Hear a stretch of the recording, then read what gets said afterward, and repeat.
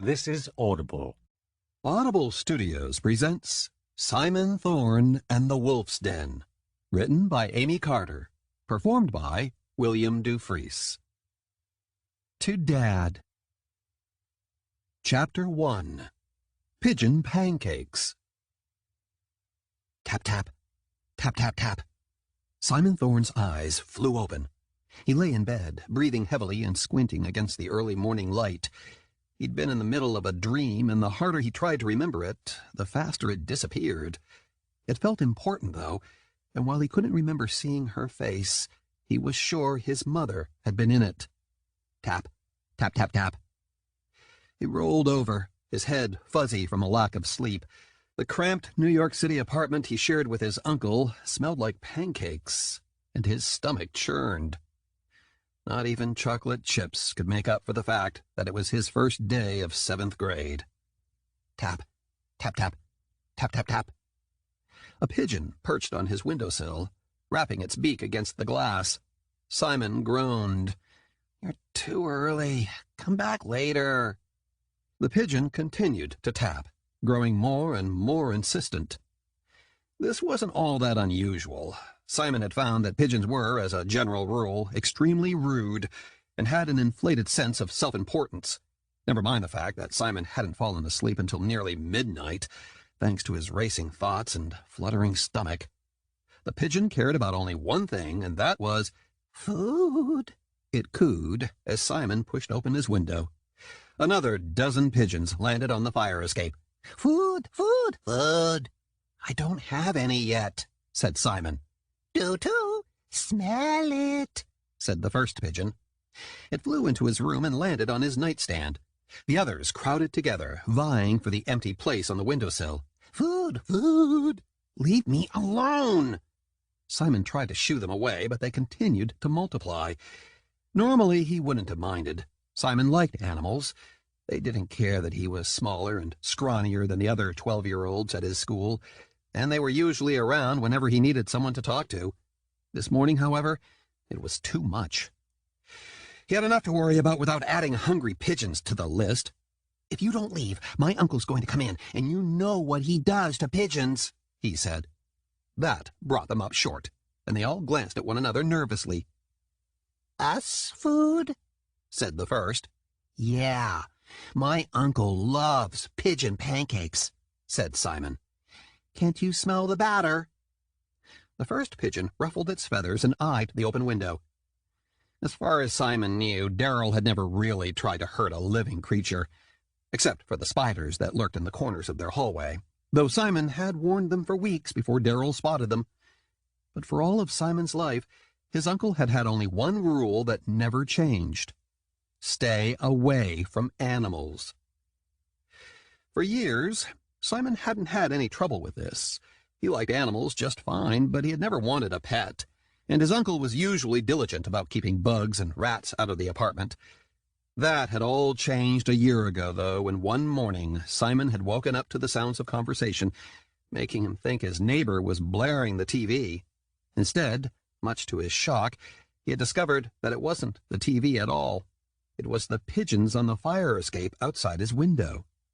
Not only could he understand everything they were saying, but they could understand everything he said in return. It wasn't just pigeons, either. Simon could talk to the tomcats that prowled the alleyway, the rats that scavenged in the dumpsters, and even the mosquitoes he swatted away during the summer.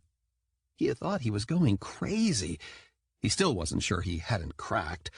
But ever since then, animals had flocked to Simon, and it had become increasingly difficult to keep his secret from Darrell. Thankfully, his uncle, who was tall with broad shoulders, was a much stronger and more intimidating man than Simon could ever hope to be, and most animals were scared of him without Simon having to resort to empty threats. He didn't fully understand why Darrell hated animals so much, but Simon was fairly sure it had to do with the scars that riddled his uncle's body, including the angry red one that ran down his left cheek. No matter how many times Simon asked, however, his uncle never talked about how he had gotten them. "I'll have food for you later," said Simon to the pigeons. "But not—" Suddenly a strong breeze burst through his window, and several of the pigeons squawked and flew away.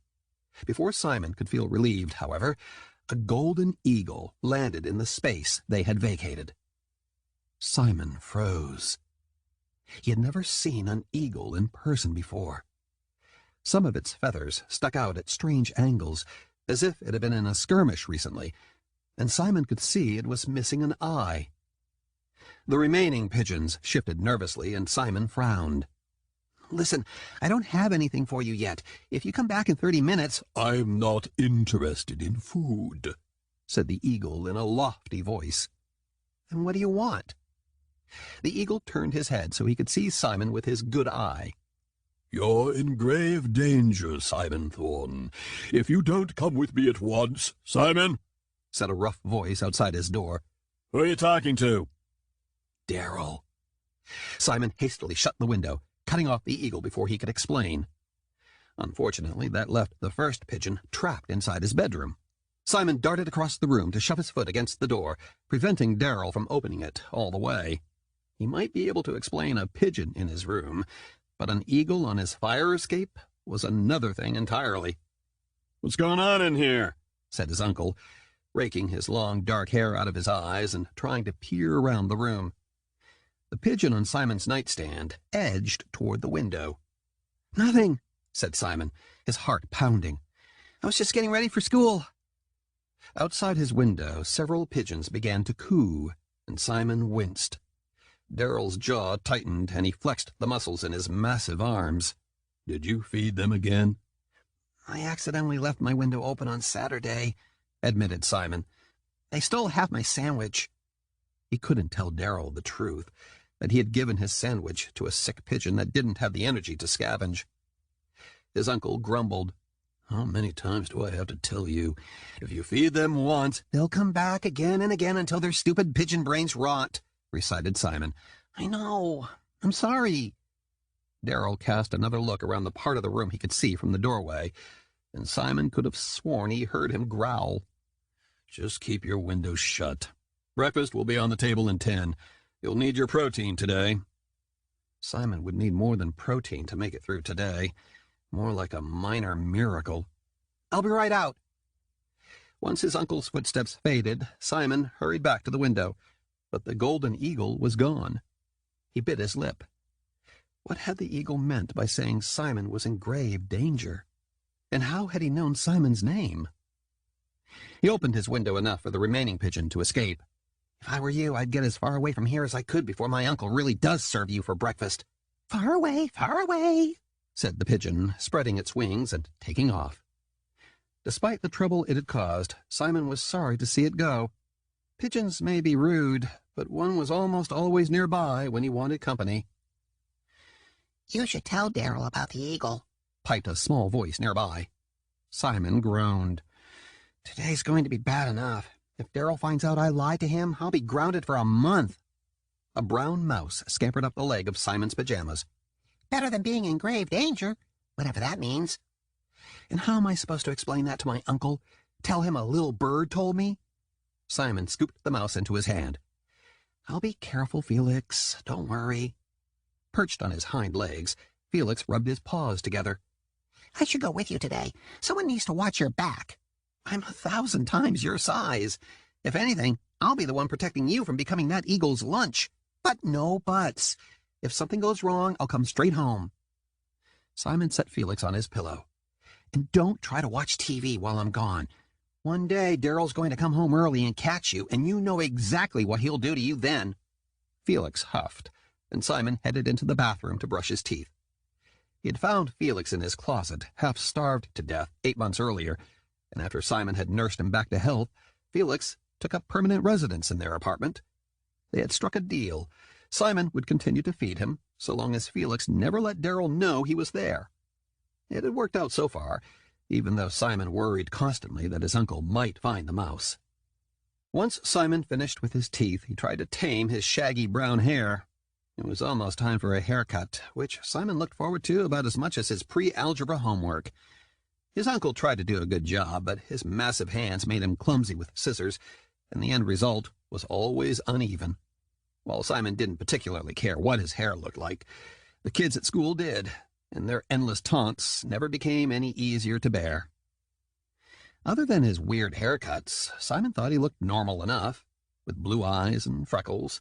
He was a little too skinny, and his head was a little too big for his body, but he wasn't a total freak. He didn't understand why his classmates liked to pick on him so much. Last year, his best and only friend, Colin Hartwood, told him it was because Simon sometimes talked to animals as though they could understand him. After that, he had stopped, at least in public. No matter what he did, however, the taunts kept growing worse. Even Colin had started to keep his distance, which only made today that much more important. "Here you go," said Darrell when Simon entered the kitchen. He handed him a plate piled high with bacon and lopsided chocolate chip pancakes. "I packed you a lunch, too. Peanut butter and jelly isn't suddenly uncool, is it?" "I wouldn't know," said Simon, as he sat at the wooden table that took up most of the kitchen. His stomach protested at the first bite, and he had to fight to keep his breakfast down. "Nervous?" said Darrell, and Simon shrugged. Don't be. It'll all be fine." "If it's anything like last year, it won't be." The chair groaned in protest as his uncle sat down.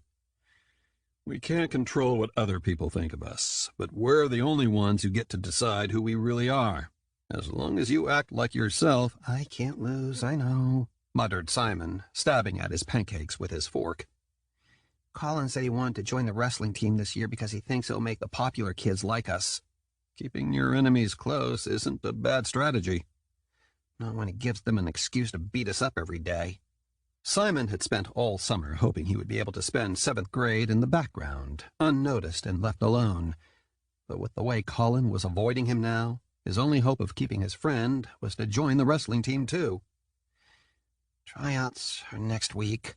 You might want to buy some frozen peas just in case." "After I show you a few moves, they'll be the ones needing frozen peas." Darrell frowned. "This year will be better, Simon. Trust me. I know things have been rough lately, especially with your mom, but—" Simon stood suddenly. He was nauseated enough already without bringing his mother into it. "I have to finish getting ready. Thanks for the pancakes. I'll eat the rest in my room." "Simon—" "It's fine, really." Ignoring Darrell's protests, Simon carried his breakfast back into his bedroom. Closing the door, he set the plate down on the desk and sank into the chair. On the wall in front of him, he had painstakingly hung the 124 postcards his mother had sent since she had left him with Darrell. They arrived once a month from cities across the country, boasting colorful pictures of all kinds of animals: wolves, eagles, rattlesnakes, honeybees, bears, dolphins, everything he could think of and more.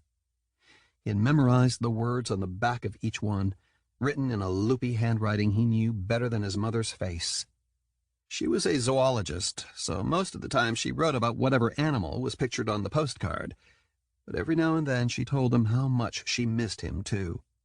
Those were his favorite postcards. Simon and Darrell never talked about his mother. She traveled all the time for her job, so she had dumped Simon with his uncle in the city, and Darrell had become the closest thing Simon had to a parent. Sometimes his mother made it home for Christmas or Simon's birthday, but only for a few hours, and she always seemed distracted. Lately her visits were less and less frequent. The last time Simon had seen her was a year ago, the week after he had learned he could talk to animals. More than anything in the world, Simon wanted her to come home. He could put up with all the taunts and bullying if she were there. He would eat lunch alone every day for the rest of his life if he got to eat dinner with her. She would understand his weird ability to communicate with animals. She wouldn't think he was crazy. No longer hungry, Simon dropped some bacon and a piece of pancake underneath his desk for Felix, and then tossed the rest of his breakfast onto the fire escape, where the waiting pigeons fought over his leftovers as he numbly finished getting ready for school. The eagle hadn't returned. His uncle was waiting for Simon when he emerged from his bedroom, and Darrell handed him his brown bag lunch. "I have time before work to walk with you if you'd like." There was nothing Simon could think of that would be worse than showing up on his first day of 7th grade with his uncle at his side. "I'm supposed to meet up with Colin," he said. Or at least he thought he was. They had always walked to and from school together the year before. To Simon's relief, Darrell didn't argue. Instead, he knelt in front of Simon, the scar on his cheek wrinkling as he peered at him. His uncle was so big that they were nearly eye level. Nothing lasts forever, no matter how it might feel. Just remember, you'll be my size someday. No one's going to mess with you then. Today isn't someday, though, muttered Simon. No, it's not. But in the meantime, do your best and be yourself. That's all any of us can do. He stood and pressed a scratchy kiss to Simon's forehead. Do good, kid. Make me proud. Simon stuffed his lunch into his backpack and left the apartment, trudging down the steps in silence. Their building was across from Central Park, and Simon gazed at the trees lining the street as he waited on the corner where he and Colin had met up the year before.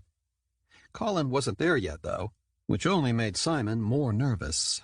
He was usually the one who was running late. Simon checked his watch. 10 minutes. If Colin wasn't here in 10 minutes, then he wouldn't be coming at all. He tried to act casual, leaning against a street sign and pretending his palms weren't sweating. He checked his watch again. 9 minutes and 30 seconds.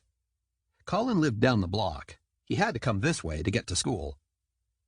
A loud screech in the street made the hair stand up on the back of Simon's neck, and for a moment he was sure the eagle had returned. He peered over the edge of the curb.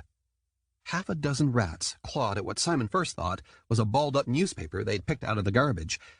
But when that lump screeched a second time, horror shot through him. The rats were attacking a pigeon. "Hey, cut that out!" he cried, jumping into the street. "Leave him alone!" The rats froze. They took one look at Simon and darted into the sewer, leaving the injured pigeon on the pavement. Simon knelt beside it, all too aware that several people waiting to cross the street were staring at him. But he couldn't leave the pigeon there to die. "Are you okay?" he asked. The pigeon cooed feebly. "Fly," it said, and with effort it spread its wings and took off into the sky. Simon straightened, trying to track where the pigeon went, but as soon as it rounded the corner, he lost sight of it. Over the next 8 minutes, Simon witnessed several more fights between pigeons and rats, one in which a bunch of pigeons attacked a single rat, a second where the rats once again had the upper hand, and a third that featured an entire flock of pigeons facing off against a large gang of rats, taking up half the sidewalk and forcing everyone to walk around them. Simon did his best to break up each skirmish, but there was only so much he could do on his own. No one else seemed to notice the animals were acting strangely, and Simon heard the eagle's warning echo in his ear. Maybe he should have stayed home. At last, 10 minutes were up, and still there was no sign of Colin. Simon's heart sank. Maybe he had gone to school early, Simon reasoned as he crossed the street. Or maybe Colin would be waiting for him in Central Park. Darrell hated the park almost as much as he hated animals, and he had expressly forbidden Simon to go inside without him there, which naturally meant Simon sneaked inside as often as he could, especially during the summer while his uncle was at work. A thrill ran through him as he darted up a path that cut a full 10 minutes from his walk to school. The rustling trees, the green grass, and the smell of damp dirt made his mood brighten, and, since the trail was nearly abandoned, he even dared to greet a few of the ducks meandering through the park. "I see you did not heed my warning, Simon Thorn." Simon whirled around. Perched on a branch over his head was the golden eagle from his fire escape. "What was I supposed to do? It's the first day of school." "Some things are far more important." The eagle flew down and settled on a bench featuring a bronze plaque. "You must come with me immediately, Simon, for your own safety." "In case you haven't noticed, I don't have wings," said Simon. "How do you know my name?" "Because," the eagle said with a long-suffering sigh, "your mother told me." Out of all the things the eagle could have said, this was the one Simon least expected. You know my mother?" "Indeed," said the eagle. "If you would come with me." A snarl cut through the crisp air. Startled, the eagle took flight, and Simon cursed. "Wait! Come back!" But the eagle had already disappeared. Muttering to himself, Simon glanced into the bushes for the source of the sound. Before he could spot anything, a chorus of snickers started behind him. "Talking to animals again, psycho?" Simon's blood ran cold. Brian Barker and his gang of 8th graders. They were the biggest, meanest boys in school, and Brian, with his broad shoulders and towering height that had come out of nowhere 2 summers ago, was the biggest and meanest of them all. He was practically guaranteed to be named captain of the wrestling team, and getting on his good side was exactly why Colin wanted to join. As far as Simon saw it, Brian had no good side. Without looking back, Simon hurried down the path, hoping they would leave him alone. But their footsteps grew louder, and he could sense them surrounding him. No matter how fast he ran, they would be faster, and trying to get away would only give them an excuse to turn him into dog meat. "Answer me, psycho!" Simon felt something bounce off his backpack, a rock or a stick. "Or did you forget how to speak human?" 2 boys cut in front of him and stopped, leaving Simon no room to escape. He whirled around. "If you don't let me go, we're all going to be late for—" A pale boy with a round face peeked out from behind Brian, and Simon wilted. "Colin?" He was the only boy in 7th grade who was shorter than Simon. He wore thick glasses, and his eyebrows were set high on his forehead, making him look as shocked to see Simon as Simon was to see him. Colin said nothing, though, staring at the ground instead. Simon didn't care that he was surrounded by the 4 toughest boys in school. All he could focus on was the fact that his supposed best friend couldn't even look him in the eye. "I thought you were going to wait for me at the corner." "Is it true, Colin? Is Psycho Simon your boyfriend?" said Brian, and the other boys laughed. Colin turned a deep shade of red. He's not even my friend," he stammered. He's crazy." Colin might as well have punched Simon in the gut. As much as Simon had been dreading it, hearing Colin confirm his worst fear made the world tilt, and he swallowed a hard lump in his throat. "Don't cry, Psycho. I'm sure the rats still like you," said Brian. The older boys' laughs ripped through him as they each shoved him in turn while they passed. Simon didn't fight back. Instead, he looked at Colin, who trudged after them, weighed down by 5 backpacks. "Colin," he started, but Brian Barker made kissing noises, and Colin's face grew redder. "Sorry," mumbled Colin, and he walked away. Not caring whether he was late any more, Simon stayed glued to the spot on the path until their laughter faded. He wanted to think Colin would change his mind once he saw how terrible Brian really was, but he already knew. They both knew. And now Simon was alone. At last he dragged himself the rest of the way through the park, his head buzzing with their taunts. Over and over he tried to convince himself they didn't matter. Brian didn't matter. Colin didn't matter. They did matter, though. And Simon ducked his head as he walked up the empty concrete stairway leading to the school. By now, half the students probably knew what had happened in the park, and he considered not going inside. But the thought of how upset and disappointed Darryl would be made him climb the last few steps. He couldn't do that to his uncle. Brian Barker would forget about him eventually, and even if he didn't, at least he couldn't get much worse. "Simon!" A hair-raising screech rose above the noise from the street, and Simon spun around. The Golden Eagle perched on a street sign nearby, staring straight at him. Simon narrowed his eyes. Everything that had happened in the park was the Eagle's fault. If he had just left Simon alone, Brian Barker wouldn't have overheard their conversation, and maybe Simon would have had a chance at a good year. He turned his back on the Eagle and disappeared into the school. If the Eagle wanted something from him, he would come back soon enough. Right now, the only thing Simon could think about was exactly how bad today was going to be, and how he was going to survive it. Chapter 2. Animal Instincts. By the time Simon left his first class, it seemed like every 7th grader at Kennedy Middle School had heard about what happened in the park. Even a group of 6th graders taunted him as he passed, and one boy stuck out his foot to trip him. Simon staggered forward, barely managing to catch himself before he fell. "Watch it," said the boy. "These shoes are new." "Maybe you shouldn't stick them in front of people," said Simon. Before the boy could retaliate, Simon bolted down the hall. As the hours wore on, he felt smaller and smaller, until he might as well have been nothing at all. By the time the lunch bell rang, Simon couldn't walk down the hallway without kissing sounds following him, and he sat down at the only empty table in the cafeteria, right next to the trash cans. He pulled out his book and unwrapped the sandwich his uncle had packed, and laughter exploded from Brian Barker's table. Simon glanced up long enough to see Colin sitting there, eagerly hanging on Brian's every word. Simon bit his lip and looked back down at his book, trying to ignore them. Without so much as a hello, a girl with long dark hair sat down in the chair beside him.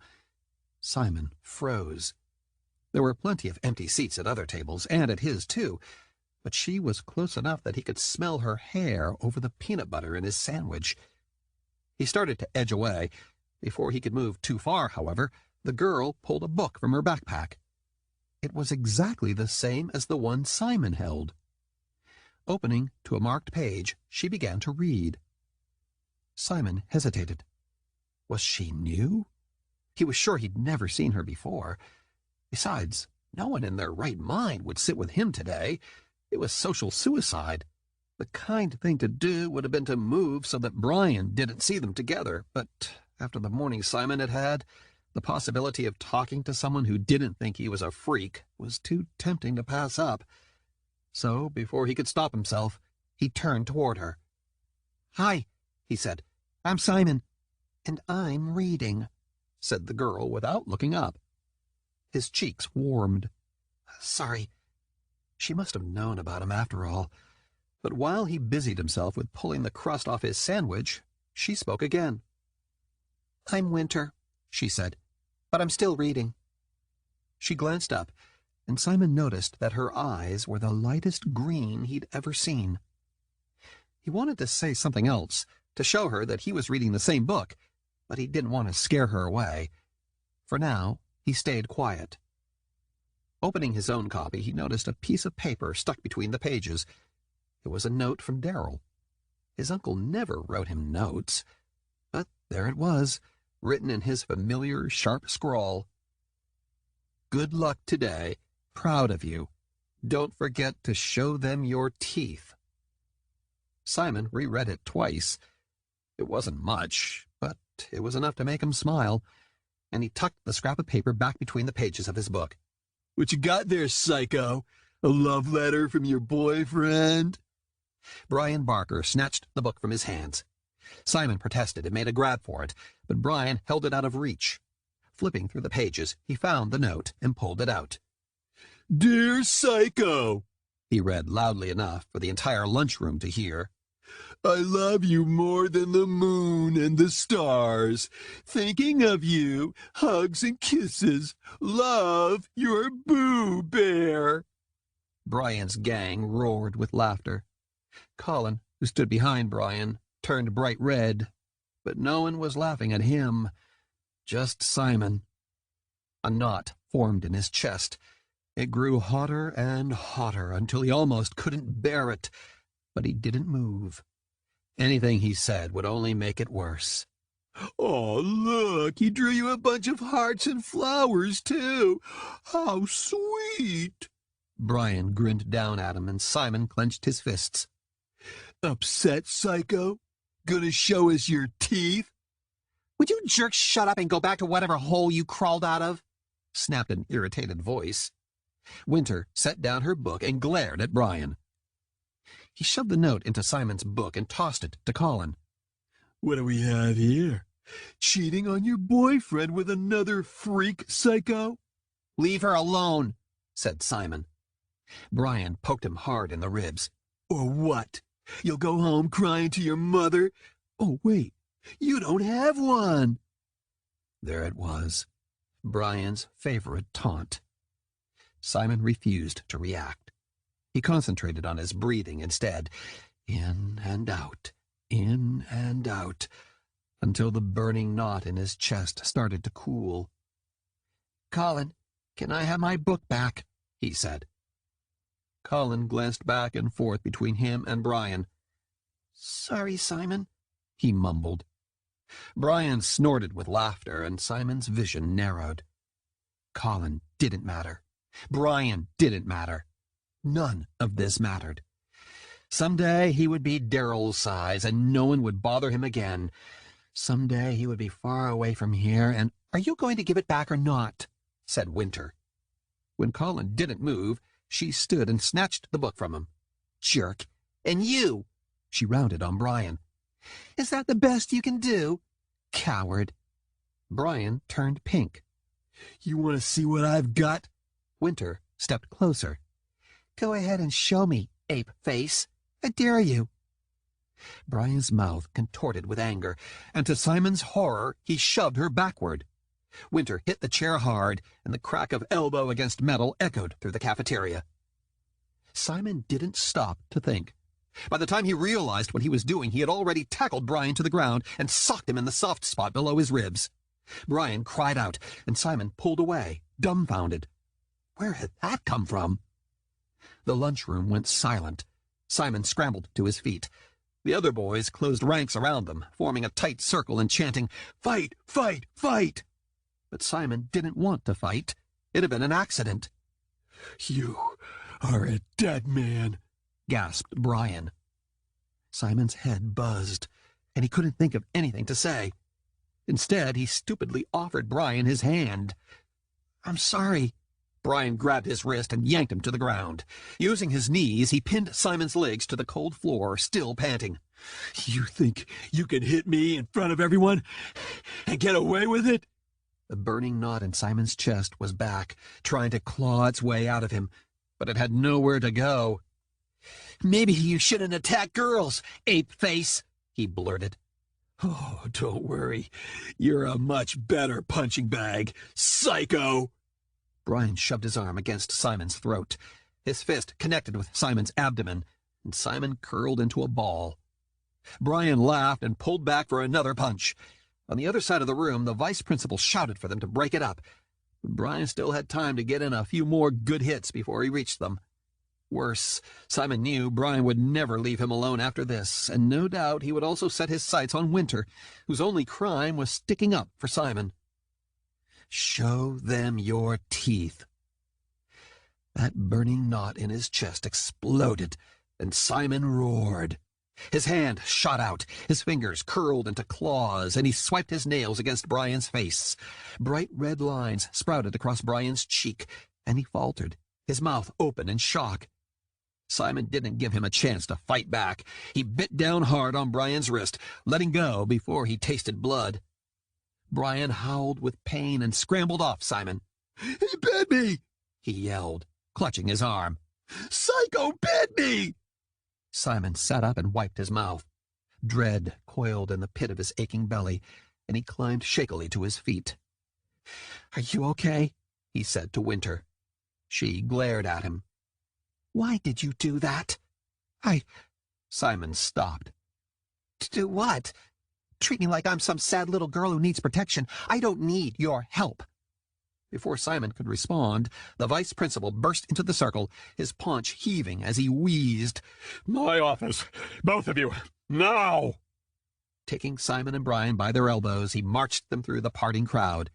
While Brian shouted that he hadn't done anything wrong, that he was injured and had to see the school nurse, Simon remained quiet. Daryl was going to be furious, but that was nothing compared to what Brian would do to him now. If he were lucky, it would be fast and painless. But if there was one thing Simon had learned today, it was that luck was most definitely not on his side. The show in the cafeteria earned Simon detention for a week with Brian, which meant he would have to deal with more of his taunts for a whole extra hour for 5 days straight. Simon tried to explain that he'd only been protecting himself and Winter, but the vice principal didn't seem to have any idea who Winter was. By the time he was allowed to leave the office, Simon had missed all but his last hour. He stopped in the middle of the hallway. Brian had gone to see the nurse, and no one else was around to make sure he went the right way. If he didn't go to class, there was a chance his uncle would find out, But Darryl would hear about the fight before the end of the day regardless. Simon couldn't possibly get into more trouble than he was already, and facing the other students would be much, much worse than any punishment his uncle could dream up. Simon turned and dashed out the front door. Though people passed on the sidewalk below, the concrete steps were clear, except for a few pigeons that lingered on the railing. Food? Said the nearest one. Simon cringed. I don't have any food, all right? Just leave me alone. You talk to pigeons? He whirled around.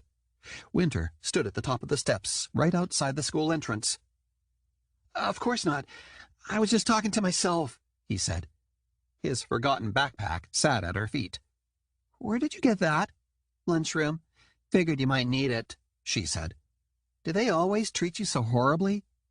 Simon climbed back up the steps. I'm used to it. No one should have to get used to that. It doesn't matter. Simon dug through his backpack. His belongings were all there, even his book with the note tucked between the pages. Besides, anything I do will make it worse. You weren't half bad in that fight, you know. If you wanted to, you could take out those worms without a problem. Simon stared at the dried blood underneath his fingernails. He could still feel the burning knot in his chest and the rush of dark satisfaction when it had exploded. No matter how angry he became, he had always been able to suppress it before, so why hadn't he listened to his gut this time? But he had listened. That was the problem. Why do they call you Psycho Simon anyway? She added. You don't seem psychotic to me. A little weird, maybe, but I have to get home, he interrupted. Winter stepped in front of him, blocking his path. Not until you tell me why they call you that. Simon tried to go around her, but she moved with him, and his frustration grew until he snapped. I don't know, all right? Because they hate me, because they want to make my life miserable, because they think I can talk to animals. I don't know. So you were talking to the pigeon? Of course not, he said. That would be crazy. He tried to move past her again, and this time she let him go. Simon stormed down the steps, silently seething. He didn't need Winter to make fun of him, too. Hey, Simon, she called after he had joined the crowd on the sidewalk. You're not the only one. He stopped. I'm not the only what? He called, his view of the stairs momentarily blocked by a group of tourists.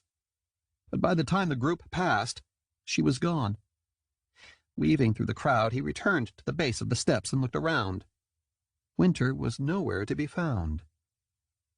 Simon thought about her words as he cut through the corner of Central Park on the way home. Had she meant he wasn't the only one who was picked on? A small part of him held out hope that she had meant he wasn't the only one who could talk to animals. But of course that wasn't it. That was crazy. He was crazy. When he spotted the bench with the plaque, the same bench where he had met the eagle that morning, Simon stopped and sat down. Maybe the eagle would return and explain how he knew his mother. It was a long shot, but he couldn't go home yet anyway, not when a neighbor might spot him and tell his uncle. So instead, Simon pulled out his book and waited. It was peaceful in the park, and though a few chatty squirrels stopped long enough to ask him if he had seen any acorns, for the most part, the animals left him alone. Simon didn't mean to lose track of time, but the pages flew by, and over an hour passed with no sign of the eagle. A chorus of laughter echoed through the trees. In the distance, he spotted some of the kids from school, and he quickly gathered his things and stood. If he walked fast enough, he could make it home before anyone caught up to him. Halfway down the trail, the air seemed to change, and Simon looked up. Perched on a branch above him was the golden eagle. Hello, Simon Thorn. I'm kind of in a hurry right now, he said, walking faster and glancing over his shoulder. He could make out Brian's head bobbing above the others. The eagle ruffled its feathers. I thought you wanted to know more about your mother. Simon stopped. The 8th grade boys were getting closer. Is she okay? For now, said the eagle. The longer you stay here, the more danger you are in, Simon. It is only a matter of time before the mammals find you, and once they do, we will no longer be able to protect you. Protect me from what? Chipmunks? Said Simon. One of the boys shouted his name, and he inched down the path. "From the most bloodthirsty beasts in the animal kingdom," said the eagle. "They are coming for you, Simon Thorn, and if they find you, they will kill you." Kill me? He blurted. Why? "There is no time to explain. They are closing in as we speak. If you would come with me—" Another snarl cut through the air, exactly the same as that morning. Startled, the eagle took flight. "Run, Simon, before it is too late!" Simon cursed. Wait, come back! But the eagle flew away, leaving him alone on the path. With the eagle's warning rattling around his brain, Simon hurried away from the bushes and the creature that had snarled. It definitely hadn't sounded like a chipmunk.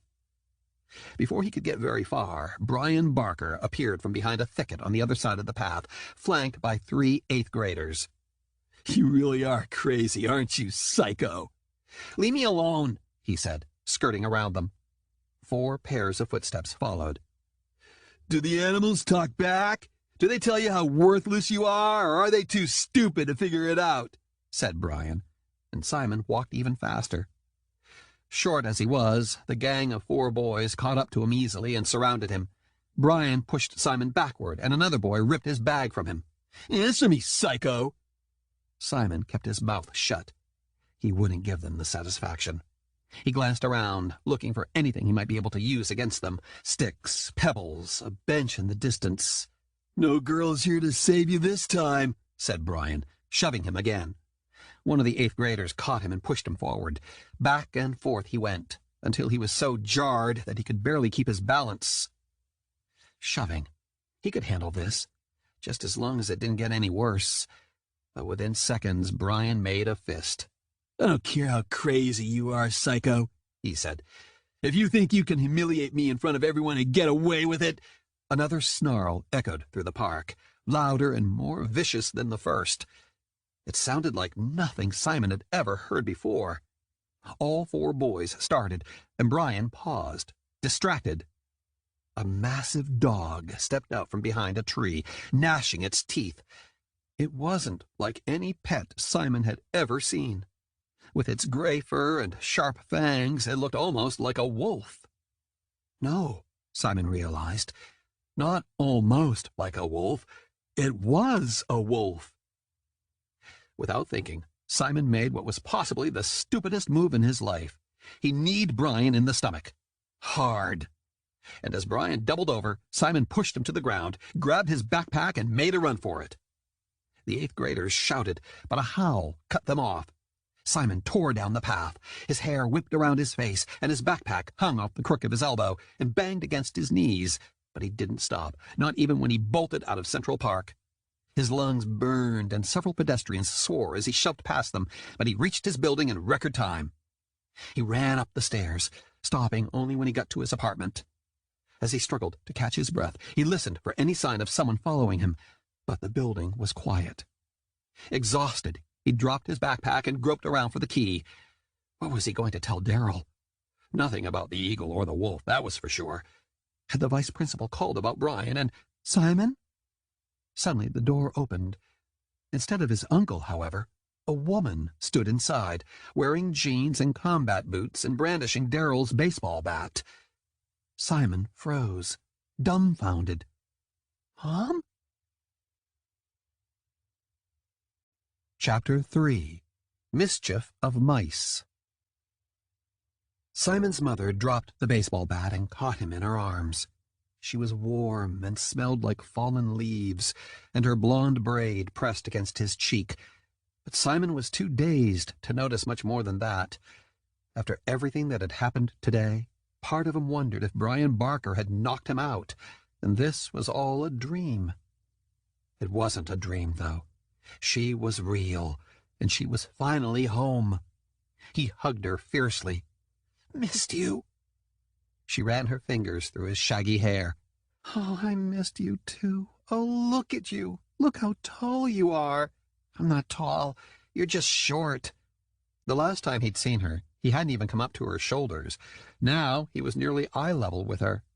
His insides pinched as he realized how much time they'd lost. "Why are you here? Would you rather I not be?" she asked, as she ushered him inside. "No, I just—" He trailed off. His mother glanced up and down the hallway before she closed the door, almost as if she was expecting someone. "You only ever come on holidays or my birthday." "I don't need a special occasion to see you, Simon," said his mother. But her smile looked more like a grimace. Something was wrong. Simon pulled off his jacket, and she hung it up for him before he could do it himself. "What's going on?" he said, and she hesitated. "Your vice principal called. He said you were in a fight?" Simon's heart sank. The only thing he hated more than Daryl's disappointment was his mother's. "You came home because I got in a fight? How did he even find you?" Not even Simon could reach her when he needed her. "I was already here when he called," she said. "But you've been here all day and you didn't come and get me?" She only ever stayed for a few hours at a time. "Where have you been, Mom?" She frowned. "I'm sorry, sweetheart. Work's been so busy. For a whole year? You didn't take a single day off?" His mother began, but the door burst open before she could say anything else. Daryl, windswept and red-faced, stormed into the apartment and slammed the door shut. "What were you doing in the park?" he said, rounding on Simon. "I went to pick you up after school, but I saw you there instead. You know you're not supposed to—" "Daryl, he knows," said his mother, sliding her arm around Simon's shoulders. "Calm down." His uncle didn't look the least bit surprised to see his mother there. "Why did you skip school, Simon?" Simon faltered. I got sent to the vice principal." "Why? What happened?" "He got in a fight. Another student," his mother added quickly at the look on Daryl's face. "I want to hear this from Simon," said Daryl. But when Simon tried to explain, his mother cut him off. "Kitchen, Daryl, now." Daryl glowered at her, but at last he rumbled into the tiny kitchen. Simon shrugged his mother's arm off. Her brow furrowed, and for a split second guilt stabbed through him. He should have been happy to see her, and part of him was, but another part of him, the part that had waited a year to see her again, was fuming. She was the one who had left him, not the other way around. "I need to talk to your uncle," she said gently. "Alone." The burning knot in Simon's chest returned, swallowing his reply. Instead, he trudged off to his room, lugging his backpack behind him. It wasn't fair. She didn't show up for an entire year, and now that she was here, she would be gone by morning, just like every other time. As Simon headed down the hall, each footstep grew heavier than the last. How long would it be before she didn't bother to visit at all? Simon closed his bedroom door and dropped his bag. Sitting down on the edge of his bed, he stared up at the wall of postcards and tried to imagine what his life would have been like if his mother had left him with Daryl and never come back. Easier, maybe. He wouldn't constantly feel like he was waiting for something that almost never happened. He loved his mother, but there were times she made him feel lonelier than Brian Barker ever could. "I see you survived." Felix slipped out from underneath his desk. "Barely," said Simon. "I think Brian Barker is going to murder me tomorrow." Felix scurried up Simon's jeans and sweater to perch on his shoulder. "He'll have to get through me first. I'm coming with you." He started to tell the mouse no, mostly because he had already come up with a dozen different excuses to skip school tomorrow. But someone knocked. Felix leaped behind the curtain to hide. "Simon?" said his mother as she opened the door. "Who were you talking to?" "No one. I was just reading to myself." Snatching a book off his nightstand, he held it up for her to see. "Is Daryl going to yell at me?" No, I talked him down." She sat on the bed beside him. "How are you?" Simon shrugged. "Fine." "You don't sound fine. It hasn't been easy lately, has it?" He shook his head reluctantly. It felt like he was admitting some sort of horrible defect, and he stared at the wall of postcards. "Do you want to talk about it?" He shook his head again.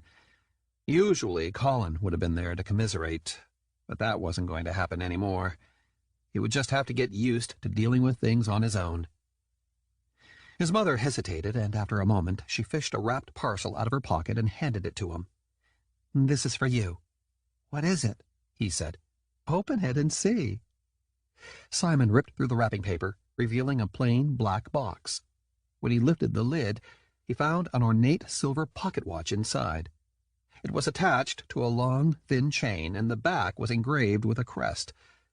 Simon frowned as he examined it. In the center was an oddly shaped star, and surrounding it were 5 animals: a wolf, an eagle, a spider, a dolphin, and a snake. "It was your father's," said his mother. "He would have wanted you to have it." "Really?" Simon's father, Daryl's younger brother, had died before Simon had been born. Daryl never talked about him, and the few times Simon had asked questions, he could tell how much it hurt Daryl to think about him. Eventually, Simon had stopped. "Really?" said his mother. "I was going to wait until your 16th birthday, but with all you've been going through, I thought it would mean more to you now." Simon opened the pocket watch. It was stuck at 8:25 and 14 seconds. "It's very old," she admitted. "It might never work again, but I want you to promise me you'll take care of it, all right? Keep it on you always, especially when I can't be there with you, and never forget how much I love you." Simon closed the watch and slid it into his pocket. The weight felt right somehow, and he hooked the chain around his belt loop. "I will, if you take me with you." His mother wilted. "Oh, sweetheart, you know I would if I could."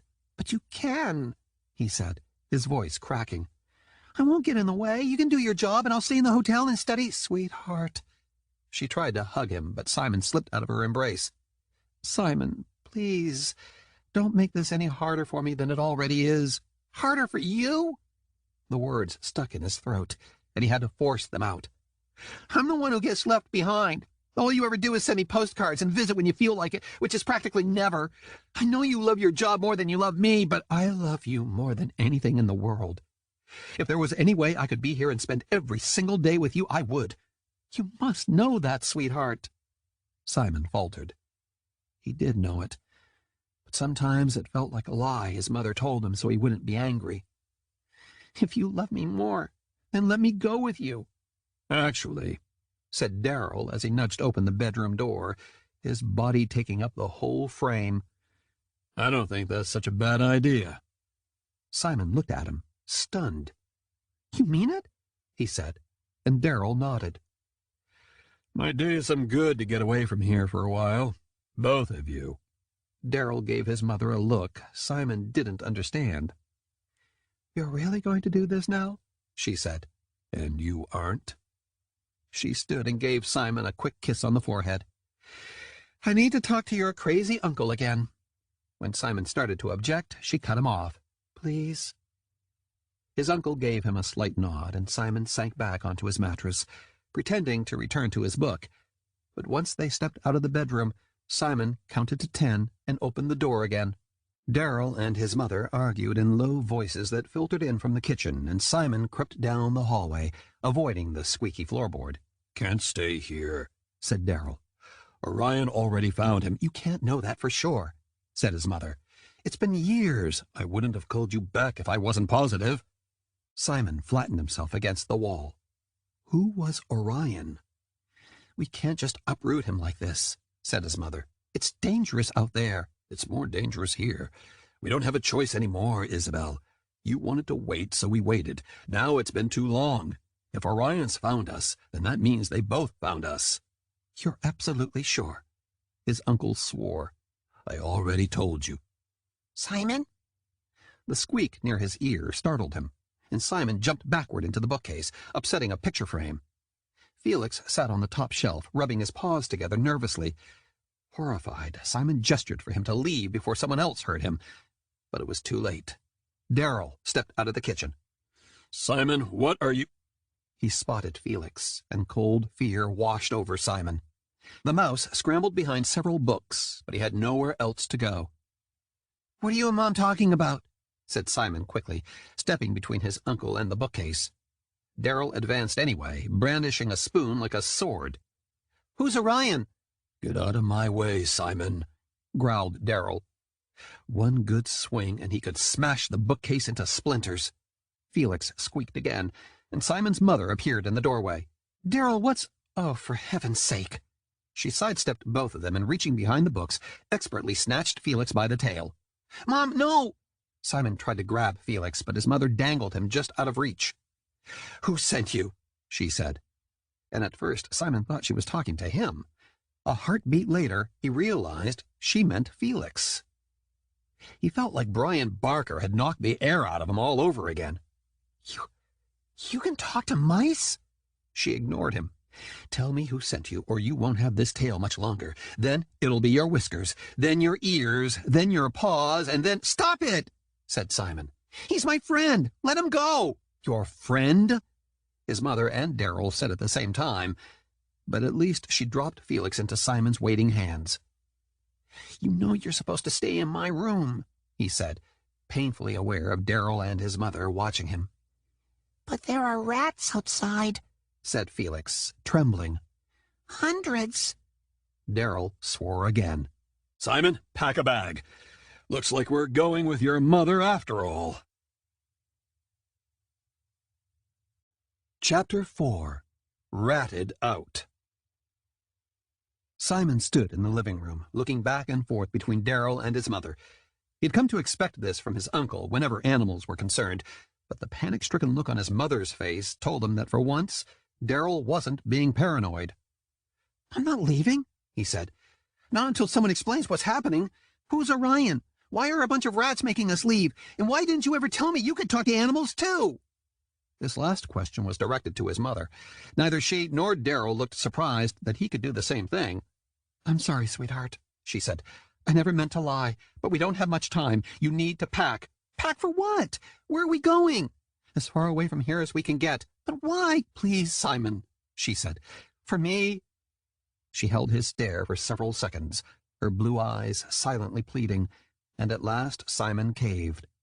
Fine, but you have to tell me everything. I promise. As soon as he closed his bedroom door, Simon emptied his backpack and climbed onto his desk, stripping his wall of postcards. Only after he had tucked them all into a side pocket of his bag did he bother with clothes. They were really leaving, all of them, together, far away from the city and Brian Barker. Simon briefly considered pinching himself, but if he was dreaming, he didn't want to wake up. Darryl opened the door 2 minutes later as Simon struggled to close the zipper. His uncle grabbed the backpack and yanked it shut for him, nearly ripping the seam. Let's go, he said. Wait! Simon scooped Felix off his pillow. The mouse squeaked and disappeared into the pocket of Simon's sweatshirt, where he curled up into a trembling ball. Darryl narrowed his eyes. That rat is not coming with us. He's a mouse, not a rat, said Simon. And either he comes or I stay. They glared at each other. Simon wasn't going to abandon the only friend he had left. Seconds ticked by, and at last Simon's mother called from the living room. Are we leaving or not? I don't know, said Simon, staring at his uncle. Are we? At last Darryl grunted and lumbered unhappily down the hall. Relieved, Simon pulled on his backpack and hurried after him. When are we coming back? Said Simon. I don't know, said his mother. It's possible we won't. An entire lifetime with no more Brian Barker? Despite how nervous his mother and uncle were, Simon couldn't contain his grin. Good. She smiled back. That's what I thought you'd say. Isabel, said Darryl sharply. He stood by the door. Something metal jingled, and the lock began to turn on its own. Simon frowned.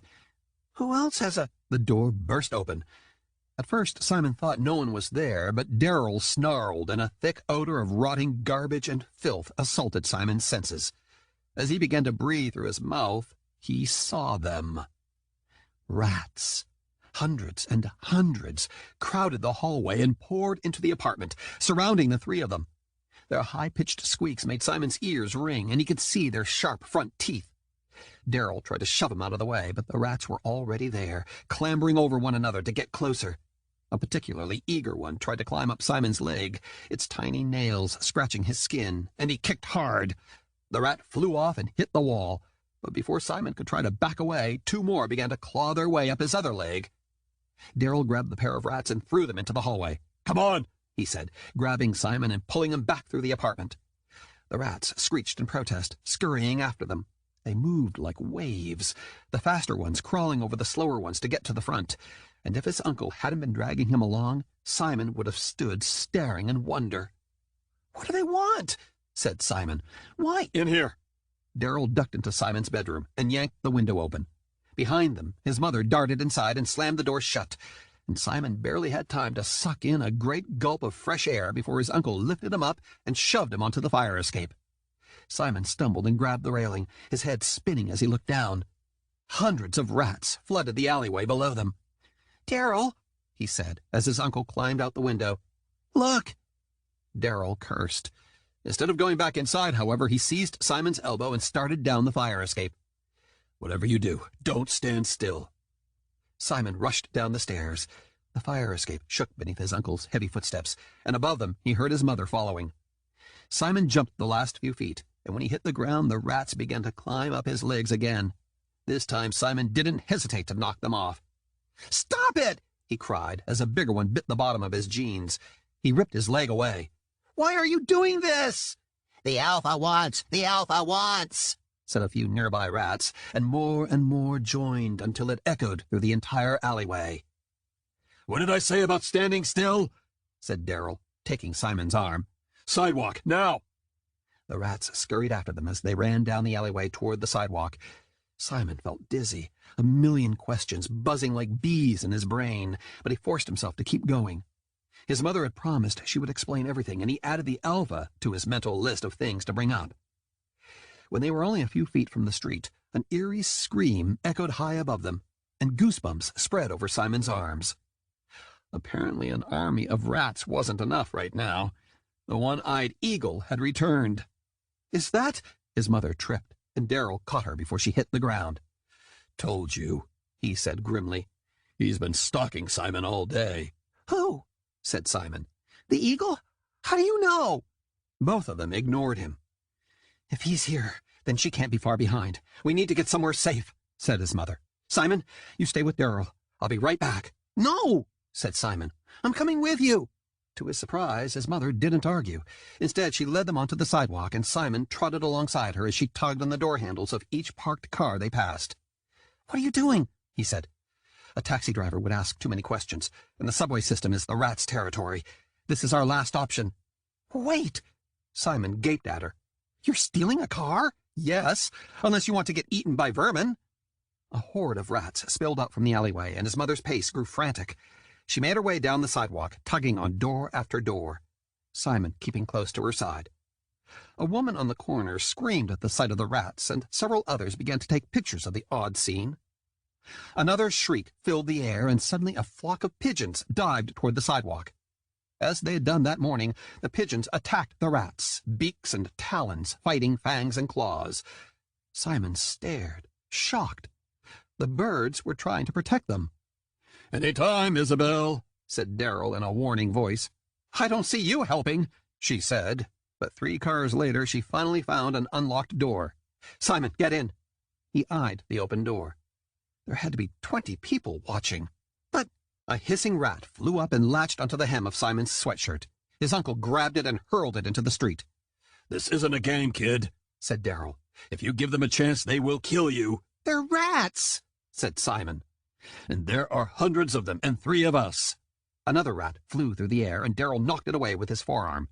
"Car, now!" Simon ducked into the back seat, and Darrell squeezed in after him. His mother cursed from the driver's seat as she fiddled with wires, and at last the engine roared to life. She hit the accelerator, and the tires squealed as Simon flew against the seat. "Okay," she said, glancing in the rearview mirror. No, he wasn't okay. He wasn't even close to okay. "Why are the rats chasing us? Why didn't you tell me you could talk to animals? You let me think I was crazy." "You're not crazy," said his mother firmly. She sped up to make a yellow light. "I didn't realize your communication abilities had manifested already. Most of the time they don't appear until—" She stopped. "Until when?" said Simon. "Until when, Mom?" "Don't yell at your mother. It's not her fault," said Darrell as he dug around in his duffel bag. "I suspected, but it was too dangerous to talk to you about it. Not until I knew for sure. I shouldn't have kept you in the dark as long as I did." "Then tell me what's going on," said Simon. When neither of them answered, he grabbed the door handle. The rats had to be gone by now. "If you don't, I'm getting out of the car at the next light." "If you do, Orion will find you," said his mother. Great! Then you can start by explaining who he is.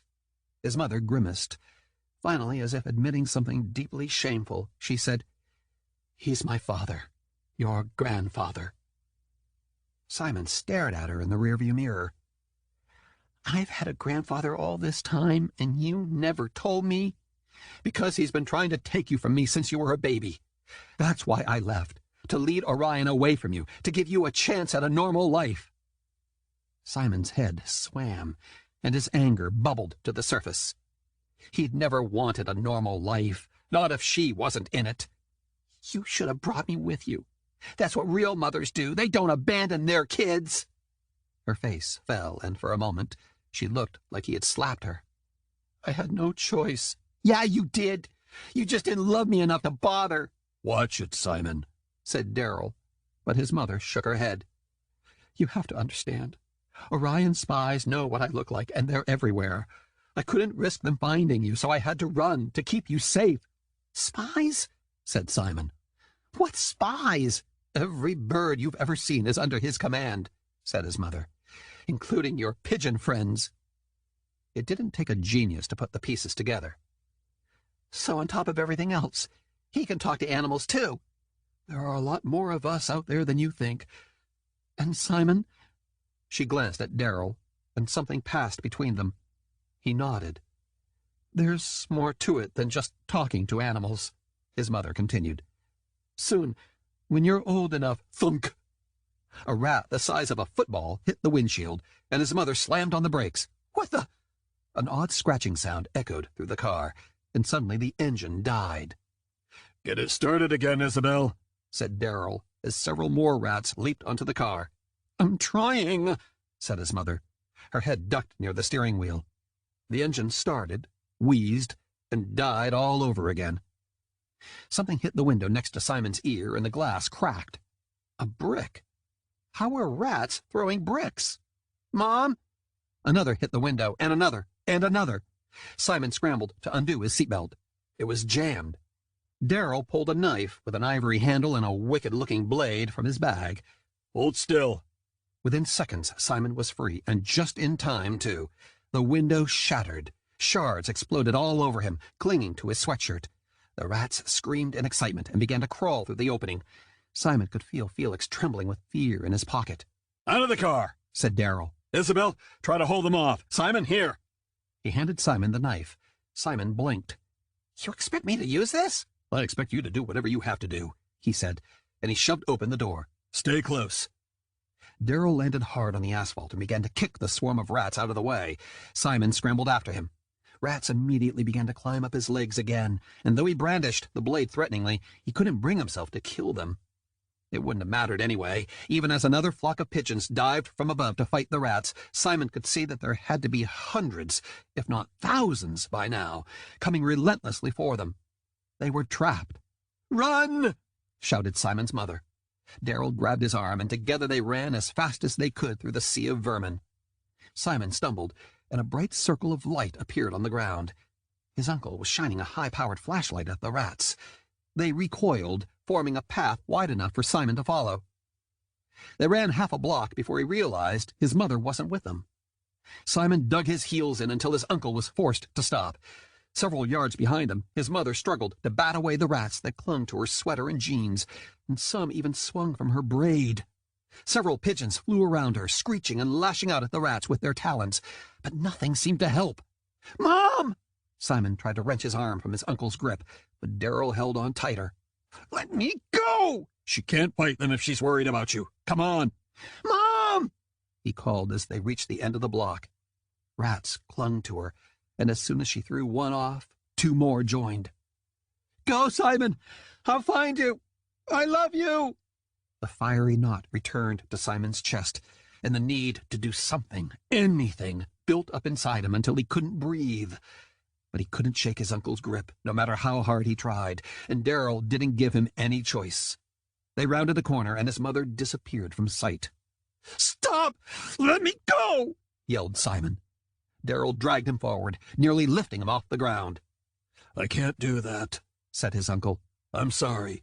She'll be all right. Soon as they realize you're not with her, they'll come after you again. Good. Let them come. Simon clutched the knife. This time he would use it. Your mother wants you safe, said Darrell. That's all that matters to her. Do you understand me? Your safety. Not hers, not mine, yours. If you want to help her, then stop struggling and let me protect you. They neared the end of the block. The rats began to thin, and Simon could see clear pavement ahead. He may have been angry that his mother and Darrell had kept so many secrets from him, but that didn't mean he wanted the rats to kill her. And if they got any farther away, Simon would have no chance of helping her. So at last he said, Okay, fine. Just let go of me. You're hurting my arm. Darrell reluctantly let go. The rats can't follow us over water. If we can make it to the Midtown ferries. Simon wasn't listening. Instead, he counted down in his head. 5, 4, 3, 2. As soon as he hit 1, he bolted in the opposite direction.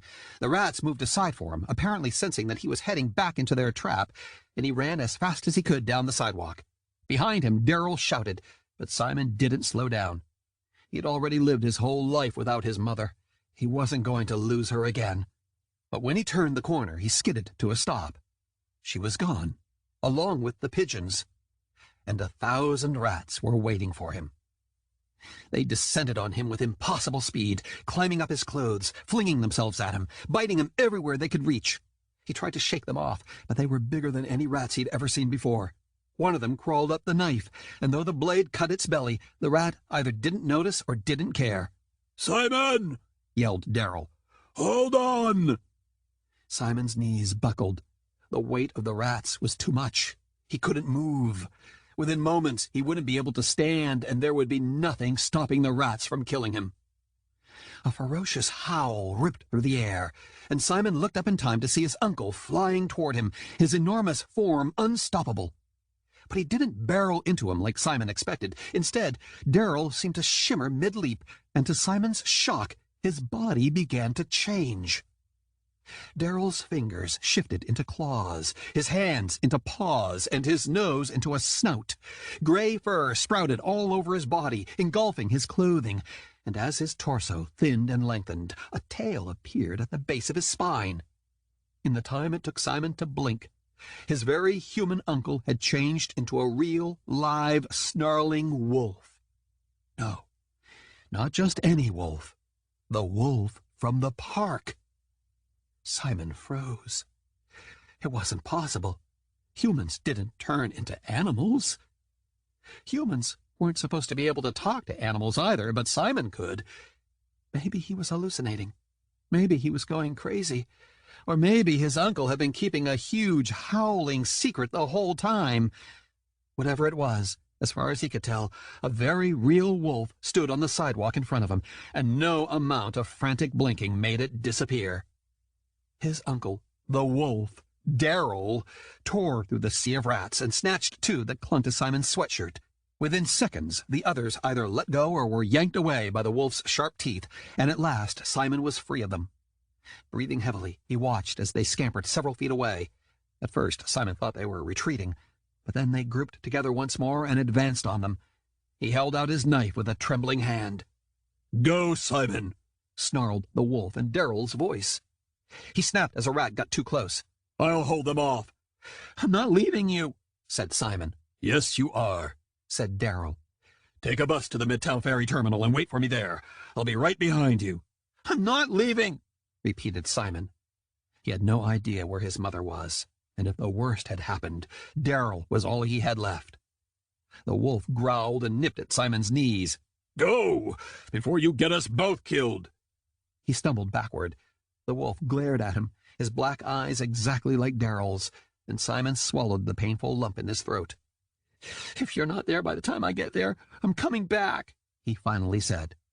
A rodent the size of a cat threw itself at the wolf, landing on his shoulder. Darrell howled and bucked the rat off him, whipping it back into the horde. "I'll be there." Simon took one last look at the hulking wolf facing off against the army of vermin, and then he began to run. His uncle could take care of himself. He always could. Everything would be fine. Simon sprinted down the street, dodging pedestrians as he searched for a bus route heading west to the water. For blocks he ran, until he was breathless and sweaty, trying to remember where the closest stop was. As he turned a corner, he spotted a subway station with a thin stream of rats heading down the steps, and he stumbled to a halt. His mother had said the subway was the rats' territory. That was where they must have taken her. He glanced back over his shoulder. His uncle would kill him, but if there was even the slightest possibility she was down there, maybe he could take a quick look and— "Simon!" A hand reached out and grabbed his sleeve, yanking him into an alleyway dark with shadows. He squinted.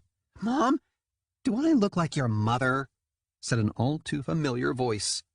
Simon's eyes quickly adjusted, and his heart sank. The girl from lunch, the one who had returned his backpack, stood in front of him.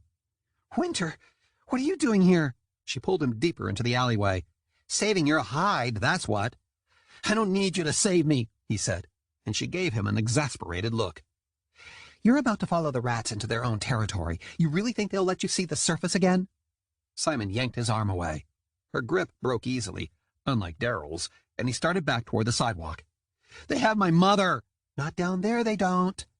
"And I'm sure you know exactly where she is," he said sarcastically. He didn't have time for this. "I don't, but I know someone who does." He stopped. Winter smiled. "Got your attention, didn't I?" she said, tossing her hair over her shoulder. "Orion saw the whole thing happen." Orion. His grandfather. The very man his mother had been trying to evade. Simon's throat tightened. "I'm supposed to be running away from Orion, not toward him." "He's trying to protect you, despite your best efforts," said Winter, and her voice softened. "We don't have much time. We've been trying to hold off the rats all day, but there are too many of them. If you don't come with me, the mammals are going to find you, and they're going to kill you." "So, you can talk to animals, too?" he said faintly. "Told you you're not the only one." Simon eyed the bustling street. Something was happening. Something big. If he went back out there and met his uncle at the ferry, part of him, a very large part, was sure he would never find out what it was. And worse, he feared he would never see his mother again.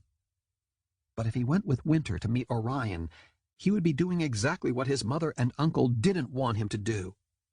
He wanted to trust Winter, though. She had stood up for him in school, and she'd tried to reassure him that he wasn't crazy, talking to animals like he did. Daryl had no plan to rescue his mother, just a way out of the city. But Orion, if he'd really sent the pigeons to help them, if he really knew where his mother was, Daryl was going to kill him. "Where is he?" said Simon. "Where's Orion?" "Your mom tried to fly away from the rats, but she was too injured, so Orion's following them," said Winter. "He wanted to be here, but if they drag her underground before he can track them—" Fly away? His mother had tried to fly away? Simon shook his head. His mother didn't have wings. Then again, up until 10 minutes ago, Daryl hadn't had a tail either. "I'm supposed to meet my uncle," said Simon, feeling lightheaded. "I have to make sure he knows I'm okay. If I'm not there when he—" The squeal of tires echoed between the buildings, and a black sedan appeared at the end of the alleyway. Simon backed away, but Winter didn't seem the least bit surprised, even when two large men exited the car. "Who are they?" said Simon. "Our ride," said Winter. When Simon didn't move, she let out a frustrated hiss and lowered her voice. "The rats are almost here, and if they catch us, we're both going to become human chew toys. And if you don't come with me and something happens to you, Orion will never forgive me, and— Please!" For the first time since Simon had met her, she sounded desperate. "He loves you. He's your family, and not everyone's lucky enough to have that, all right? He wants to protect you and your mother, and this is the only way. Please!" Simon's heart raced. Daryl would be furious. But if he didn't go with Winter, he would probably never see his mother again, and Simon couldn't live with that. He had lost her before, more times than he could count. He couldn't lose her forever. At last he moved toward the sedan. "If anything happens to my mother—" "It won't," she said. "Feathers are family, and we protect our own." As Simon ducked into the car, all he could do was hope Winter was right. Chapter 5. The Bird Lord. Simon stared out the window as the black sedan navigated through rush-hour traffic, his hand in his sweatshirt pocket as he stroked Felix's soft fur. What would Darrell think when he reached the ferry and found Simon missing? Would he assume he had been kidnapped? Simon couldn't work up much guilt. Darrell had lied to him his entire life. Not only had he secretly been a wolf, but he had also known about Simon's ability to talk to animals. Instead of telling him the truth, he had let Simon think he was weird and alone. And, unlike his mother, he hadn't had a good excuse. "How did you get away from the rats?" said Winter, as they drove toward the Upper East Side. "Have you shifted already?" "Shifted?" said Simon, but he had an uneasy feeling he already knew exactly what she was talking about. "Into your animalgam form, of course," she said. "Anna what?" said Simon. "Animalgam," said Winter, looking at him strangely. "Do you even know what the 5 kingdoms are?" Simon stared at her blankly, and Winter sighed. "Oh, this is going to be fun." The sedan stopped outside a glitzy tower on Park Avenue a few minutes later. Winter hopped out of the car, and Simon followed, frowning.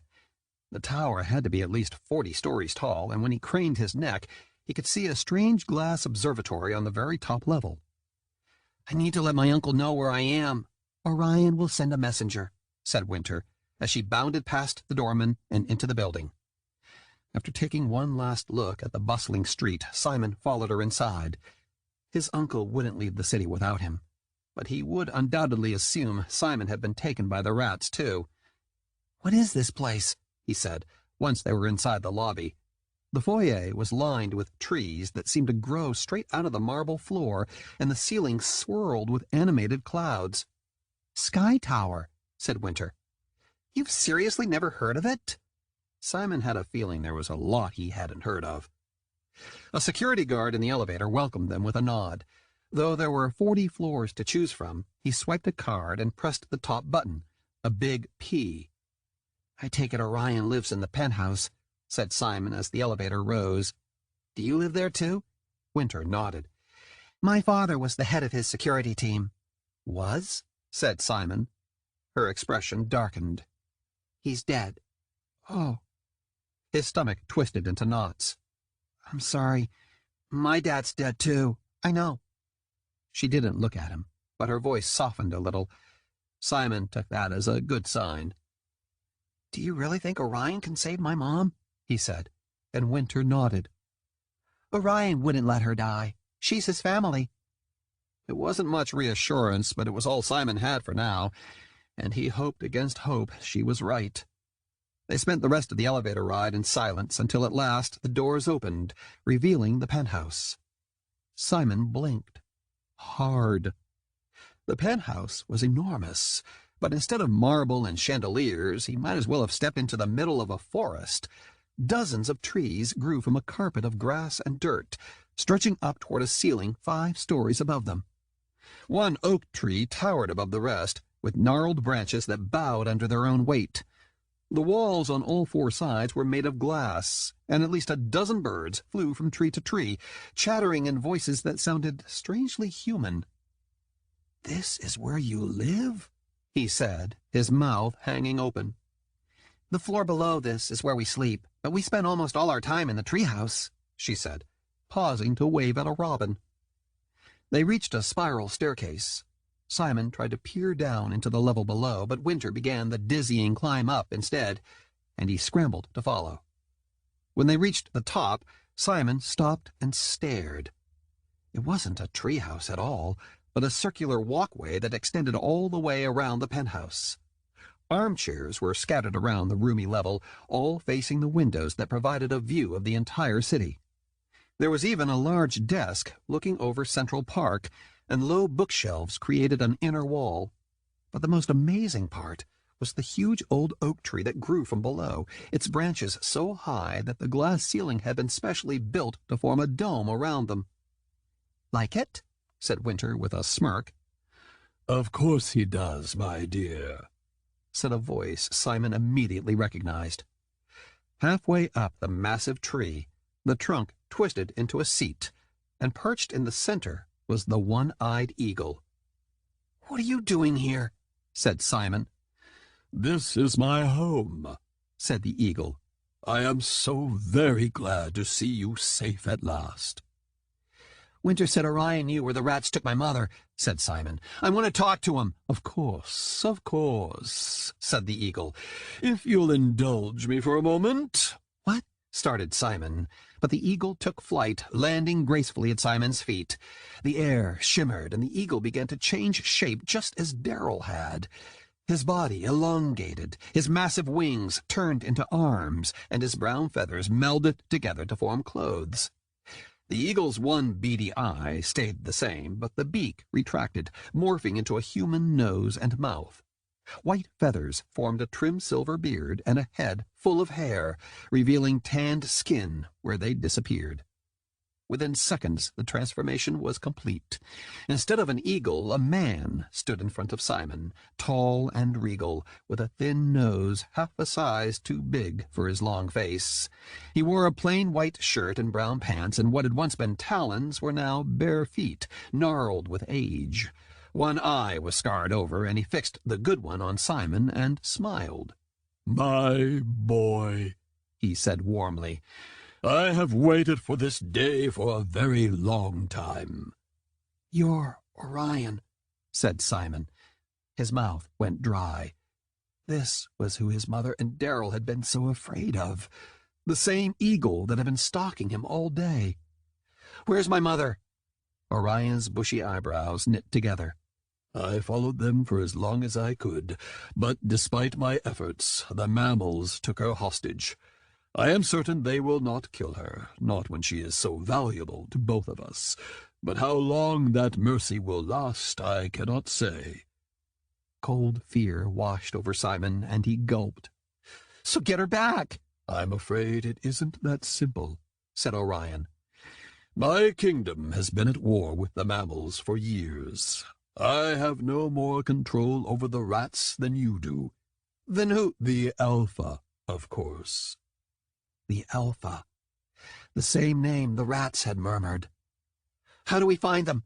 said Simon, clutching the hilt of Darrell's knife where it hung from his belt. "Not them, her. The Alpha is well protected by her subjects, and even without their support, she is a formidable foe," said Orion. "By now, I do not doubt your mother has been taken deep into mammal territory. To try to save her would be suicide." "But the pigeons, they can help us." There had to be 1,000,000 in the city. Orion regarded him with his one good eye.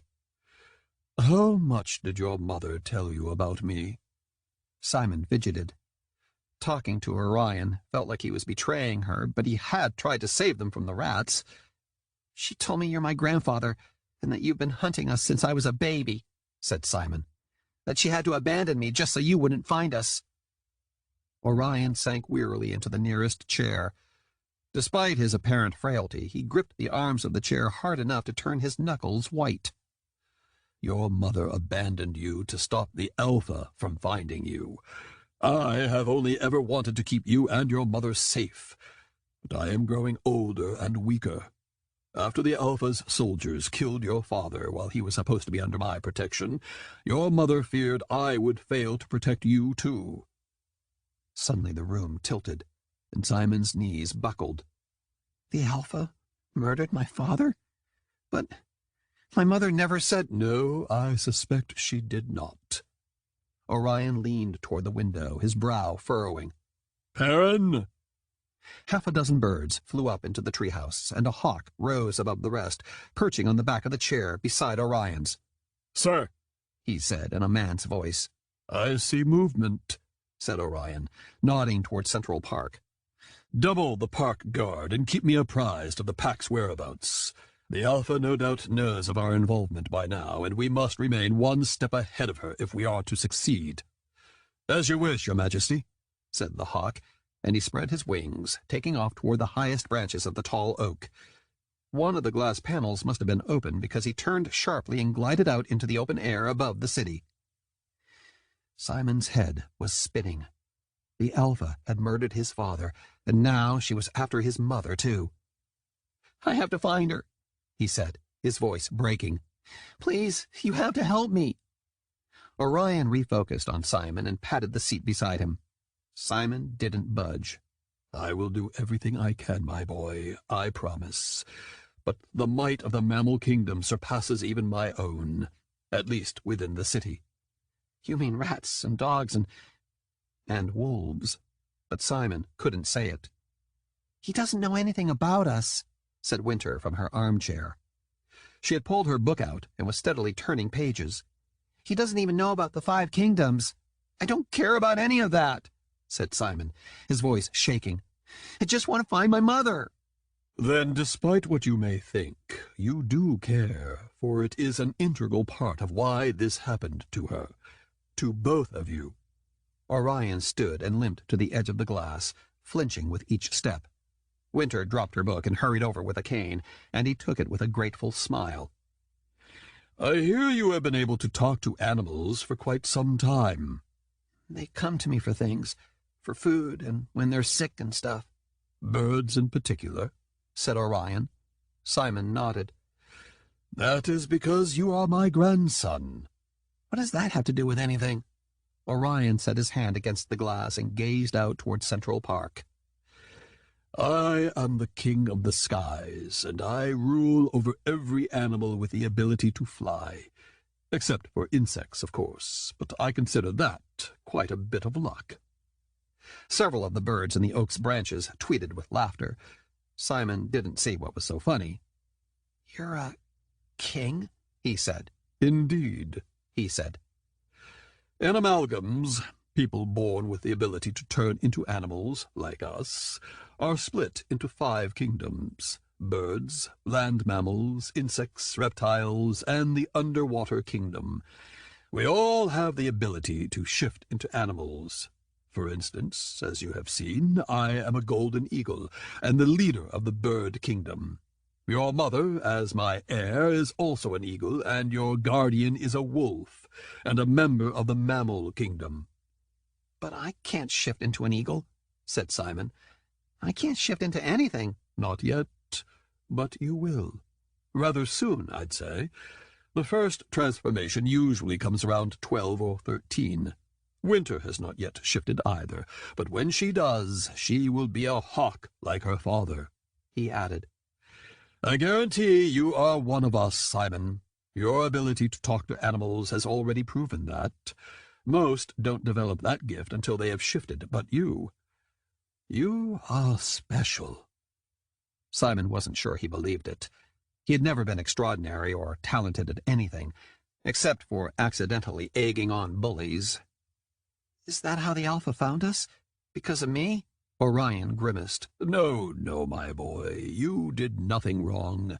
I have been searching for you for a very long time, but it wasn't until I heard rumors of a boy who could speak to pigeons, who helped and befriended them even when so many believed them to be nothing but nuisances, that I learned where you were. And I fear in the process of finding you, I am regrettably the one who led the Alpha directly to your doorstep.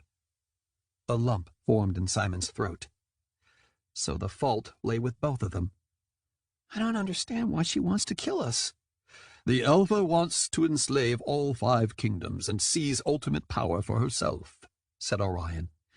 She has already threatened and blackmailed the other 3 kingdoms into bowing down to her and giving her the means to control them.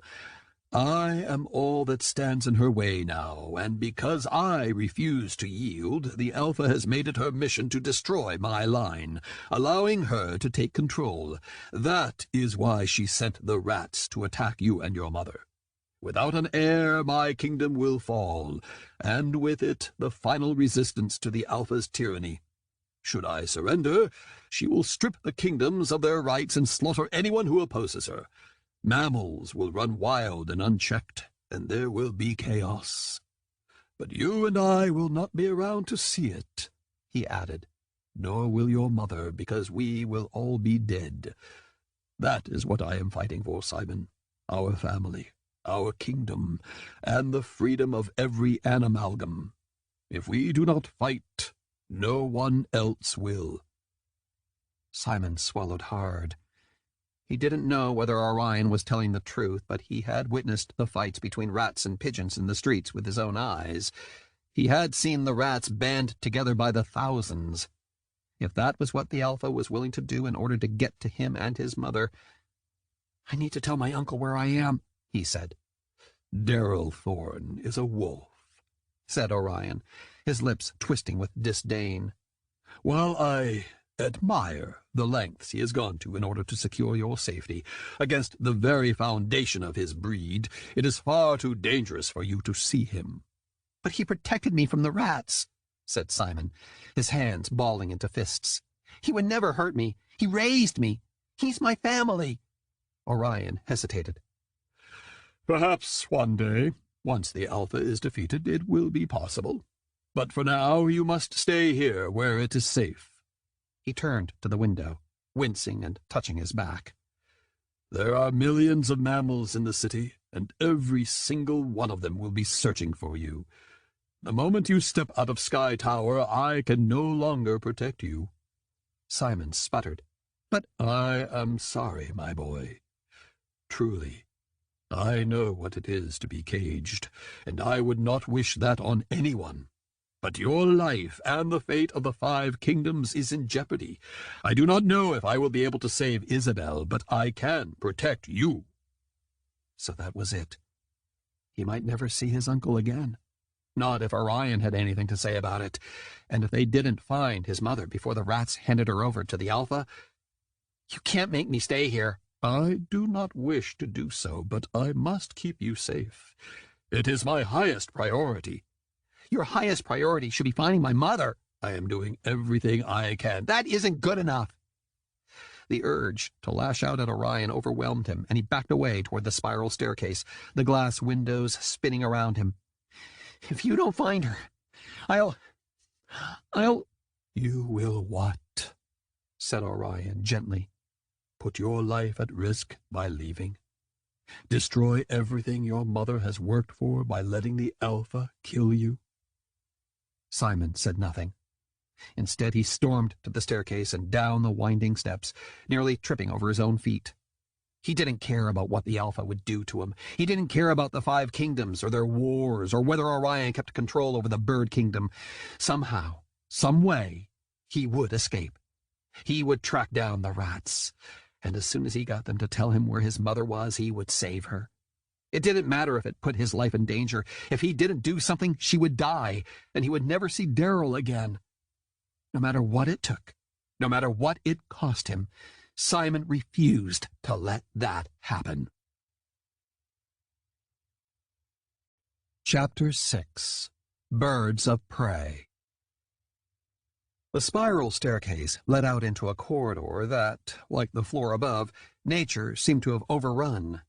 Even though Simon was short for his age, he had to duck to avoid several low-hanging branches that grew out of the leafy walls, and the ceiling swirled with animated clouds, just as the lobby of Sky Tower had. Compared to the openness of the level above, however, Simon found himself feeling claustrophobic in the maze of hallways. It didn't matter. He wasn't staying. Reaching into his pocket, he scooped Felix out. "We have to get out of here." "And do what?" said Felix, cleaning his whiskers. "You have no idea where your mother is." "But the rats do," he said, and Felix let out an annoyed squeak. "I thought the idea was to survive this," he said. "They'll kill you." Simon ducked around the corner, narrowly missing another branch. "You heard Orion.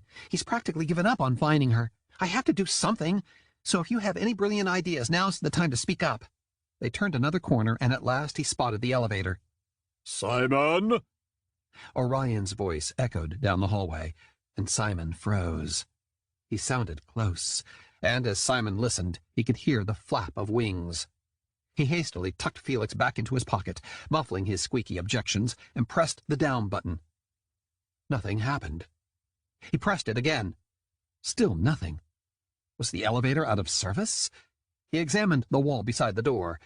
There was a slot next to the buttons for a key card, like the one the elevator attendant had used. Terrific. He was trapped. The rustle of leaves grew closer, and Simon swore he could feel a breeze on his face.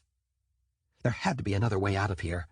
He searched the hallway, opening various doors one by one, his heart pounding as Orion called his name, his voice growing closer with each passing moment. He couldn't stay here. He couldn't let Orion keep him imprisoned while the Alpha killed his mother. There had to be a way. 2 large closets and a bathroom later, Simon at last opened a door to find a dingy stairwell. Fluorescent lights flickered above the concrete steps, and he swung his backpack over his shoulder as he closed the door behind him and then bolted down the stairway. Twice he tripped, but he caught himself before he barreled headfirst down to the landing below. After that, he took the steps more cautiously, straining his ears for any sign that Orion was following him. But as far as Simon could tell, he was alone. It was almost too easy. But he couldn't afford to think about that right now. He had to get out of there and find his mother. That was all that mattered. 40 floors later, he reached the ground level and peeked through the doorway. The elevators were only a few feet away, and beyond them a security guard sat at the front desk. Simon looked around, but he didn't see any other way out. Sneaking past the desk wouldn't work. The guard would see him in the open lobby. That left him with only one choice. Gathering his courage, Simon walked toward the exit with as much confidence as he could muster. He was Orion's grandson. That had to count for something. And if the guard asked, 15 minutes. I expected better from you, Simon Thorn. You're a disgrace to seasoned runaways everywhere. Simon stopped. Lounging in a plush armchair near the door was Winter, book in hand. She didn't bother looking up. You can't stop me, he said. I'm leaving. You see that guard? She said, nodding to the tall man behind the desk who watched them out of the corner of his eye. And the doorman who looks like he wrestles bears for fun? They're not going to let you set foot outside Sky Tower. Even if you did manage to make it past them, there are 100 rats swarming the sidewalk outside. You won't get to the end of the block. Simon glanced through the floor-to-ceiling windows looking out onto the street. Just as Winter had said, the rats were back, and so were the pigeons. They weren't fighting alone this time, though. A swarm of robins and sparrows had joined them, doubling the bird kingdom's numbers in their attempt to defend their territory. His throat went dry. There was no way he would be able to get past all of them. There has to be another way out of here, one the rats don't know about, he said, his voice cracking with desperation. Winter shrugged and climbed to her feet. Wait until you grow wings and then fly away. The rats won't be able to touch you. That could take years, said Simon. Please, Winter, if it was your mother, wouldn't you— My mother's dead, too. Simon's heart sank. I'm sorry. Don't be sorry. Be smart. You're not going to get around the Alpha's guards, and she's been trying to end Orion's line for ages. Even if Orion's right and your mother's still alive, the Alpha won't give her back just because you asked nicely. I have to try. I can't let my mother die if there's anything I can do about it. And what if there isn't? Simon opened and shut his mouth. What then? I don't know, and I don't want to know. I have to try, Winter. She's my family. Would you sit here locked in a tower if she had taken Orion instead? Now it was her turn to hesitate, and she looked out the window again. There are only so many places in the city where the Alpha would keep her, and Orion's already scouting them out. If he can't save her, the Alpha has to know he's going after her, said Simon, his mind racing. But she won't expect me to try too. She'll be ready for him, but she won't know I'm coming. It's a long shot, but it's something. He took a deep, shuddering breath. Please, Winter, I need your help getting out of here. Several seconds passed in silence, and Simon exhaled sharply. Before he could say anything else, however, Winter whipped back around to face him. Fine, but you have to listen to everything I say. No arguing, got it? He nodded, relieved. We do this your way. The rats outside are soldiers. They just do what they're told, and they won't know where your mother is, she said, her green eyes steely. But I know someone who will. Who? He said, gripping the strap of his backpack. The Rat King. At the confused look that must have been on his face, she rolled her eyes and added, He's not a real king, not like Orion or the other rulers of the kingdoms. It's just what you call it when— She shook her head. Anyway, he's a joke, and he smells terrible, but he knows everything that goes on in the city. If your mother's still in Manhattan, he'll be able to tell us where. Simon could put up with a stench if it meant finding his mother. Where is he? Rat Rock Boulder in Central Park. It's sort of hard for him to get around, so he doesn't go too far. She eyed him. How fast can you run? Pretty fast. Why? Because I'm going to kick the guard in the knee, and you're going to make a break for it. You're what? Said Simon, but she was already halfway to the desk. Winter! Winter! You get only one chance, Simon, she said, and before he could react, she did exactly as she'd said she would and kicked the unsuspecting guard. Hard. His cry of pain echoed through the lobby, and Simon darted forward. He could do this. He rushed the glass door and threw his whole body weight against it. Part of him expected resistance and pain, but the door flew open, and Simon spilled out onto the pavement. "Hey!" yelled the doorman, but Simon was already running. The rats had nearly taken over the sidewalk, but seemingly oblivious pedestrians had formed a path through the battle, and Simon jumped from one clear spot to the next, narrowly missing several tails. He managed to get halfway down the block before a rat cried out, "Simon Thorn!" His name rose from the horde in waves, and before he knew it, the rats began to converge on him. Several people made sounds of disgust, and a nearby tourist screamed, but the rats ignored them. Simon's heart hammered. The rats were coming from every direction, even the street, and now that he was there, they seemed to be multiplying. The birds screeched as they flashed their talons and ripped at the rat's fur, but in seconds they were vastly outnumbered. "Simon!" cried another voice, Winter. She waded through the rats, kicking several aside. "Ew, ew, ew! This is disgusting!" "Get back inside!" he called as he stumbled forward, the rats' sharp claws scratching his legs as they tried to climb up his jeans again. Simon grew heavier and heavier as more rats joined them, and he became dizzy with panic. This had been a terrible idea.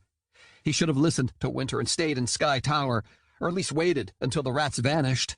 This time his uncle wasn't here to save him, and if any more rats appeared— A shriek filled the air, and Simon looked up in time to see a flock of hawks and falcons diving toward them from the top of Sky Tower. Leading them was the one-eyed golden eagle, Orion. Before Simon could move, talons ripped the rats off his clothing, and more vicious screams echoed in his ears as the birds and rats clashed. The rodents were no match for the larger raptors, and within seconds they began to scatter. "Come on, before they force us back inside!" Winter grabbed his elbow and tugged him forward, away from the tower and towards Central Park. "But you really don't have to come with me," he said, as they raced down the sidewalk. "Someone needs to make sure you don't get eaten by a pack of hungry wolves. Now come on, before they catch us!" Simon didn't need any more prompting. He ran as hard and as fast as he could, and to his surprise, she matched him. Together they raced through the city streets, past vendors selling hot dogs and ice cream, past groups of tourists staring upward, past countless men and women who protested sharply as they went hurtling by. They zigzagged around corners and through crosswalks, always heading west. By the time they reached the edge of Central Park, Simon's lungs burned and his legs shook beneath him. "Not bad," said Winter, who, despite looking as if she had never run anywhere in her life, had barely broken a sweat. They slowed to a fast walk as she led him down the sidewalk along a street that cut through the park. "Rat Rock isn't far, and the flock won't expect us to go there, not now. We should be able to get in and out." "Unless the rat army is waiting for us," said Simon breathlessly, his skin crawling with the memory of vermin climbing all over him. "If that happens, then I hope you figure out how to shift before they eat you," she said, turning onto a path that led south. That was comforting. It took Simon a minute to catch his breath, but once he did, he peered at her curiously. "Have you shifted?" She stared straight ahead, but Simon could see her brow furrowing. "You heard Orion, and I also saw the look on your face when he said it." "I should have by now, but I haven't, all right?" she said sharply. "It's a sore subject." Simon wasn't so sure he believed her, but he let it drop for now. "Do you know what my father shifted into?" Winter shrugged. "A wolf, I guess, like the rest of his family. The mammals don't like hybrids." "Don't like what?" "Hybrids. The 5 kingdoms don't exactly encourage mingling, but sometimes it happens, and that's the result. A hybrid." She said hybrid, as though it were a particularly bad curse word, and Simon blinked, still not understanding. She must have sensed his confusion because she stopped suddenly and faced him, her expression pinched in annoyance. "Most of the time, animalgams know which kingdom they belong to before they shift.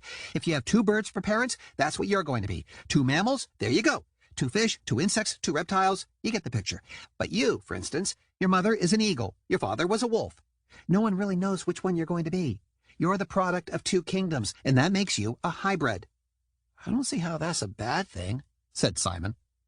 Do you like knowing where you don't belong? She said, and he shrugged. Haven't really thought about it much yet. Well, believe me, everyone else won't like it, especially when out of all 5 kingdoms, you're half bird, half mammal. It's dangerous, and no matter what you are, someone will always remember that your mother's a bird and your father's a wolf. As far as Simon saw it, it wouldn't matter what his parents were. He didn't plan on sticking around long enough for anyone to care. But before he could say anything, Felix nudged his way out of his pocket, his whiskers twitching. That was a rather bumpy ride, wasn't it? Simon frowned. Sorry, at least the rats are gone now. Here, it'll be safer for you in my backpack. He set the little mouse on his shoulder, but before Felix could reply, Winter shrieked and scrambled backward, straight into a bench. You brought a rat? Excuse me, said Felix, his whiskers twitching. I am not a rat. He's a mouse, and he won't hurt anyone, said Simon, glaring at her. Didn't you listen to anything Orion told you? She said. Mammals are ruthless. They're all working for the Alpha, and they all want to kill you. Felix is my friend, said Simon. He doesn't even know who the Alpha is. You have to dump him, said Winter, her eyes wide and wild. Now! I'm not going to dump him. He'd die, said Simon. If you want a pet, get a canary or something, not a rodent. I already told you, he's not a pet. He's my friend. Either he goes or I go, said Winter. Which is it? Simon crossed his arms over his chest. Then I'll just go to Rat Rock on my own, and you can explain to Orion why you helped me escape in the first place. Her mouth dropped open. You're seriously as brainless as a sea monkey. You're going to get us killed. Maybe, maybe not. But if we die, it won't be Felix's fault. With a huff, Winter stormed off down the path, and Simon paused long enough to unzip his backpack for Felix. You can stay in here, he said, setting Felix on top of his socks. The Rat King will never know you're there. Felix's nose twitched indignantly. I don't trust her. Well, I do. Make sure to find a soft spot so you don't get squished. Simon zipped up his backpack and scrambled after Winter. I'm sorry, he said. Felix won't get us into trouble, I promise. You better be right. She veered off the path and ducked through a thin line of trees. When we get there, let me do the talking, and whatever you do, don't stare. I've seen rats before, said Simon, following her across a patch of wood chips. Not like this, you— Who goes there? An angry hiss filled the air, and Winter jumped. Simon automatically stepped in front of her and looked around. Rocks, at least 12 feet high, loomed around them, casting shadows across an open space that smelled faintly like sewage.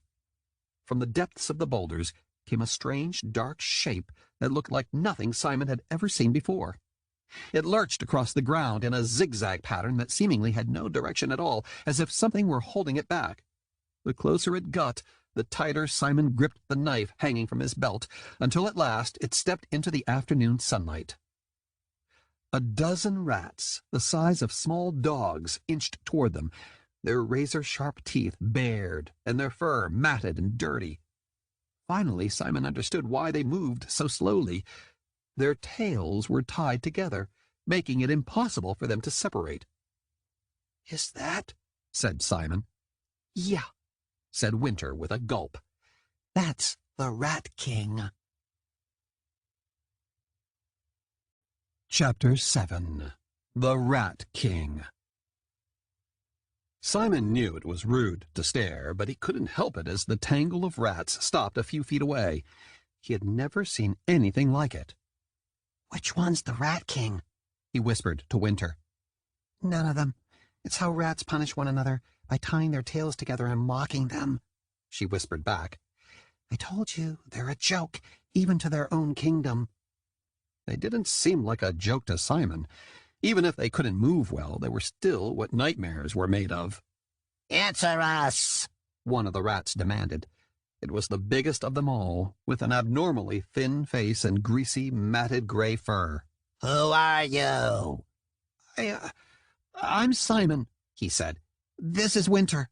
"Simon," murmured the rats surrounding them. "Winter.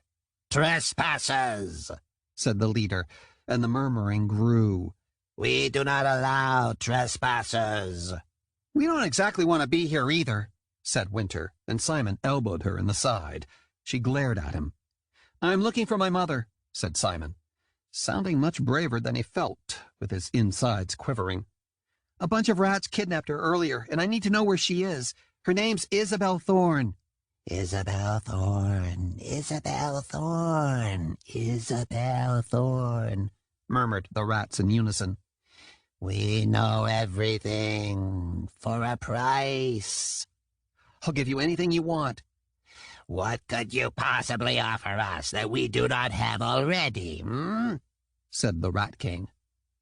Simon glanced around, searching for anything they might be interested in. He had only clothes, books, and his mother's postcards in his backpack, and all he had of any value was the pocket watch his mother had given him. He would rather cut off his right hand than let them have that. My knife, he said suddenly, pulling out the dagger Darrell had given him. I'll give you my knife. The leader scoffed. What need have we of a human weapon? His desperation grew. There had to be something. His gaze fell on the Rat King once more, and an idea formed in his mind. I'll untie you. The hissing stopped. What did you say? Said the leader. Simon tucked his knife back into his belt. It can't be easy to find food or run around. I bet you haven't been down in the subway stations in forever. He couldn't imagine all of them managing the steps at once. Tell me where my mother is, and I'll untie you. The rats glanced at each other. Simon heard a few whispered words, and at last the leader rose on his hind legs. Untie us, and we will consider your offer. How do we know you won't just run away? Said Winter. The leader rubbed his paws together. You trust us. She snorted. Please, I trust a pigeon before trusting a rat. Immediately the Rat King shivered, and several of them eyed the blue sky. Simon had an idea. I'll untie you, but if you run away, if any of you run away before you tell us where my mother is, then I'll tell all the pigeons in New York to hunt you down. They're my friends, he added. And if you want to ever see your subway tunnels again, you'll keep your word. Got it? The rats whispered to one another, and several squeaked nervously. Fine, said the leader at last. Untie us, and we will tell you. Simon knelt on the ground beside them. Hold still, he said, as he pushed aside their matted fur as best he could. The tangle of tails was much worse than he expected, forming a hard lump the size of a baseball. He made a face and began to search for a starting point. He'd never been very good at knots, but at last he found the pitiful end of a tail. Just hold on and stop squirming, he said, and he slowly began to undo the twisted mass. Minutes passed, and a bead of sweat trickled down his cheek. The stench coming from the Rat King was so bad that Simon had to breathe through his mouth, but even then he could taste the rot. What's taking so long? Said Winter, glancing at the late afternoon sky. If the flock finds us, we're sitting ducks out here. Do you want to do this instead? Said Simon. He had half a tail free and thought he had spotted the end of another, but his fingers were already coated with grime and other stuff he didn't want to think about. Winter knelt beside him and made a face. Ugh, that's disgusting. The rat's mutterings grew louder, and Simon glared at her. They can hear you, he said. She huffed and elbowed him in the side. I don't care. Move over. Be my guest, said Simon, and he wiped his hands on a patch of grass. It's not as easy as it looks. Maybe not for you. Winter took a deep breath and dived in, her nimble fingers somehow unknotting the tails with ease. Simon stared, stunned. By the time he opened his mouth to speak, she'd already freed 3 rats. How are you? I'm not a clumsy baboon, that's how. Another 2 tails slipped out of the knot. Most of it is just fur and rat droppings. They're all clumped together, and the tails aren't as tangled as you think they are. Simon watched as one by one Winter freed the members of the Rat King. Most of the tails were bent at odd angles, but the rats didn't seem to mind. Like Felix so often did, they clutched their tails lovingly. Simon couldn't blame them. How long have you all been knotted up like this? He said to the leader. Many moons, he said, his eyes shining as Winter finally freed him. He gingerly took his crinkled tail and ran his paws over the angles. How I've missed you. Winter wiped her hands on the ground and stood without touching her outfit. There, disgusting, but done. Where did you take Simon's mother? It wasn't us, said the leader. It was the rat army. We were not allowed without our tails. So where did they take her? Said Simon, his frustration growing. To the safest place in the mammal kingdom, said the rat, where only the strongest may go. Beside him, Winter muttered a curse under her breath. You mean? Yes, said the rat. The zoo. Winter let out a screech so loud that half the rats surrounding them bolted. Of course! Of course! Out of all the places the Alpha could have taken her... Oh, that's just perfect, isn't it? At least we know where she is now, said Simon, standing. He didn't see what was so dangerous about a zoo, but before Winter could elaborate, the former leader of the Rat King limped toward them. If you follow, you will surely perish, he said, his beady eyes flashing. Beware the Beast King, Simon Thorn. Is that the leader of one of the other kingdoms? Said Simon. The last thing they needed was someone else hunting them too, but the rat disappeared into the scraggly brush without an answer. Simon frowned, turning back to Winter. Oh, please tell me you know what he was talking about. Winter laughed humorlessly. The Alpha took your mother to the Central Park Zoo. Well, that's not what I... He stopped. It didn't matter. So let's go get her. Have you ever even been to the Central Park Zoo? She said, and Simon shrugged. I've seen parts of it from the street, but your uncle never took you inside. Orion doesn't let me go near the zoo either, she added. You want to know why? The lions aren't very friendly. Winter gave him a withering look. The Central Park Zoo is really a cover for the Lair, the leading Animalgam Institute for the Remarkable. It's the academy where the Alpha trains her army. She handpicks the smartest and deadliest Animalgam kids from the mammal, insect, reptile, and underwater kingdoms. And because they're all under her control, they can't say no. The Alpha brainwashes them and turns them into killing machines. After 5 years, the students are sent back to their kingdoms, completely loyal to her. Anyone who's anyone in the 5 kingdoms trained there. Except for us, she said sourly. She stopped letting birds attend when she took over. I still don't understand why she would take my mother to a school, he said. There are other places she could have taken her. The Alpha owns property all over the city, even a few islands north of here. I thought... Winter trailed off and shook her head. But of course the Alpha took her to the Lair instead. It's the safest place in all 5 kingdoms. If anyone tries to break in, the wolf packs will rip them to pieces before they can get anywhere near the students. Not even Orion's flock can get very far. But tons of people go to the Central Park Zoo every day, he said. You can't tell me it's impossible to sneak in when all we have to do is buy a ticket. That's because the lair is hidden. It's...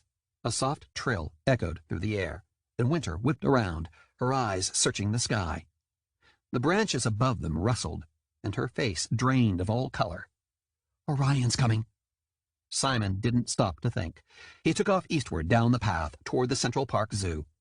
If Orion already knew they were here, then it wouldn't be long before he and every bird in the city came after them. Simon, no! Yelled Winter, chasing after him. We can't! He didn't reply. Maybe she couldn't go to the zoo, but if there was a chance his mother was there, he had to take it. Even if it meant a pack of wolves would probably tear him apart. You don't understand. Orion will kill me if I let something happen to you. Winter ran up beside him. Then go back to Sky Tower and tell him you tried to make me come back, but I refused, he said. I'm going to the zoo. Winter let out another strange sound, this one more a cross between a huff and a strangled curse. If you go, I go too. Then stop complaining and keep up. He could practically feel her stare, burning holes in the back of his head. You're going to get us both killed. The only person I'm going to get killed is me, he said. If you want to come, that's on you. I can't just let you go off on your own now, can I? She said.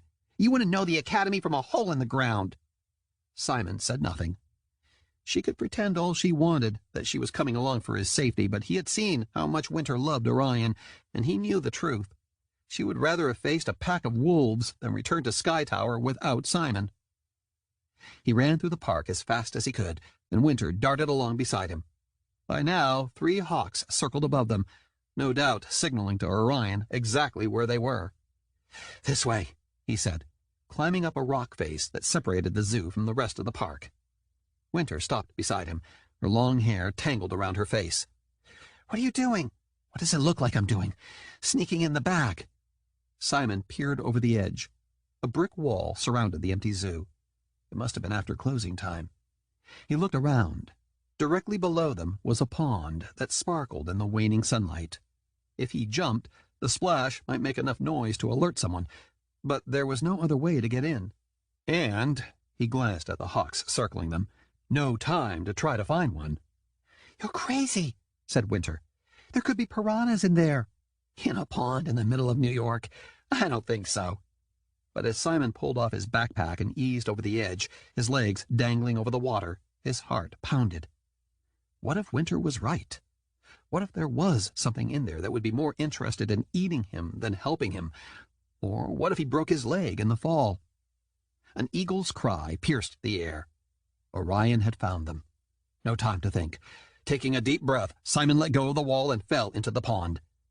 The water was deeper than he expected, and for a moment his whole body was submerged, his feet touching the bottom. Something thin and slimy brushed his leg, and he immediately pushed back up. "It's all right," he called when he surfaced.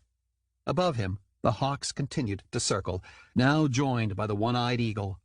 As he climbed out of the pond and onto a wooden bridge, he expected them to soar down, but none of them made a move. He held out his arms. "Throw my backpack down!" Winter tossed it to him, muttering inaudibly and eyeing the birds. He caught his bag and immediately checked the nest of socks he had made for Felix. "Are you all right?" Felix was trembling and his whiskers twitched nervously, but he was in one piece. "I cannot believe you went into the zoo. Your uncle would be furious." "He isn't here right now," said Simon. "Besides, we aren't staying long." Winter fell into the pond with a splash. Within seconds, she surfaced, sputtering.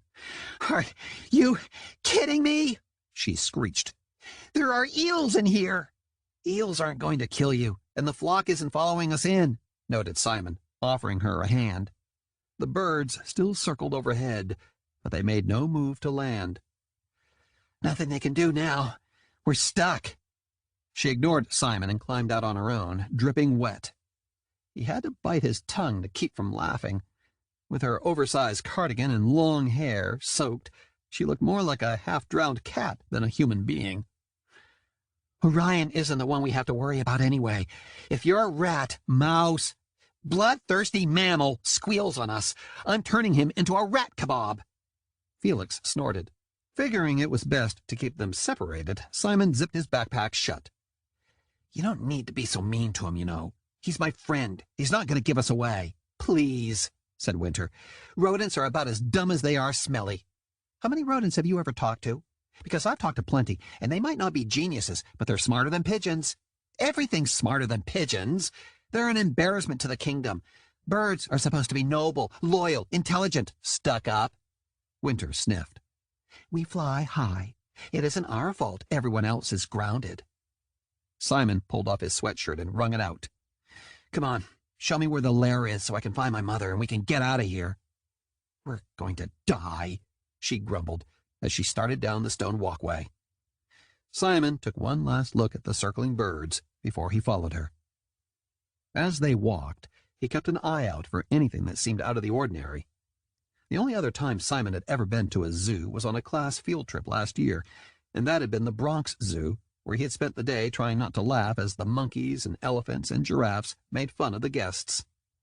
The Central Park Zoo was tiny in comparison, and with its hills and hidden pathways, it looked more like a normal section of the park than a place full of exotic animals. He wasn't even sure how there was enough room to fit them all, let alone an entire academy. He spotted a looming brick building on the other side of the zoo, close to Fifth Avenue and Sky Tower. "Is that it?" he said, pointing. "No, that's the arsenal," said Winter. "It's where—" A vicious snarl cut through the evening air, and Simon clutched the strap of his backpack. "Who's there?" he called. With a low chorus of growls, half a dozen wolves emerged from the trees on either side of them, Simon grabbed Winter's hand, but before he could drag her down the path, a massive gray wolf blocked their way, and the others closed ranks around them. They were surrounded. Chapter 8. The Lair. Simon stumbled backward, his heart racing. Behind him, Winter stood frozen, her face drained of color. The leader, the big gray wolf, slinked toward them. "What do you think you're doing out here?" he growled. A string of saliva dangled from his sharp fangs. We were just walking around," said Simon lamely. The wolf moved closer until he was only a few inches away, and Simon felt his hot breath on his face. "How many times have I told you not to wander into the zoo?" said the wolf in a deep, dangerous voice that sounded more human than animal. Simon blinked. The only wolf he'd ever seen was Darryl, but this one was smaller, with blue eyes that didn't match his uncle's. "I don't," the wolf snarled. "Enough!" Behind Simon, Winter let out a squeak that sounded remarkably like one of Felix's. "The flock is everywhere. Unless you want me to inform the Alpha of your little adventure, you and your friend will follow me without another word." "Yes, sir," managed Simon. But instead of calming down, the wolf bristled, baring his teeth once more. "What are you playing at, pup?" He moved closer a second time, sniffing Simon's damp sweatshirt.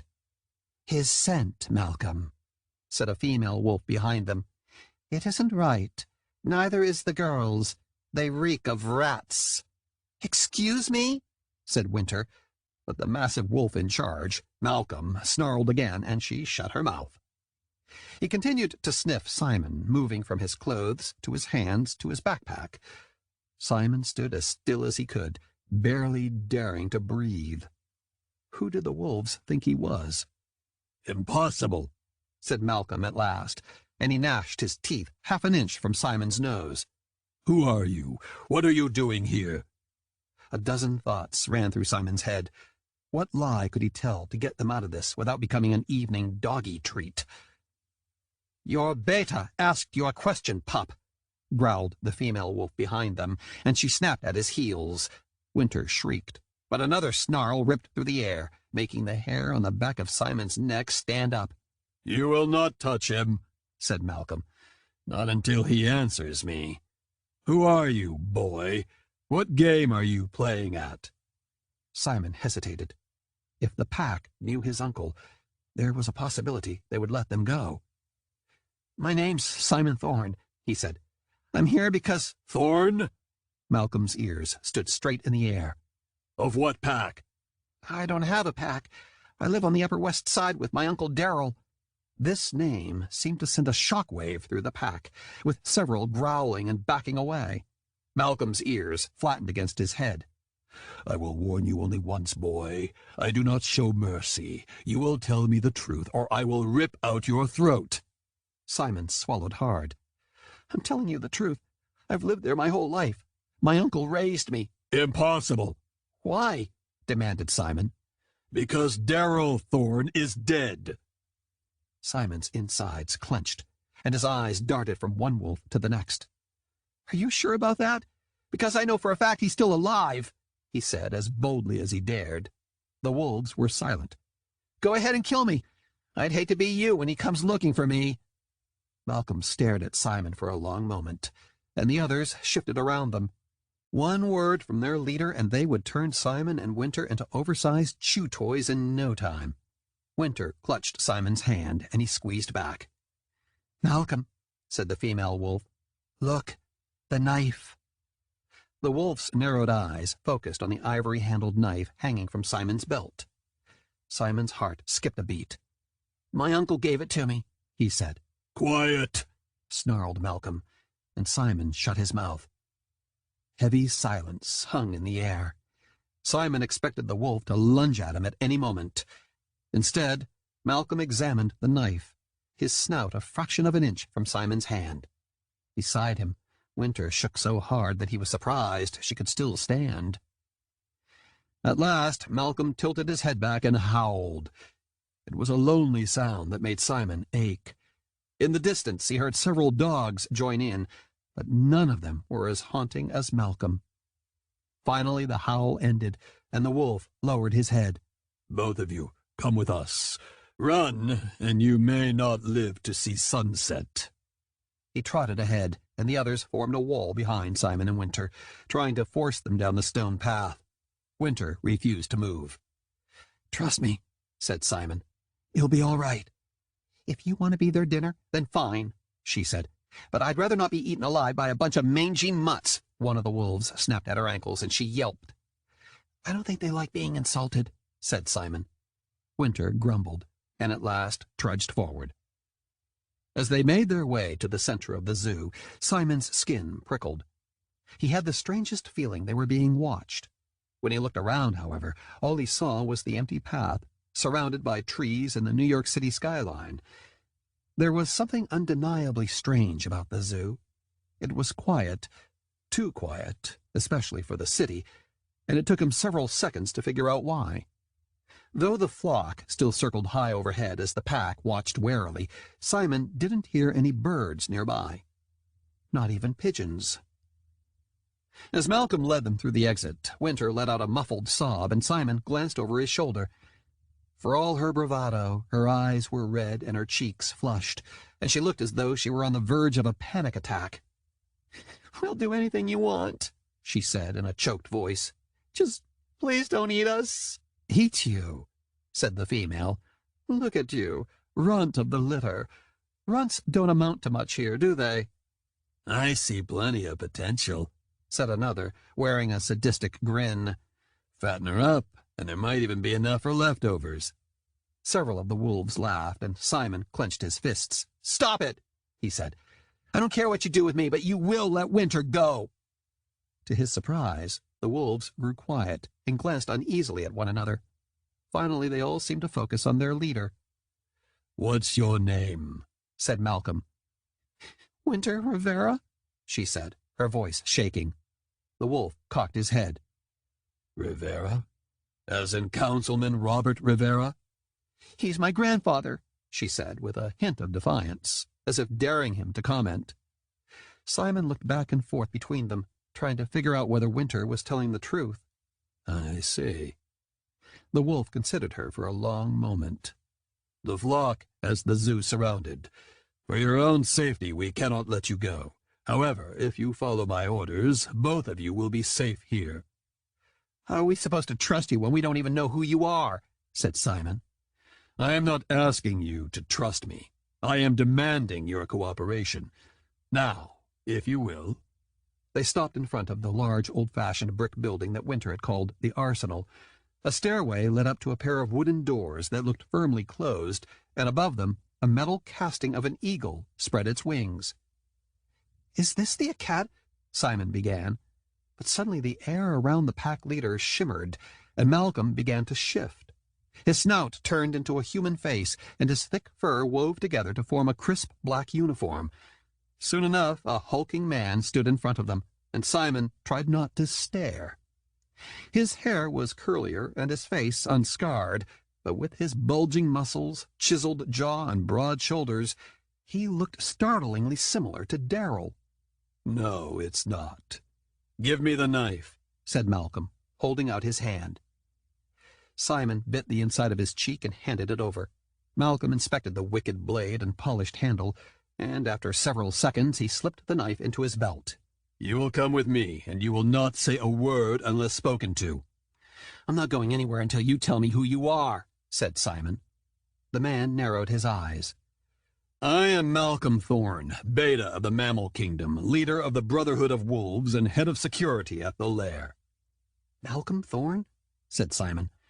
"Are you and my uncle—" "Darrell Thorn was my eldest brother," said Malcolm, and a muscle in his jaw twitched. "If he is still alive, then he has done an excellent job faking his own death. Even our mother believes him to be dead." "Your mother?" said Simon faintly. Darrell had family in the city, and he had never mentioned them?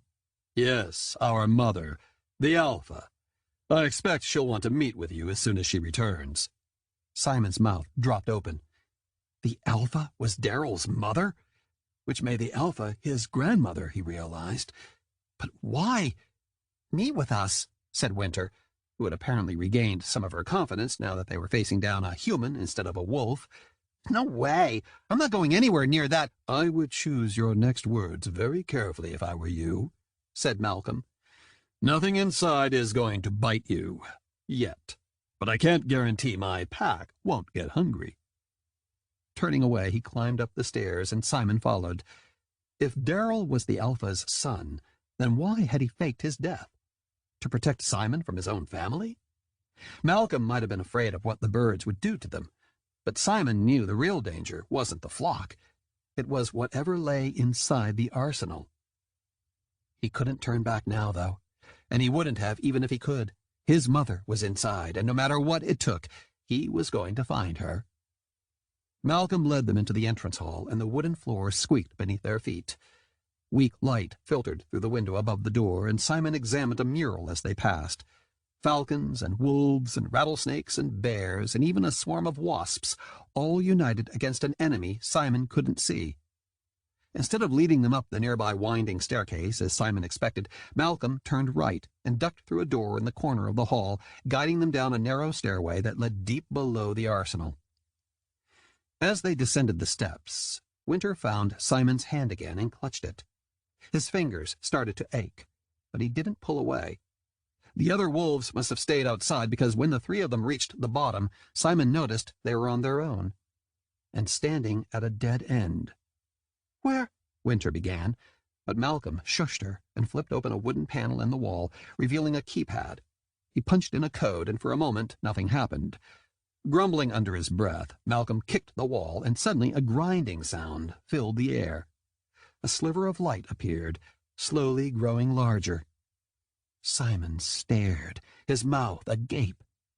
The hidden door slid open, revealing a cavern that housed a brick structure even larger than the arsenal, so large, in fact, that Simon was pretty sure it took up all the space beneath the entire zoo.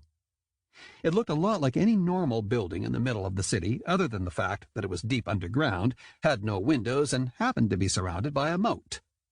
A narrow bridge swayed over the dark water, leading to a set of double doors on the other side. Malcolm started across, and Simon followed nervously. What was this place? Before he could ask, he spotted a silhouette in the murky water, one that looked disturbingly familiar. "There's a shark in your moat?" he said. "Security is our first priority," said Malcolm. He nodded to the shark. "Captain?" The captain rose to the surface. "Malcolm," he said in a gravelly voice, and Simon had to tighten his grip on Winter's hand to keep her from darting back into the arsenal. "I thought sharks needed salt water," said Simon, sneaking Winter a reassuring look. She didn't look terribly convinced. "As most of our students from the underwater kingdom come from the ocean, the aquarium is specifically designed to house saltwater creatures," said Malcolm. Simon kept his eyes glued to the water as they crossed the bridge. As soon as the shark sank back into the depths, a smaller silhouette appeared. "There's another one," moaned Winter. But as the shadow grew larger, Simon realized it wasn't a shark at all. Instead, a dolphin surfaced. "Hello," said the dolphin, waving a fin. "You must be new. I'm Jam." "I'm Simon," he said warily. Were dolphins always this friendly? Or was Jam really an animalgam? Instead of replying, Jam cocked his head toward him, looking confused. It was then that Simon realized the dolphin hadn't been talking to him, he had been talking to Winter. "But," Jam began. "Fluke," said Malcolm sharply. "Back to your lessons." "Yes, sir," said Jam. Though he still looked as uncertain as any dolphin could, he bobbed his head. "See ya, Simon." "See ya," said Simon faintly. The dolphin disappeared back into the water as they reached the other side of the underground bridge. Apparently not very pleased that Jam had seen them, Malcolm muttered a curse under his breath and pushed open the heavy door, revealing a dark hallway that looked more like the entrance to an old castle than a school. The walls were made of stone, and a wrought iron chandelier hung above them. The low light gave the building an eerie feeling, and a chill crept down Simon's spine. Worse, while framed paintings of all kinds of animals, from mountain lions to vipers to a dolphin that looked like an older version of Jam, lined the hallway, there weren't any portraits of birds. Simon shoved his hands into his pockets. "I'm guessing this isn't an official part of the Central Park Zoo," he said. "No, it's not." Malcolm paused in front of a painting of a wicked-looking spider with a red hourglass on its abdomen. "This is the Den, the temporary home of the Lair, which is the most prestigious academy for our kind in North America, catering exclusively to the future rulers of our world. The Lair is the only school of its type that is interspecies, meaning we teach students from all kingdoms." "Except birds," said Simon, and Malcolm's expression darkened. "The bird kingdom lost the right to attend when their leader ordered an attack on the original Lair and destroyed half the school." Simon fought to keep his expression neutral as he glanced at Winter. She didn't react, seemingly too busy examining a portrait of a wolf that looked strikingly similar to Malcolm. "Why would they do something like that?" "Up until a decade or so ago, the Bird Lord was the head of the Lair. When the kingdoms voted the Alpha as his replacement, he didn't go quietly," said Malcolm, gripping the handle of Darrell's knife.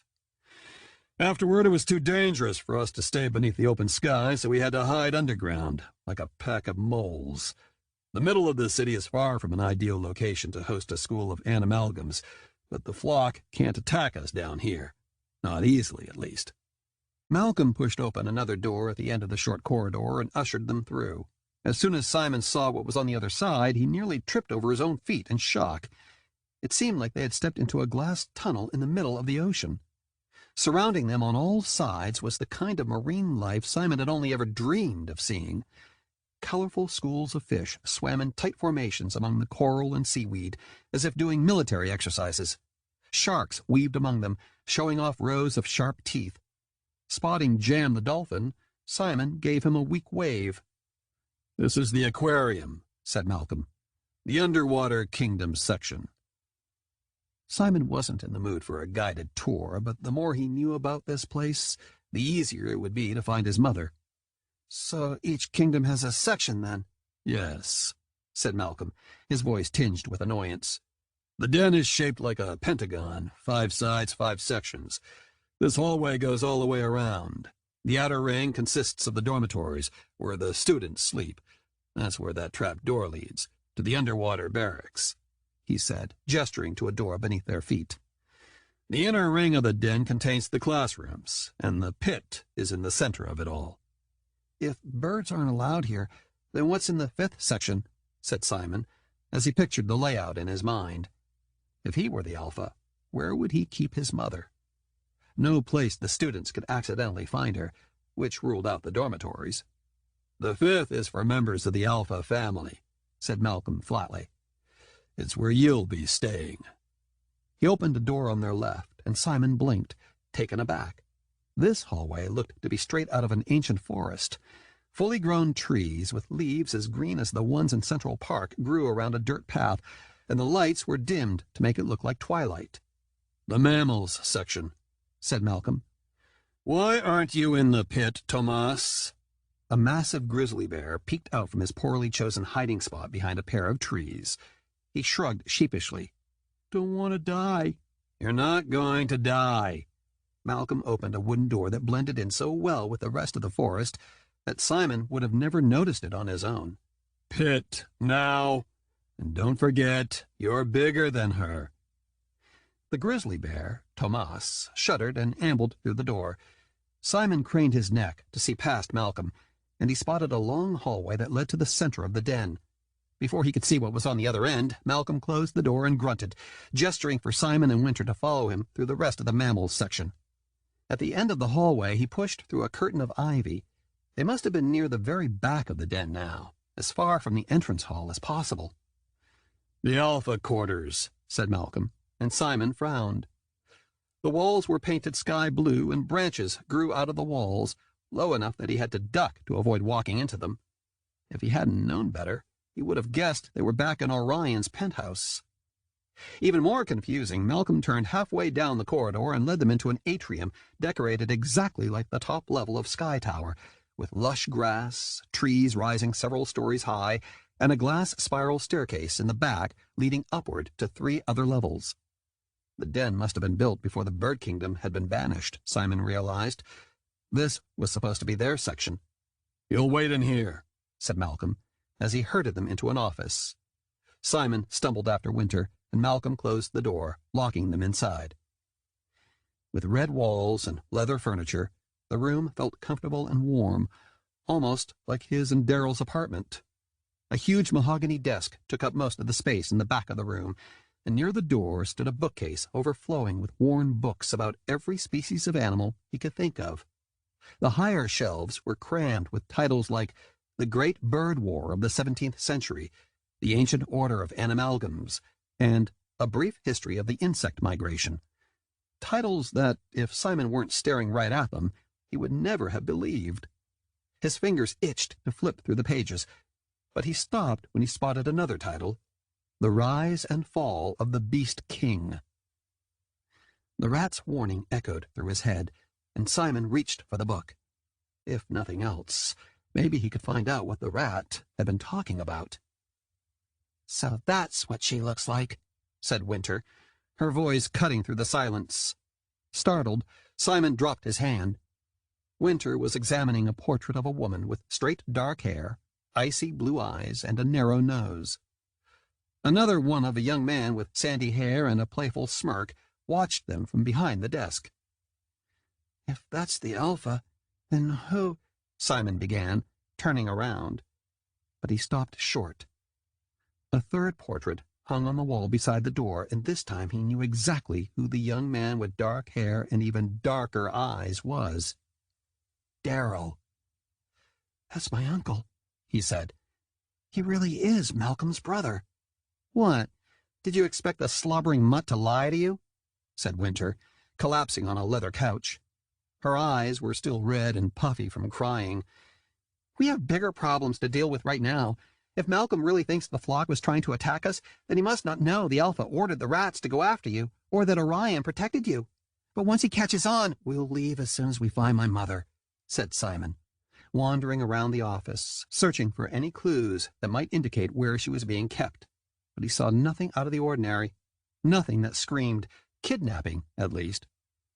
"The Alpha could have moved her by now," said Winter. "She's here. You heard the rats. But how do you know for sure? We could be risking our lives for nothing." "This is the only lead we have," said Simon. The hot knot settled back in his chest and burned. "She has to be here, all right? If she's not, then she's gone. And I can't think like that, not right now."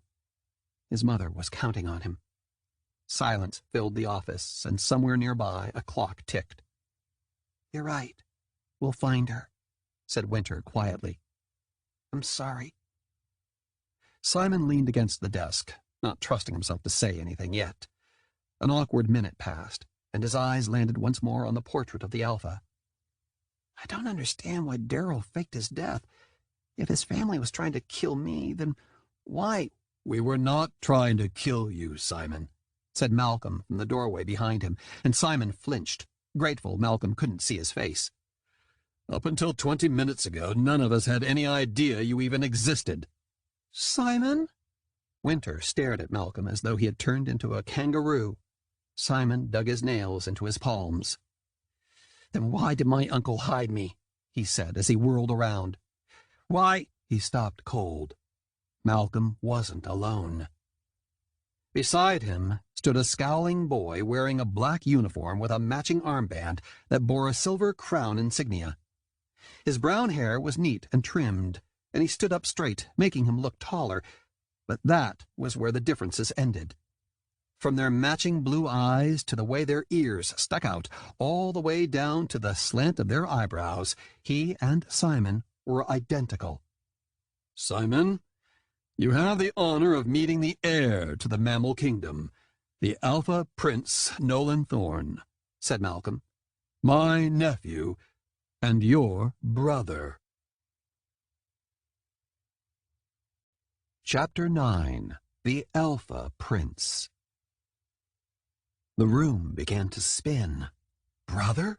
Simon had a brother? He stared at Nolan. Even if Malcolm hadn't told him, it would have been obvious. There was no mistaking them for anything other than twins. He had a brother. He had a whole family. And his uncle, his mother, had never told him. While at first Nolan wore what was likely an identical look of shock, he seemed to brush off the surprise quickly, his expression smoothing into a mask of boredom. "I don't have a brother." "Hard to say so now, isn't it?" said Malcolm. "After a haircut, we won't be able to tell you two apart." "If I had a brother, Mother would have told me," said Nolan with a sniff. "It's a trick or a disguise, that's all." You know our mother?" said Simon. "My mother," said Nolan nastily. "I don't know yours." Simon's chest tightened as if a boa constrictor had wrapped around him. His mother had lied to him, not just about what she did or who he was, but about everything. He had a brother, a twin. When's the last time you saw her?" he managed, feeling like Brian Barker had socked him in the gut all over again. "Do you know where she is? Have you—" "I have no idea what you're talking about," said Nolan, and to Malcolm he added, "You dragged me out of training for this?" "Don't act so annoyed, when we both know you jump at the chance to miss training whenever you can," said Malcolm. "You will be polite to your brother, or I'll—" "Or you'll what? Ground me?" The prince rolled his eyes. "I'm shaking in my boots." "I'll inform the Alpha of your blatant disrespect for your family," said Malcolm in a warning voice. Nolan hesitated, but before he could reply, Winter, who had been silent since Nolan had arrived, finally burst. "I've heard all kinds of rumors about how much of a spoiled jerk the Alpha Prince was, but I never actually believed them until now. You really are worse than I am." "Excuse me?" said Nolan. Winter stood, her arms crossed over her chest. "You heard me. You're a selfish, spoiled, egotistical jerk who can't even talk to his own brother without making piranhas look polite." He took a menacing step forward. "How dare you speak to me like that? I am the Alpha Prince." "Are you?" said Winter. "Because the last time I checked, you were just a bully with a crown." "I'm sorry," said Simon quickly, stepping between them before Winter could make things worse. The last thing they needed was to make an enemy of the only other person who might care enough about his mother to help them. "She didn't mean that." "Yes, I did," said Winter hotly. Nolan fumed. "I want you gone. Both of you." "That's not your decision to make," said Malcolm. "Simon is your brother. Winter is the granddaughter of one of our greatest allies, and Orion is hunting them both.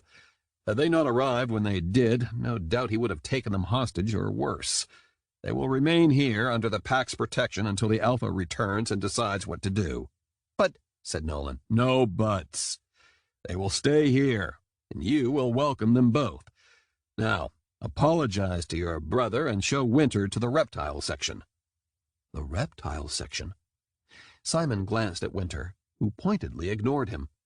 "Once she's settled," continued Malcolm, "you and Winter may join the others in the pit. Do not let me catch you anywhere else." Nolan's mouth opened and shut several times, making him look like a fish out of water, and finally he narrowed his eyes. "And if I say no?" "Then maybe Winter's right after all. Maybe you are just a bully with a crown." Nolan turned red, and without another word stormed out of the room.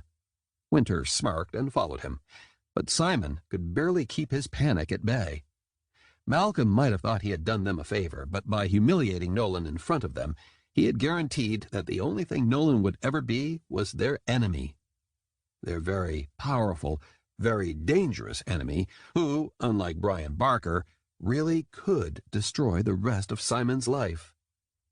Simon began to follow them, but Malcolm closed the office door before he could leave. "Not just yet," he said. "First, you're going to tell me what you're doing here." So Winter was right. Malcolm may have been the Alpha's son, but if he had had anything to do with her sending the rats or taking his mother, he would have known exactly why they were there. And Simon was absolutely certain that if that were the case, he would be locked away in a cell somewhere, not meeting his twin brother in a fancy office. That didn't mean he could trust Malcolm, though. Winter had been right about that, too. The most Simon could do was play into the lie Malcolm already believed. "An eagle tried to kidnap me," said Simon. "Daryl and my mother held him off, but we got separated, and a bunch of birds started to chase us. Winter's my friend. She thought we'd be safe here." "I see." A crease formed between Malcolm's eyebrows, and Simon couldn't decide whether that meant he believed him. "And how often did you see your mother?" "Almost never." He started to tell Malcolm about how his mother sent him postcards every month, but he bit his tongue before he let it slip. Instead, he asked the question he had been dreading. "Does she live here with Nolan?" "Yes," said Malcolm, and he sat on the couch. "She travels most of the time, but while she's in the city, she stays here." Betrayal snaked through him. All this time, she had been right across the park. She'd been here with his brother, being his mother instead of Simon's. "I don't get it," he blurted before he could stop himself. A lump formed in his throat. "If she was here the whole time, then she should have come to see me. I don't understand why she didn't." Malcolm said nothing for several seconds, and Simon knew from the pinched look on his face that he was wondering the exact same thing. "When she shows up, we'll ask," he said at last. She wouldn't be showing up, though. Not without Simon's help. His cheeks burned, and he turned away, focusing on the portrait of the man with sandy hair. "Did you know that's your father?" said Malcolm suddenly. "Luke. He was older than me, younger than Daryl. The glue that held us together." Simon stared at the painting. Luke. His father's name was Luke. He was smaller than Malcolm and Daryl, with lighter hair and eyes, and he wore a playful smirk that would have seemed unnatural on either of his brothers. But Simon looked like him, and the thought made his heart race. All his life he had wondered who his father had been. But this— "You didn't know about Nolan, did you?" said Malcolm. Simon shook his head, and while it was the truth, it hurt even more to admit that his mother and uncle hadn't trusted him with who he really was. "Nolan's going to hate me, isn't he?" said. Malcolm glanced at the painting of Daryl. "Brothers don't always get along." Simon's mouth went dry. His uncle must be frantically searching the city for him by now, but there was nothing Simon could do except find his mother and get out of there as fast as possible. "Come on," said Malcolm grimly. "I have to speak with the Alpha, and I'm not leaving you on your own. You can drop off your things first." Malcolm headed back into the living area, and Simon trudged after him. He saw the atrium with new eyes now. It was the place where his mother had lived, with his brother, and without Simon. Resentment coiled in the pit of his stomach. Why had she chosen Nolan instead of him? Had Simon done something wrong? He wouldn't have an answer until he found his mother, so despite his hurt and anger, he kept his mouth shut as he followed Malcolm toward the glass spiral staircase. They climbed past the second floor and up to the third, and just as Simon felt too dizzy to take another step, they finally reached the top. "In here," said Malcolm, pushing open another door to reveal a lavish bedroom larger than Simon and Daryl's entire apartment. A 4-poster bed with gold curtains sat in the center, with a fireplace crackling cheerfully in the corner, despite the late summer warmth. Simon set his backpack down, but Malcolm made no move to leave. I need to use the bathroom," he said. Malcolm nodded toward another door. "It connects to Nolan's room, so don't walk out the wrong door. And don't be long," he said, finally ducking outside. As soon as Malcolm was gone, Simon lifted his backpack onto a leather couch. Unzipping it, he dug through his socks until he found Felix. "Still alive?" he whispered. Felix bobbed his head. "You really have a brother?" Simon frowned. "Stay away from him, all right?" "I spent ages in your apartment with your uncle never spotting me," said Felix. "I can handle that pipsqueak." For the first time since this whole mess had happened, Simon smiled, but it quickly faded. "I need your help searching for my mother," he said. "Malcolm doesn't know about the rats, and I doubt Nolan does either. The Alpha must be keeping her somewhere neither of them would go." "I'll do my best," promised Felix. You stay safe and keep your ears open for anything that might help us find her or figure out what's going on. The Alpha took her for a reason. To get to me, said Simon, but the mouse shook his head. Maybe, but she wouldn't have gone to the trouble if she didn't need your mom, too. Isabel lives here, remember? Said Felix. If we can find out why the Alpha captured her instead of letting her go, we might have a better idea of what we're up against. Simon, said Malcolm through the door. who are you talking to? Felix scampered behind the couch. Myself, called Simon, and he opened the door. Sorry, bad habit. Malcolm eyed the bedroom over his shoulder, so reminiscent of Darrell that Simon felt a pang of guilt. Right. Ready? Simon nodded, and he followed Malcolm out of the room. He hated putting Felix in any sort of danger, but with Malcolm breathing down his neck and Winter stuck with the reptiles, he would need all the help he could get if he ever wanted to see his mother again, and find out why she had kept him secret all his life. Chapter 10. Pecking Order. Simon followed Malcolm back down the spiral steps and into the atrium. Every so often his newfound uncle looked back at him, as if he was trying to reassure himself that this was all actually happening. Simon felt exactly the same way. My office is on the upper level, said Malcolm. You can watch the pit while I call the Alpha. What is the pit, exactly? Simon asked.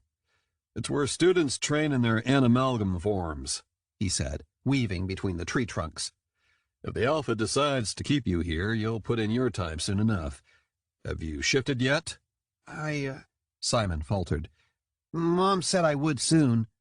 Malcolm raked his hand through his short hair in another gesture that reminded Simon all too much of Darrell. Of course you haven't, he said. All the other students have, so unless you want a nice scar to help us tell you two apart, don't get in anyone's way. Got it? Simon nodded, and Malcolm headed into the corridor that led around the entire school. Reptile section at the end of the hall, he said as Simon jogged to keep up. Don't go in there unless you have to, and if you do, watch your step. We only have so much anti-venom. What does it look like? Said Simon, remembering the forest and the aquarium from the other sections. A desert. 30 seconds in there, and you'll spend the next 3 weeks washing sand out of places you didn't know you had. The insects section is beyond that, on the other side of the entrance hall. Not even I go in there. They filled the hallway with a maze of thick webs no human can navigate. Simon shuddered. Wouldn't that stop other insects from being able to get inside? The ones with wings and lots of legs and stuff? There's space above and below the webs for them to enter, though we've had incidents of spiders trying to trap them as a joke, said Malcolm. Spiders technically aren't insects, though they are both arthropods, along with the other members of their section. They insist on being called the Insect Kingdom, though. I suspect because they dislike being referred to as bugs, or maybe because the spiders hope we'll forget about them. Spiders are the spies of the animal kingdoms, and they aren't exactly fond of others. I wouldn't be either if I were their size. But as secretive and cunning as they are, we accept all promising students from the allied kingdoms. Except birds, said Simon. Yes. Well, they're not interested in being our allies, are they? Unless you think Orion was just trying to invite you over for a nice cup of tea. Orion had been trying to protect him from the pack, but Simon couldn't say that. Instead, he followed Malcolm up another spiral staircase. He could hear faint cheering, but couldn't tell where it was coming from. If spiders are the spies of the animal kingdoms, then what are mammals like? Fierce, competitive, brave. Malcolm paused when he reached the balcony, waiting for Simon to catch up. We're the warriors of the 5 kingdoms, the sworn defenders of all. We do what we have to do in order to protect those who can't protect themselves. Which meant they also had the brute force to control the other kingdoms. Simon decided that if Brian Barker were an animalgam, he would be one of them. Surely not all mammals could be bad, though. Darrell was a wolf, after all. Then again, Simon didn't ever want to be on his uncle's bad side. "What about the fish?" he said. "You're just full of questions, aren't you?" Scowling, Malcolm led him into the inner ring of the den. Strict military society. They place high value on diligence, obedience, and working together, and they patrol the oceans and protect our lands from invaders. They're led by a general instead of an alpha. Insects have a queen, he added. Birds have a lord. Reptiles have a council, though they're mostly nomads. Nomads? Means they don't usually live in groups like we do. They tend to wander around by themselves and make their own rules. The laid-back, creative types. Malcolm's tone made it obvious what he thought about that. Don't make great fighters, but most of the ones here are venomous, so they have their uses. This way. Malcolm led Simon down another stone hallway filled with more portraits of animals that looked like they could have come from the postcards his mother had sent him. They passed several doors bearing plaques, though Simon recognized only one name at the end of the hallway, Malcolm Thorn. Stay in the hall. Malcolm jerked his head toward a nearby window that took up nearly the entire wall. Pit's right there. You can watch, but don't go in and stay out of sight. Malcolm disappeared into his office, and Simon inched toward the glass, feigning interest. To his left, a door opened onto a platform, and another staircase led down into what looked like a giant sandbox. Encircling it were rows and rows of bleachers, crammed with what must have been the whole school packed together to watch. In the center of it all, a viper rose up, threatening a cowering grizzly bear that looked an awful lot like Tomas. Before Simon could get sucked into the match, Malcolm's voice floated from underneath his door, loud enough for Simon to make out the words. Know about this? Of course not, said a woman in a clipped voice. The Alpha. Simon sneaked closer to the office door, careful not to make a sound. I'll believe Darrell is alive when I see him myself. But twins? And you say the other one knows Isabel? Simon, yes, said Malcolm. Orion attacked them, and Isabel hasn't returned. I need you back here. I cannot cut this summit short, not if we want to keep the alliance with the Black Widow Queen, said the Alpha. If you would like her as your enemy, then by all means, but I will return in 2 days once we've reached an accord. Malcolm growled. The flock is circling the zoo, and their assaults have been growing more and more frequent. I will take the boys out of the city and into mammal territory when I return, she said. If your supposedly dead brother was able to keep this boy safe all these years, then surely you can manage to keep an eye on him until then. Or has Darrell yet again managed to show you up, even from beyond the grave? Malcolm was silent for several seconds. 2 days. Don't let him out of your sight. Heavy footsteps echoed through the office, and Simon rushed back to the window, trying to make it look as though he had been watching the pit the whole time. 2 days. He had 2 days until the Alpha returned, and then she would whisk him and Nolan away from the city, undoubtedly to a place where not even Orion could help him. If he ever wanted to see his mother again, he had to find her before then. Malcolm joined Simon at the window and stared down into the pit. The bear and the viper were gone now, and instead 2 students slowly circled one another in the sand. It didn't look like much of a fight. The first boy was almost twice the size of the second, who wore a hood pulled up over his head and was so slight that he made Winter look like a giant. Simon furrowed his brow. Is that even fair? Probably not, said Malcolm, looking murderous. Just watch. Finally, the larger student lunged. The other student sidestepped him, though, and he landed face down in the sand. A long magenta braid swung out from underneath the smaller one's hood, and Simon gaped. She was a girl. The boy slowly stood, baring his teeth and growling so loudly that Simon could hear him through the open door. He then let out a ferocious roar, and all at once his body changed from human to mountain lion. "He's going to kill her," said Simon, frantically searching the crowd for someone who could help. He spotted Winter at the very top of the bleachers, sitting apart from the rest of the students, while Nolan lounged near the bottom, surrounded by a group of cheering boys. The prince didn't join them, though. Instead, he looked bored, as if watching a giant cat devour a girl half his size was something he saw every day. Fine. If Nolan wouldn't help, then Simon would. He darted through the door and out onto the balcony above the pit. Behind him, Malcolm swore, but Simon was halfway down the stairs by the time his uncle caught up and grabbed the back of his shirt. "What did I say about staying out of sight?" said Malcolm. Some of the students had noticed them, and they were pointing and murmuring to their friends. He groaned. terrific. Everyone in the 5 kingdoms is going to know you exist by morning. I don't care, said Simon. You need to stop him. And you need to watch. Simon struggled against his grip, but Malcolm was too strong. Eventually, he had no choice but to give up and observe the match. Nearly everyone in the crowd was now staring at him, but he ignored them and focused on the fight in the pit instead.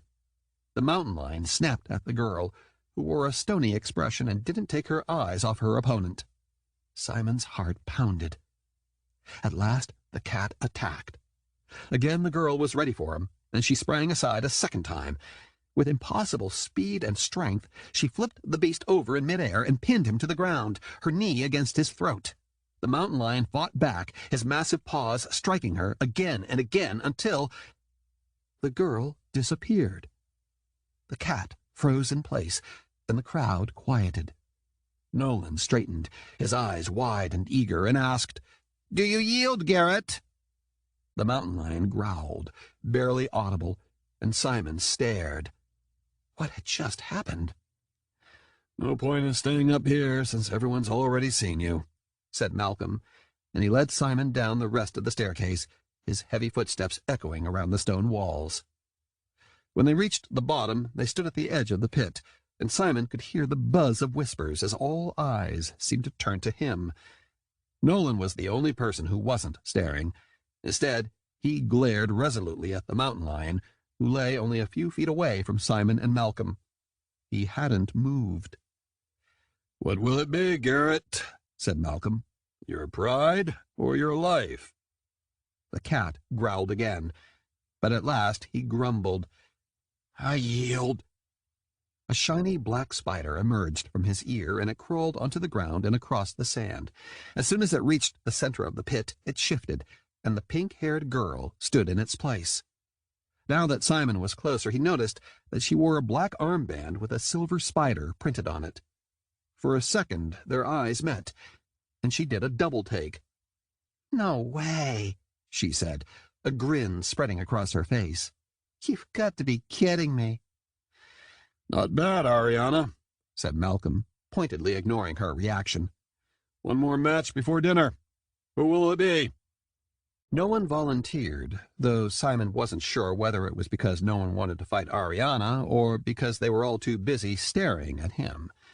Malcolm seemed to be doing his best to act nonchalant, but he couldn't hide his scowl. "Who's left?"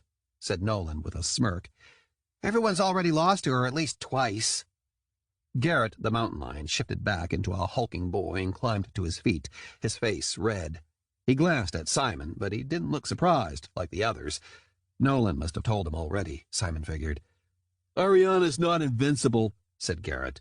"One stomp in the right place and—" "You want another round, Puss in Boots?" Ariana said. "Spider or not, I can take you down any day of the week." "Enough," said Malcolm. "We are not here to show off or to bully and intimidate others. We are here to keep the peace between our kingdoms, and that cannot happen if you choose to take these matches personally instead of learning from them. Do you understand?" Ariana nodded, and Garrett kicked sand as he joined the others at the bottom of the bleachers. He focused on Simon again and leaned in, whispering to Nolan. "Good," said Malcolm as he looked around. "Now, who's brave enough for one more fight?" Several of the students fidgeted uncomfortably. Others who had been staring at Simon suddenly looked at their hands. There had to be 100 of them, Simon guessed, some as old as 16 or 17, and all with silver silhouettes of predators on their armbands. Wolves, vipers, spiders, bears, wasps, scorpions, panthers, and even a few sharks and stingrays. He wasn't sure how they fought on dry land, but now wasn't the time to ask. Instead, he searched for any armbands with dolphins to see if he could spot Jam. "None of you has the courage to face Ariana again," said Malcolm. "Have you all given up so easily?" "What about Simon?" said Nolan. "I want to see what he can do." Ariana tucked her braid into the back of her shirt and grinned. "Sure, if you want chicken legs for dinner." Simon didn't care how small she was. If she could take down the best of the mammal kingdom, then she was right. He didn't stand a chance. "She'll kill me," he said. "You don't have to," said Malcolm, clapping Simon's shoulder. "Probably better if you don't." "Afraid of spiders?" said Nolan. The boys surrounding him burst out laughing, and Simon's face grew hot. If he agreed to fight, no doubt Ariana would take him down faster than he could blink, and he would be the laughingstock of the entire school. But at least it would prove he was willing to be one of them. No one could call him a coward. "It's fine," he said, shrugging off Malcolm's hand. "I'll do it. Always happy to provide a few bruises." Ariana took her place on the opposite side of the pit. There was something maniacal about the way she watched Simon, and she flashed him another grin. He was going to die. Chapter 11. Dog Eat Dog. "Good luck," said Malcolm, patting Simon on the shoulder. "All you have to do is get her to yield, and don't kill her." "Is she allowed to kill me?"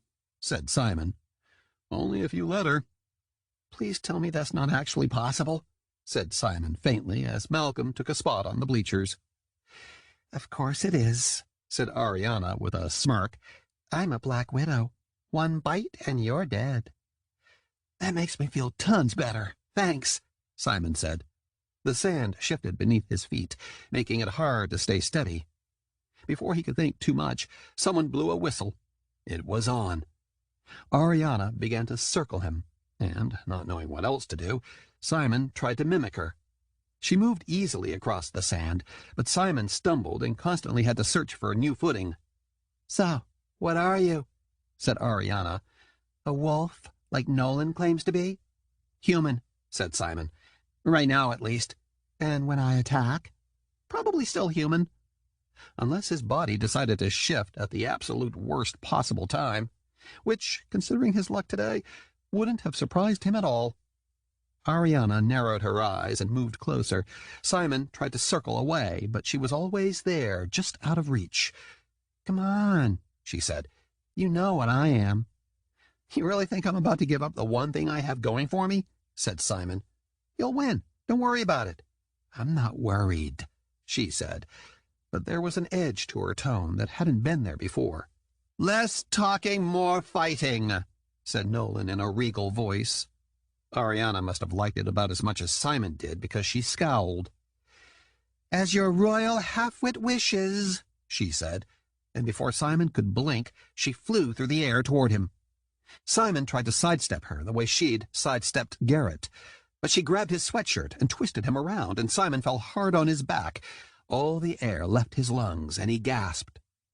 Ariana didn't give him any kind of break. She tried to pin him, but Simon expected it. Still wheezing, he pushed her off and scrambled back up, once again struggling to find his footing. "You're worse than I thought," said Ariana.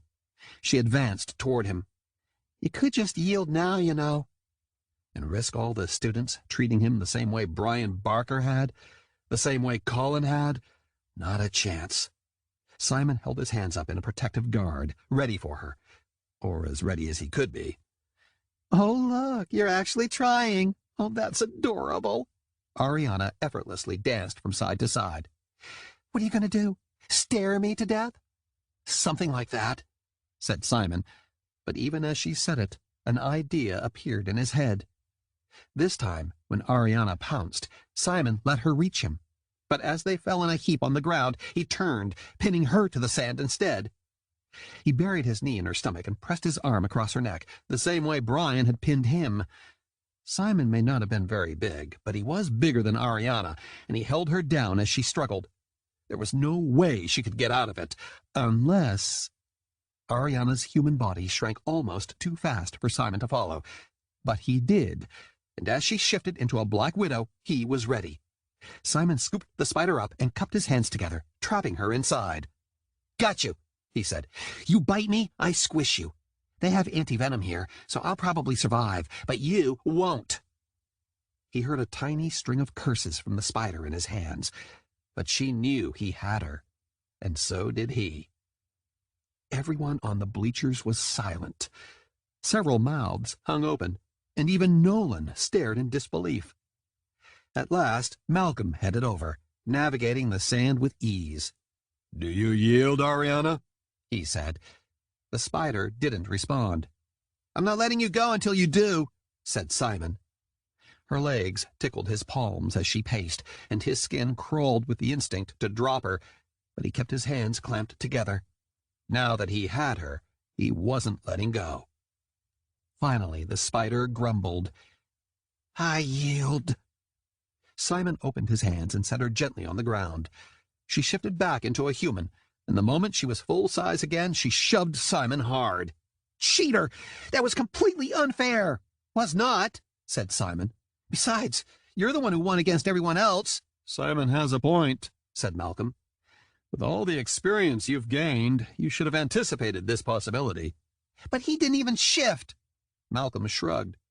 Sometimes remaining human is our best strategy. He raised his chin to address everyone on the bleachers as well. Relying on our animalgam forms can expose weakness, and we have to remember that we're not only wolves or vipers or spiders, we're also human, and we must learn to utilize our strengths in both forms. Simon has been here for less than an hour, but he bested your greatest opponent by analyzing her weaknesses and using them against her. Simon bit his lip. Malcolm made him sound like some kind of tactical genius, but he hadn't analyzed anything. He'd gotten lucky, that was all. Nolan leaned forward. "Seems like you do have a flaw after all, Spider Girl," he said.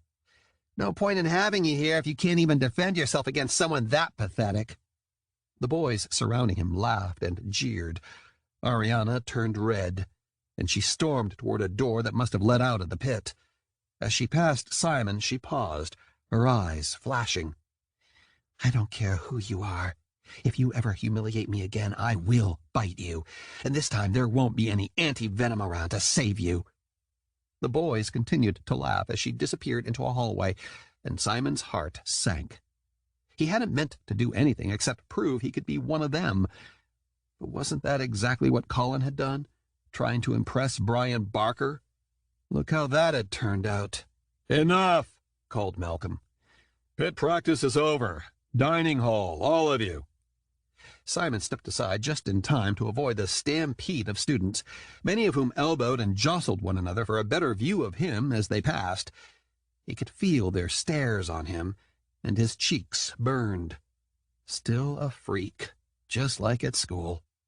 Malcolm ambled up beside him, and one glare from him had the remaining students scattering. Next time you disobey me, I'll put you up against Garrett. He won't be so easy to beat. Simon made a face at the thought of the mountain lion's claws.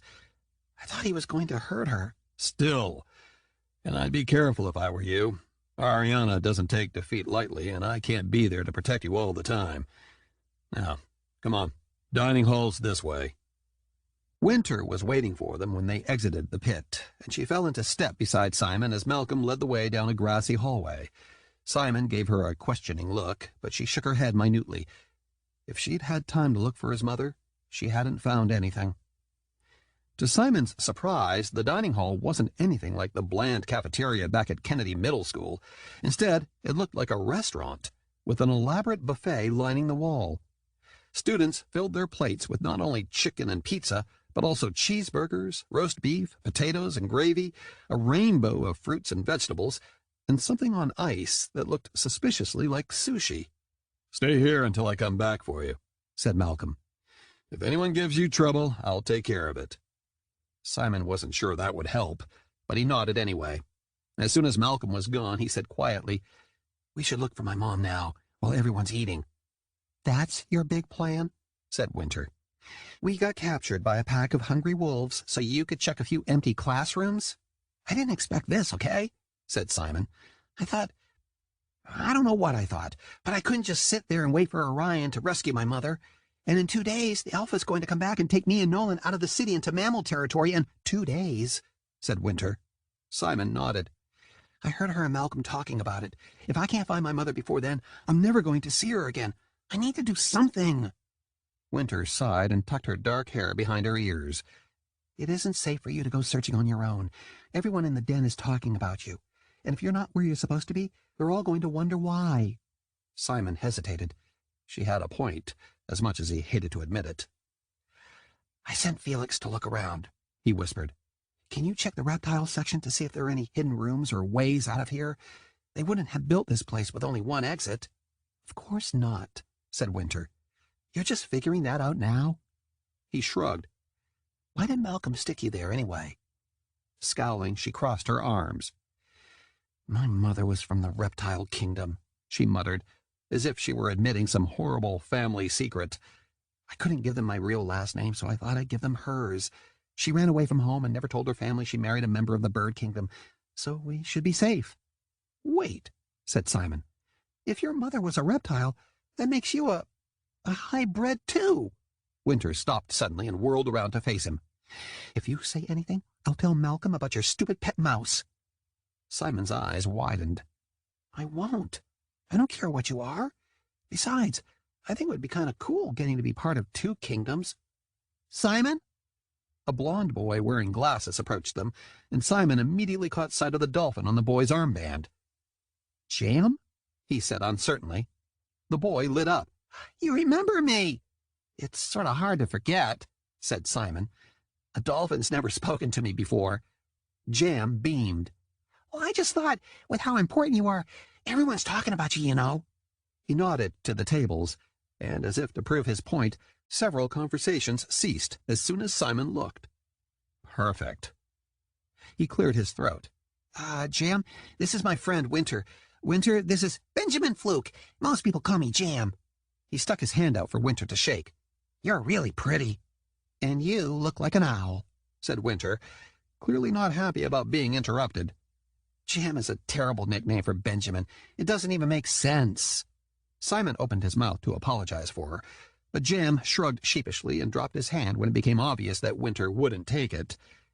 My sisters like to get me in trouble all the time, so my mom used to joke that I was always in a jam. It just stuck. Winter looked unimpressed, but to Simon's relief, she didn't make any more comments. I like it, he said. Well, thanks. Me too.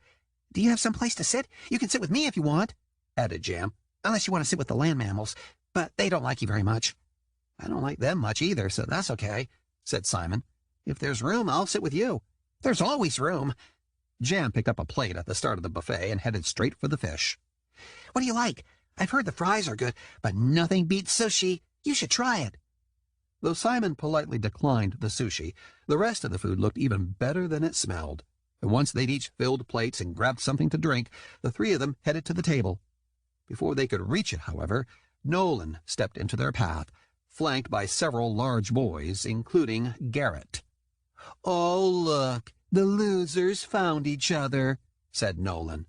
How sweet. Jam's smile faded, and he gripped his tray hard enough to make his water teeter. Hi, Nolan. Congratulations on finding out you have a brother. That must be cool. Instantly, Simon could tell Jam had said exactly the wrong thing, as Nolan's face clouded over and he balled his hands into fists the same way Simon did when he got angry. I don't have a brother, he spat. Jam frowned and looked at Simon. But I said I don't have a brother! Without warning, Nolan shoved Jam's tray into his chest, spilling water all down Jam's front and mashing sushi against his shirt. The entire dining hall fell silent. Jam stood there, dumbfounded and pale, and all Simon could think about were the times Brian Barker had done the exact same kind of thing to him in front of everyone. The knot in his chest felt like a hot coal burning him up from the inside out, and without thinking he grabbed the glass of chocolate milk from his tray and marched up to Nolan, dumping the entire thing over his head. What? Sputtered Nolan, as chocolate milk ran down his body, and his expression twisted into an enraged snarl. He lurched forward and tackled Simon to the floor, ripping at his shirt and tearing at his hair. Every instinct he had screamed at Simon to fight back, but no matter how much Nolan might have deserved a chocolate milk bath, he was still his brother, and Simon couldn't hit him. Distantly, he heard Winter shouting at them to stop, but all he could do was shield his face from Nolan's punches and protect his chest with his knees, the same way he had against Brian earlier that afternoon. Nolan, Nolan, Nolan, chanted the other mammals, and Simon opened his eyes enough to see that a tight circle had formed around them. Several of the students had shifted into their animal forms, and Simon spotted a mountain lion and a pair of coyotes lurking on the edge of his vision. No doubt they would jump in with their claws and fangs if Simon tried to retaliate, but as long as Simon kept his fists to himself, it was just Nolan. He wasn't even hitting that hard, nothing like the 8th-grade bullies who had had years of practice. Judging by the way Nolan grew winded after only 15 seconds, Simon guessed this was his first time beating someone up by himself. Enough! A vicious roar cut through the cheers, and the students scrambled back to make way for Malcolm and the 3 hulking wolves that flanked him. Nolan ignored them and raised his fist again, ready to strike. Did you not hear me? Said Malcolm, grabbing him by the back of his collar and lifting him into the air. One of the wolves padded up to Simon and sniffed him. "Still alive, pup?" she said, shifting into a tall brunette. Simon nodded, pushing himself upright. His nose ached, and when he wiped his mouth, there was a smear of blood on his hand, but otherwise he felt all right. "He dumped his milk over my head in front of everyone!" cried Nolan. His face was flushed, and his eyes were watery, and he squirmed against Malcolm's unyielding grip. "And does the sushi on Benjamin's shirt have anything to do with why he did it?" said Malcolm. Nolan opened and shut his mouth. "I thought so. The 4 of you, come with me. The rest of you, finish your dinner and get back to your dorms. And you lot—" He glared at the mammals who had shifted in anticipation of Simon retaliating. "Threaten to attack a member of the Alpha family one more time, and I will personally make sure that you never again see the inside of this or any other Animalgam Academy for the rest of your miserable lives." The 3 boys shifted back sullenly, while Malcolm dragged Nolan out of the dining hall. The woman with the brown hair touched Simon's shoulder and led him after them, and when he glanced back he saw that Winter was helping Jam wipe sushi off his shirt as they followed. "Ow! Ow! Ow!" cried Nolan. But as far as Simon could tell, Malcolm didn't loosen his grip. Instead, he dragged him to the atrium inside the Alpha section, where he shoved him onto a sofa against the wall. "You will never lay a hand on your brother again," he snarled, looming over him. "And if I ever catch you so much as thinking about it, so help me you'll be more prisoner than prince for the rest of your education. Do you understand?" Nolan shrank back into the couch cushions, rubbing his neck. "Yes, sir," he muttered, and he shot Simon a look so venomous that Simon could practically feel his insides curdling. "Here, hold this to your nose," said the woman as she urged Simon down on the other end of the couch. She offered him a handkerchief, and Simon took it.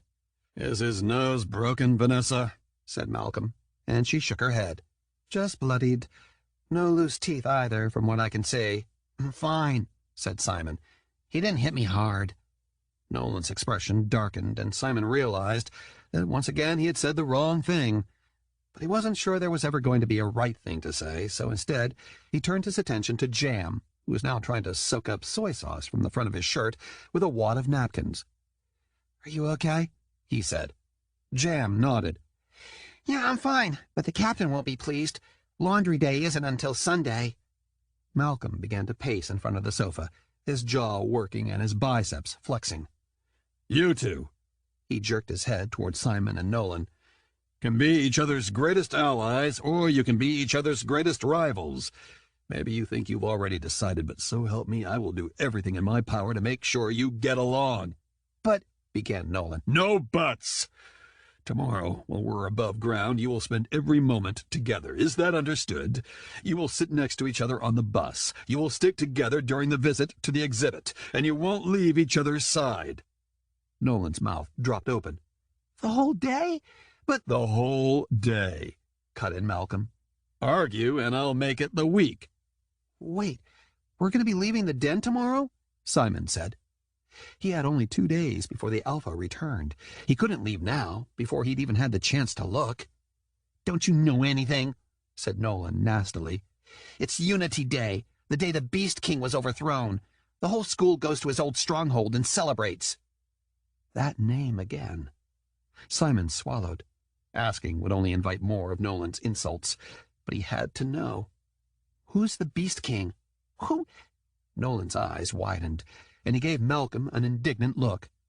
"And you want to chain me to him for the whole day?" "It'll be good for you," said Malcolm, and he shifted uneasily. The Beast King and his history is a very long story, best left to another time. All you need to know is that he was a tyrannical ruler, and hundreds of years ago the 5 kingdoms banded together to overthrow him. Tomorrow is the anniversary of that victory, and we cannot miss the celebration. It's the most important holiday in our world. But I thought the flock would attack us if we left, said Simon. I would rather keep you both here, away from the skies, but you'll be safe in the stronghold. I'll be with you the entire time, and the Underwater Kingdom has already agreed to augment our forces. If Orion dares to come after you, then he'll pay the price for his stupidity. Simon glanced at Winter. Their time was already dwindling. Unless they got enormously lucky, losing an entire day would only make finding his mother that much more difficult. Vanessa, make sure Mr. Fluke and Miss Rivera return to their dormitories and have dinner delivered to them, said Malcolm, and she nodded. Nolan, you have homework. Nolan all but leaped to his feet and ran up the spiral staircase, and the slam of his bedroom door echoed throughout the atrium. And Simon, added Malcolm after silence fell once more, you've had a rough day. Tomorrow can't be better if you don't get any rest. Taking the hint, Simon stood too. I'll see you tomorrow, he said to Winter. She shot him an amused look, though what she found so funny he didn't know. Right, tomorrow. She headed out of the room without waiting for Vanessa, making a sharp right toward the reptile section. Simon watched her go, feeling more and more hopeless with every step she took. I'll be there tomorrow, too, said Jam, who smelled like the seafood restaurant around the corner from Simon's apartment. I'm sorry about your nose. Simon shrugged. Sorry about your shirt. Never liked it much anyway. And despite everything that had happened in the dining hall, Jam grinned. See ya, Simon. Once Vanessa led Jam out of the atrium, Simon shuffled over to the spiral staircase, weariness hitting him like an 800-pound gorilla. Before he could start the climb, however, Malcolm put a hand on his shoulder. I'll send a sandwich up for you, he said, and then hesitated. You're sure you're okay? Simon wasn't sure he would ever be okay again, but he didn't know how he was supposed to tell that to Malcolm. You're a lot like him, you know, he said. Daryl, I mean. Malcolm's grip on his shoulder tightened. He's really alive? Simon nodded, and something flashed across Malcolm's face, something Simon recognized all too well. He wasn't the only one who had been blindsided by a brother today. I'm sorry he lied to you. I'm sorry he lied to both of us, said Malcolm, and he cleared his throat. Right then, upstairs with you. If Nolan gives you any problems, I'm 2 doors down the hall. Do you think there's a way you can let Daryl know I'm here? Said Simon, worry gnawing in the pit of his stomach. It had been there all day, lurking in the background, but he could no longer avoid it. He might have discovered a whole family he'd never known about, but his uncle was still the one who had been there for him his entire life. I've already sent out a messenger, said Malcolm. Now that we know Daryl's alive, we'll find him. If the last 12 years had proven anything, it was that his uncle had an uncanny ability to hide right under someone's nose. But Simon was too tired to do anything but accept that Malcolm knew what he was doing. When he reached his bedroom, Simon briefly considered collapsing into the huge 4-poster bed without changing into his pajamas, but then he saw the origami swan sitting on his pillow. Exhaustion momentarily forgotten, he picked it up and examined it. On one wing, someone had written, "Open me, seaweed brain," in neat, blocky handwriting. Winter. He unfolded the swan, careful not to tear the edges. On the back of what looked like plain paper was a note. Stop panicking. You're going to give us away. If she's here, I'll find her. Just trust me. Simon glanced around the room, searching for any sign of her. But somehow, in the short time he had spoken with Malcolm, Winter had managed to get into his room from the reptile section, write him a note, turn it into folded art, and disappear completely. He smiled. It seemed he wasn't the only one with secrets in this place, but at least someone was on his side. Chapter 12. The Beast King. True to his word, the next morning Malcolm paired Simon and Nolan together, forcing them to sit at the front of one of the two buses that would take the whole school to the Beast King's stronghold. Simon had tried everything to get out of going, including feigning illness, but Malcolm had none of it. Instead, all he'd succeeded in doing was making sure his new uncle watched him even closer. Felix hadn't made an appearance that morning, and every time Simon tried to ask Winter if she'd had a chance to search for his mother, Nolan or Malcolm hovered nearby, and he'd had to quickly change the subject. To make matters worse, Nolan barely said 2 words to him, instead staring out the window with his hands clenched. Any hopes Simon had had of his brother helping him find their mother were gone. After only 15 minutes, the bus stopped at a private dock on the East River. "We're going by boat?" Simon said as he pulled on his backpack, and Nolan scoffed, the first sound he'd made since boarding. "It's an island. What did you think we'd do, swim?"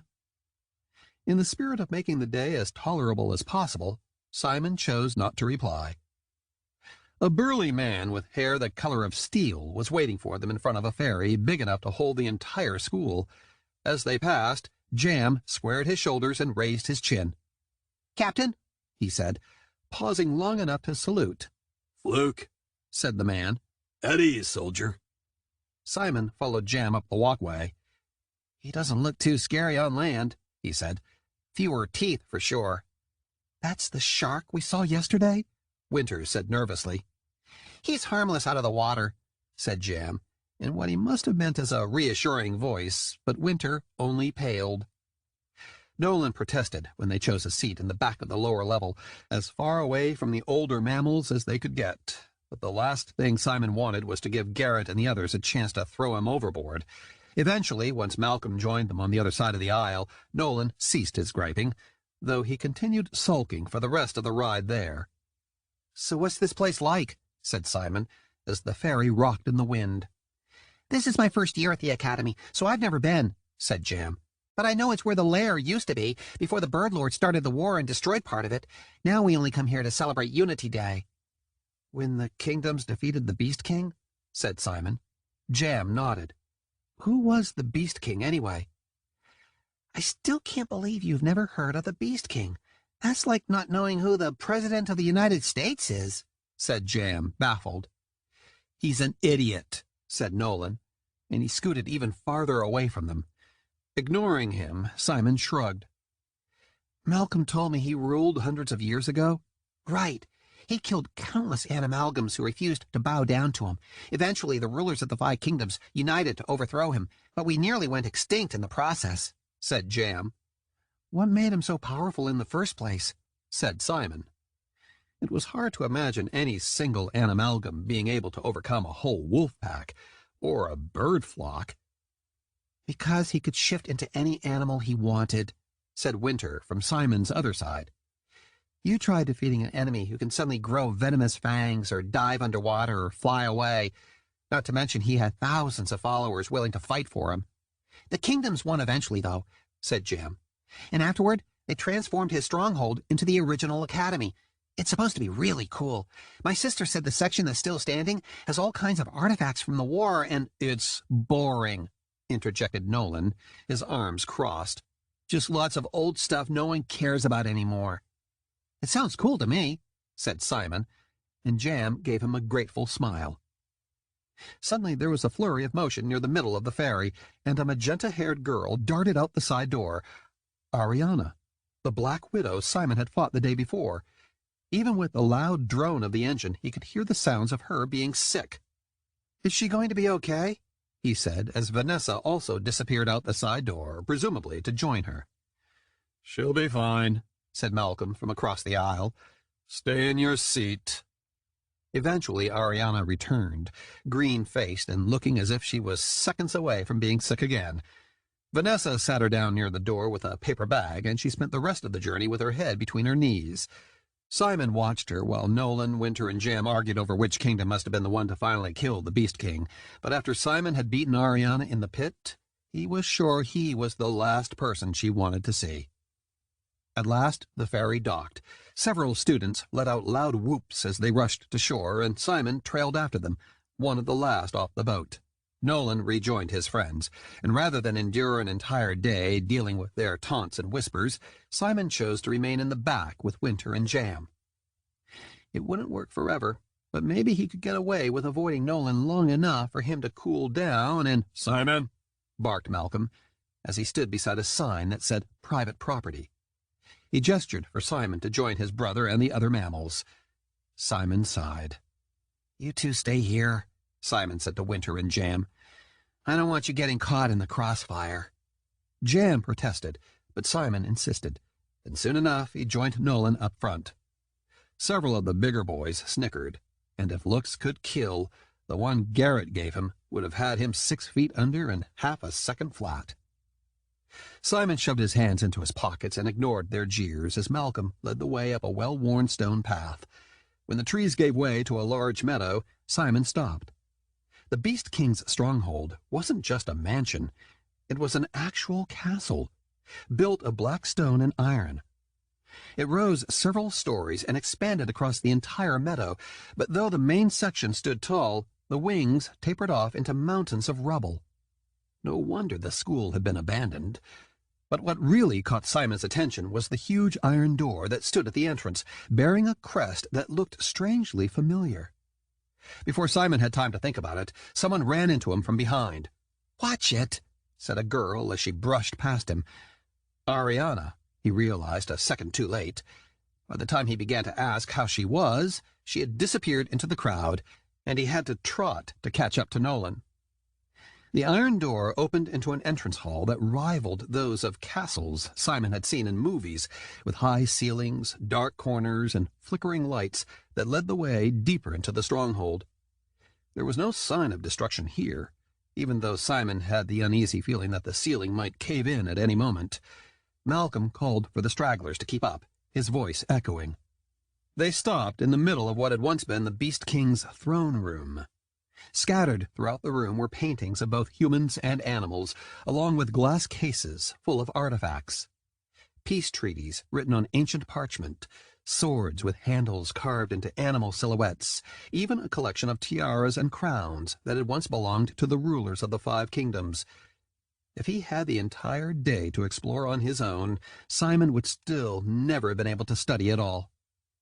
Thankfully, Malcolm didn't seem to be paying too much attention to Simon, now that they were safely inside, and he slipped away while Nolan and his friends were laughing at a painting of a bear crushing a hawk under its paw. Winter stood in front of a glass case that held a silver scepter, her brow furrowed as she examined it. "The Predator," said Simon, reading the label on the case. It didn't look like anything terribly interesting. "This is how the Beast King conquered the entire Animalgam kingdom," said Winter.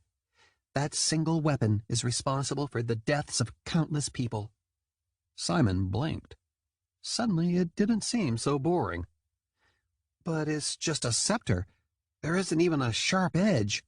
That's because this isn't the whole thing." Winter set her hand on the glass. "When all the pieces are in place, the Predator can absorb the power of everyone it kills and transfer it to the person who holds the scepter. That's what made the Beast King so dangerous," said Jam. He had made his way through the crowd, closer to where Simon stood. "He killed so many different animalgams that eventually he could shift into anything he wanted. Lion, whale, ladybug, python, woodpecker, you name it. But I don't think this is the real thing." Jam pointed to the end of the scepter and squinted. "It's a very convincing replica, but I'm pretty sure the grooves on the end are supposed to be deeper. That's where the pieces go." "Where are they?" said Simon, while Winter stood on her tiptoes to examine the scepter. "No one knows," said Jam. "When the rulers of the 5 kingdoms killed the Beast King, they tried to destroy the Predator, and the end shattered into 5 pieces. They each took one and hid it in their kingdoms. Without all 5, the scepter is as harmless as a stick." "There are tons of legends about people trying to hunt down all 5 pieces," said Winter, dropping back down on her heels.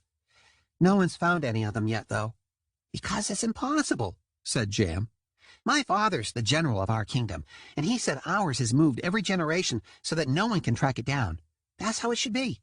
If anyone put the Predator together, they could gain the power of the Beast King, and we'd be at war all over again." And they would be able to wipe out their enemies completely. The knot in Simon's chest tightened. Suddenly he was glad the scepter was just a replica. "I don't see why no one smashed their piece so it couldn't be used at all," he said. "You can only destroy the predator when it's completely assembled," said Winter, "and no one wants to risk putting it together to try." A loud whistle pierced the air. "Simon, up here," called Malcolm from the front of the room. Simon winced, and he offered his friends an apologetic look before trudging back to Nolan and the other mammals.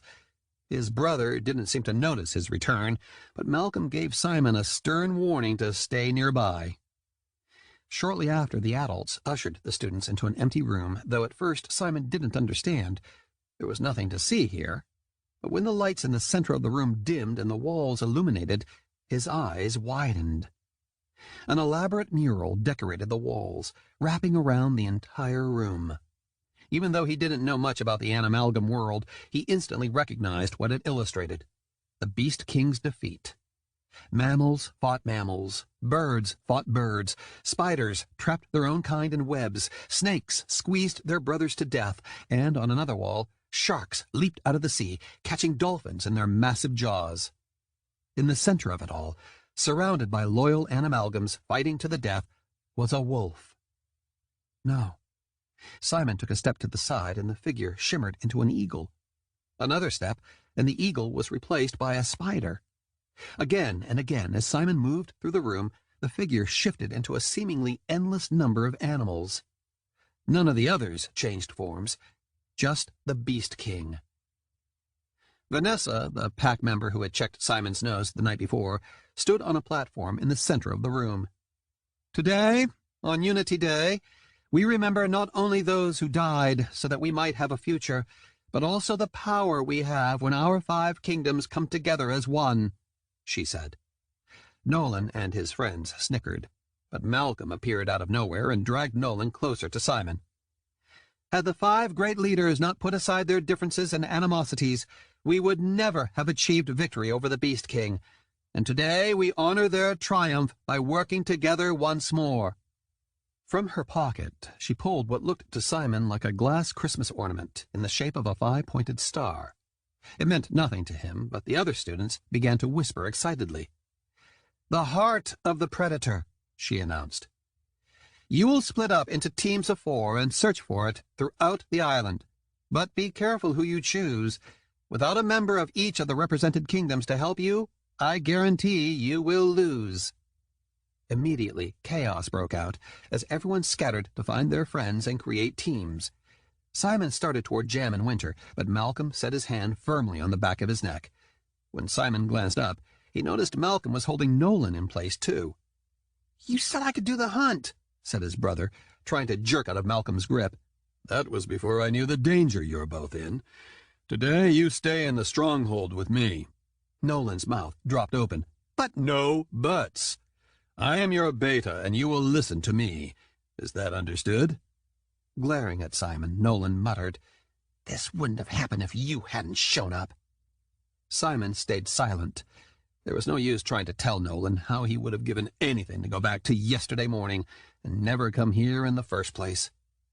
While the rest of the students formed teams and filtered outside to eat before the start of the hunt, Malcolm led Simon and Nolan down a hallway and into a small library stuffed floor to ceiling with books. "Stay here," he said. "I'm going to grab lunch for us." Simon didn't argue. The books in the room must have held the entire history of the Animalgam world, and he eagerly explored the shelves. Nolan, on the other hand, paced the length of the library for several minutes before finally huffing and heading for the door. "Where are you going?" said Simon as he climbed a ladder, hoping to explore the higher shelves. "You can stay here like some caged animal, but I'm joining the hunt," said Nolan, and he stormed out of the library, leaving Simon on his own.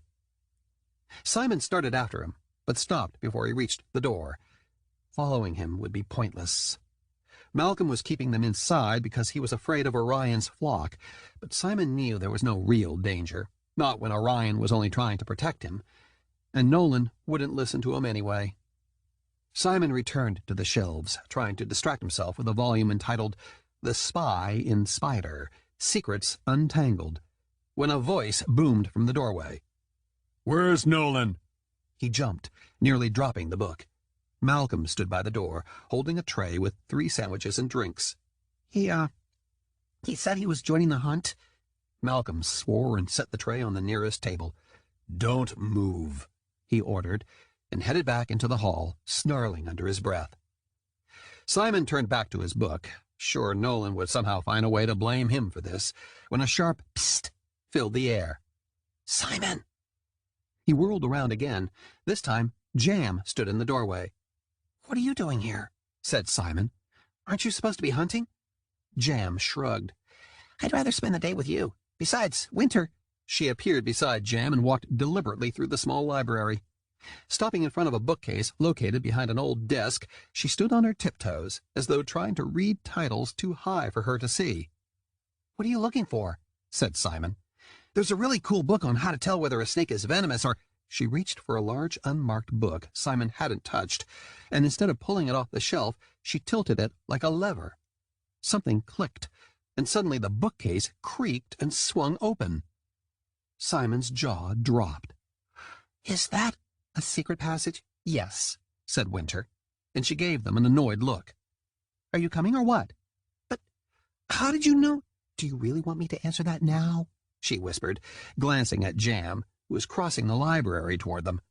Orion must have told her, Simon realized. "Have you been here before?" said Jam as he came over to inspect the entrance to the tunnel. An empty metal cylinder that looked like it was meant to hold a torch was mounted to the stone wall. "My grandfather told me about it," said Winter, and she stepped inside. Simon hesitated. If he left, no doubt Malcolm would panic the way he had when Nolan disappeared. But technically he wasn't leaving the stronghold, or the library, and Winter was going whether Simon went with her or not. It was his fault they were stuck in this situation in the first place. The least he could do was make sure nothing happened to her. "What's down here?" he said, as he followed her through a narrow passageway that seemed to wind in on itself. "I don't know," said Winter, though the edge to her voice made it clear to Simon that she knew exactly where they were going. He didn't press her, though, not in front of Jam. As much as Simon trusted him, there must have been a reason Winter wasn't willing to explain where Jam could hear her. Somehow she had acquired a flashlight, and as the tunnel darkened, she turned it on. Eventually, the passageway descended into a spiral staircase that must have gone below ground, because the temperature dipped the farther they went. When Simon was sure they couldn't go any deeper without his ears popping, Winter finally stopped. In front of her stood a dirt wall with a thick wooden door in the center. A rusty iron ring hung from it in place of a modern knob, and Simon got the distinct feeling that they were the first people to see this place since the lair had moved beneath the Central Park Zoo. "This must be below the part of the stronghold that the flock destroyed," said Jam, and he looked back up the spiral staircase. "It could crumble in on us at any moment." "Stop being such a chicken. If it hasn't caved in yet, we'll be fine," said Winter, and she pulled on the rusty ring. Something squeaked, but the door remained steadfastly shut. Growling, she tried again. Nothing. "Are you really just going to stand there, Simon? It's not like I haven't done anything lately to help you." Simon wanted to ask her what was on the other side, but with Jam lingering so close, he couldn't risk it. She had told Simon to trust her, so he would.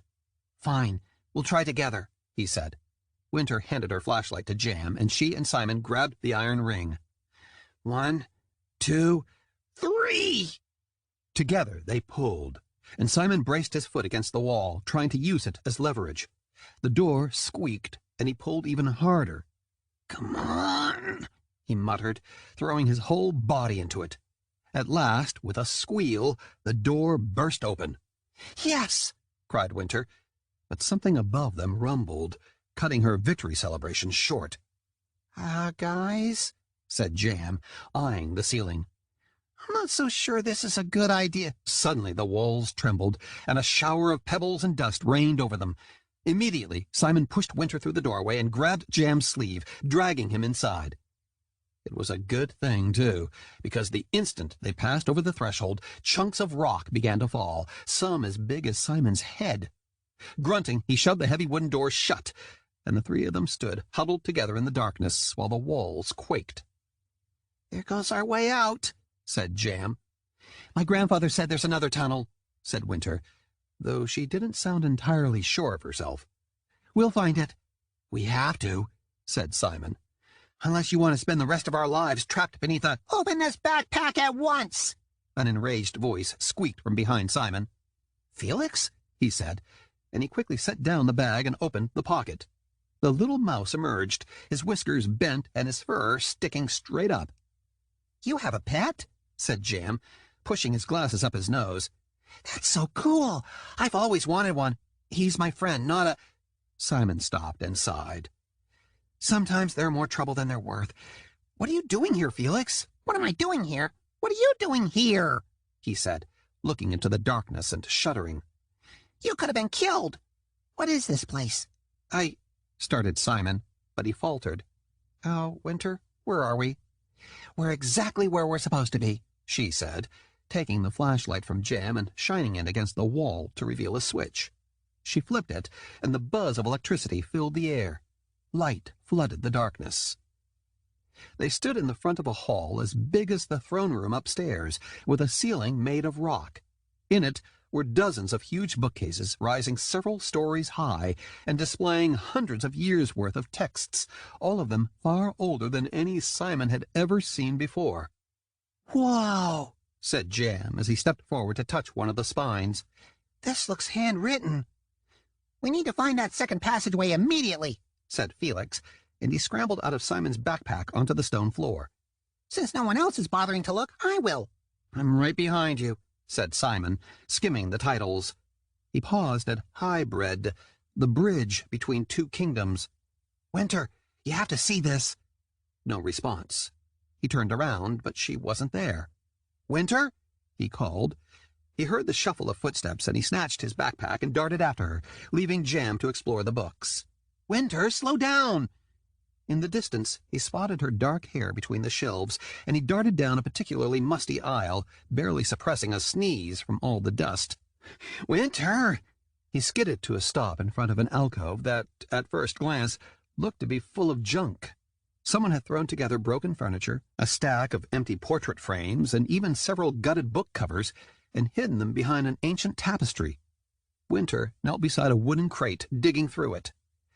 "I take it we're not down here to read books," said Simon. "You need to tell me what's going on, Winter."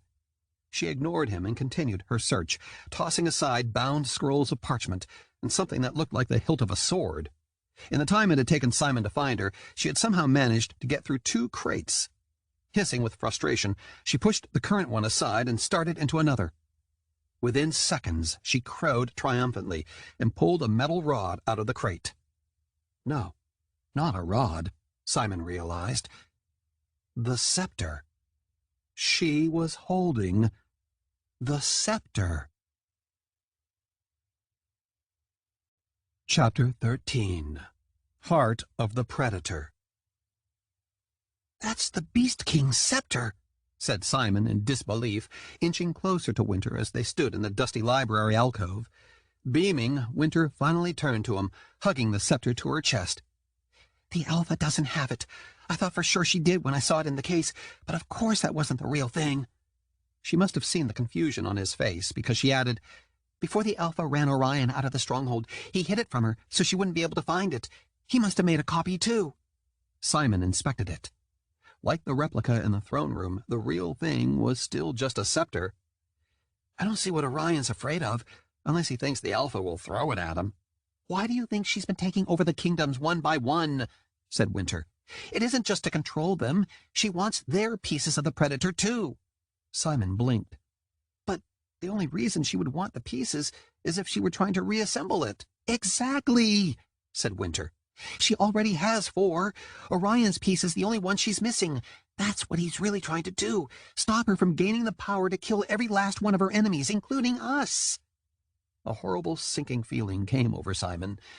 It made sense. If the Beast King had been as powerful as everyone said, thanks to the Predator, then reassembling it would mean the Alpha would gain instant control over the entire Animalgam world. "There's no way the rulers would hand their pieces over." "I don't think they did," she said. "Orion said the Alpha sent a representative to negotiate an alliance and steal the pieces from right under their noses. They probably don't even know they're missing." As unsettled as Simon was by the idea of anyone hunting down the pieces of the predator, an even more troubling thought dawned on him, and he stared at Winter. This is why you agreed to help me find my mom, so you could come here and steal the scepter. Winter hesitated. No, of course not. I just thought that while we're here— A bitter taste filled Simon's mouth. Put it back. Excuse me? You heard me. Put it back. Don't you get it? She said. If the Alpha finds all 5 pieces and the scepter— But she won't, he said. Orion isn't going to hand his over. He will if it means saving your life, said Winter hotly. Simon faltered. The idea of his grandfather risking all 5 Animalgam kingdoms in order to protect him wasn't something he'd been prepared for, and it hit him right over the knot in his chest. He knew Darrell and his mother loved him enough to do crazy things to keep him safe, but Orion? It won't matter, said Simon. Not if she doesn't know where the real scepter is. Put it back. Hide it. Make sure she can't find it. And even if Orion hands over his piece or someone steals it, the Alpha will never be able to assemble the Predator. Winter glowered. But, Simon? Winter? Called Jam from several shelves away. Simon lowered his voice. She won't look for it down here, and the door's blocked now anyway. Even if she did find the passageway, she'd never be able to get through. But the second tunnel, we'll worry about that when we find it. Put it back, Winter. She clenched her jaw, but at last she relented and returned the scepter to the pile of junk, burying it deep within the books and frames. By the time Jam caught up to them, she had restacked the crates, leaving no sign that they'd been disturbed. What are you 2 doing? Said Jam. Simon shrugged. Nothing, just— Simon! Felix appeared at the head of the aisle. You have no idea how lucky you are. I think I found the way out. Jam's expression fell. Clearly he'd wanted time to explore the books. Simon said quickly, I'll make sure it's safe. You both stay here. Winter didn't seem too eager to leave the scepter anyway, and Simon gave her one more warning look before following Felix down the aisles. The mouse led him to the back corner of the cavern, where another tapestry hung. When Simon pushed it aside, he revealed a second wooden door. How do you know it leads out? Said Simon, but Felix darted under the door. Steeling himself for another cave-in, Simon gingerly pushed it open. It was lighter than he expected, and though the hinges creaked, they didn't protest nearly as much as the ones on the first door. Simon found himself in a much smaller antechamber. It also had modern lights flickering overhead, and the majority of the room was taken up by a wooden table covered in open books, piles of yellowed parchment, and, much to Simon's surprise, several spiral notebooks and pens. Nearly everything was covered with a thin layer of dust. There's another door through here, said Felix, but one of the notebooks on the table caught Simon's attention. The handwriting. He had only ever seen it on the postcards taped to his wall, but he would have recognized it anywhere. It was his mother's. He picked up the notebook and examined it. On the top page, his mother had drawn a pair of family trees. The first he recognized. Celeste Thorn was at the top, with lines leading down to Darrell, Luke, and the youngest, Malcolm. Celeste must be the Alpha's real name, he figured. But his father's name, Luke, had an arrow pointing to the second family tree. It was longer than the first, outlining multiple generations, but there was only one name at the bottom: Luke Thorn. His brow furrowed. Simon turned to the next page. It was a timeline that started in 1537. A series of dates, roughly 20 to 30 years apart, ran down the page, each with a name written beside it, some male, some female. But as Simon followed the list, he realized what he was looking at. It was the second family tree, expanded into a single unbroken line. And at the very bottom, once again, was his father's name. Felix, did you see this? Said Simon. I can't read, said the mouse, climbing up the table leg to join him. What does it say? I think my father was adopted. It made sense, he supposed. His father didn't look anything like Malcolm or Darrell, but he didn't understand why no one would have told him or why his mother would have been investigating it in the first place. Simon took a harder look at the open books on the table. Some were as thick as dictionaries, with tiny, cramped handwriting that was difficult to read, but they all had one thing in common. They were open to chapters about the Beast King. What did that have to do with his father? He flipped to another page in his mother's notebook. Horse, iguana, jellyfish, sparrow, wasp, tiger, crane, butterfly. It was a list of every animal Simon could think of, each with a small check mark beside it. She must have been researching what the Beast King could shift into, he said. But it wouldn't matter anymore, not when the Beast King had been dead for centuries. Unless... A bead of sweat formed on Simon's forehead, and he searched the open books. Most of them were vague about the Beast King's history, but at last, underneath another massive leather book, he found a thin biography. Holding his breath, he flipped through the brittle pages until he found what he was looking for. Though no one has learned the Beast King's true identity or from which of the 5 kingdoms he hailed, scholars have concluded he was born in the year 1537.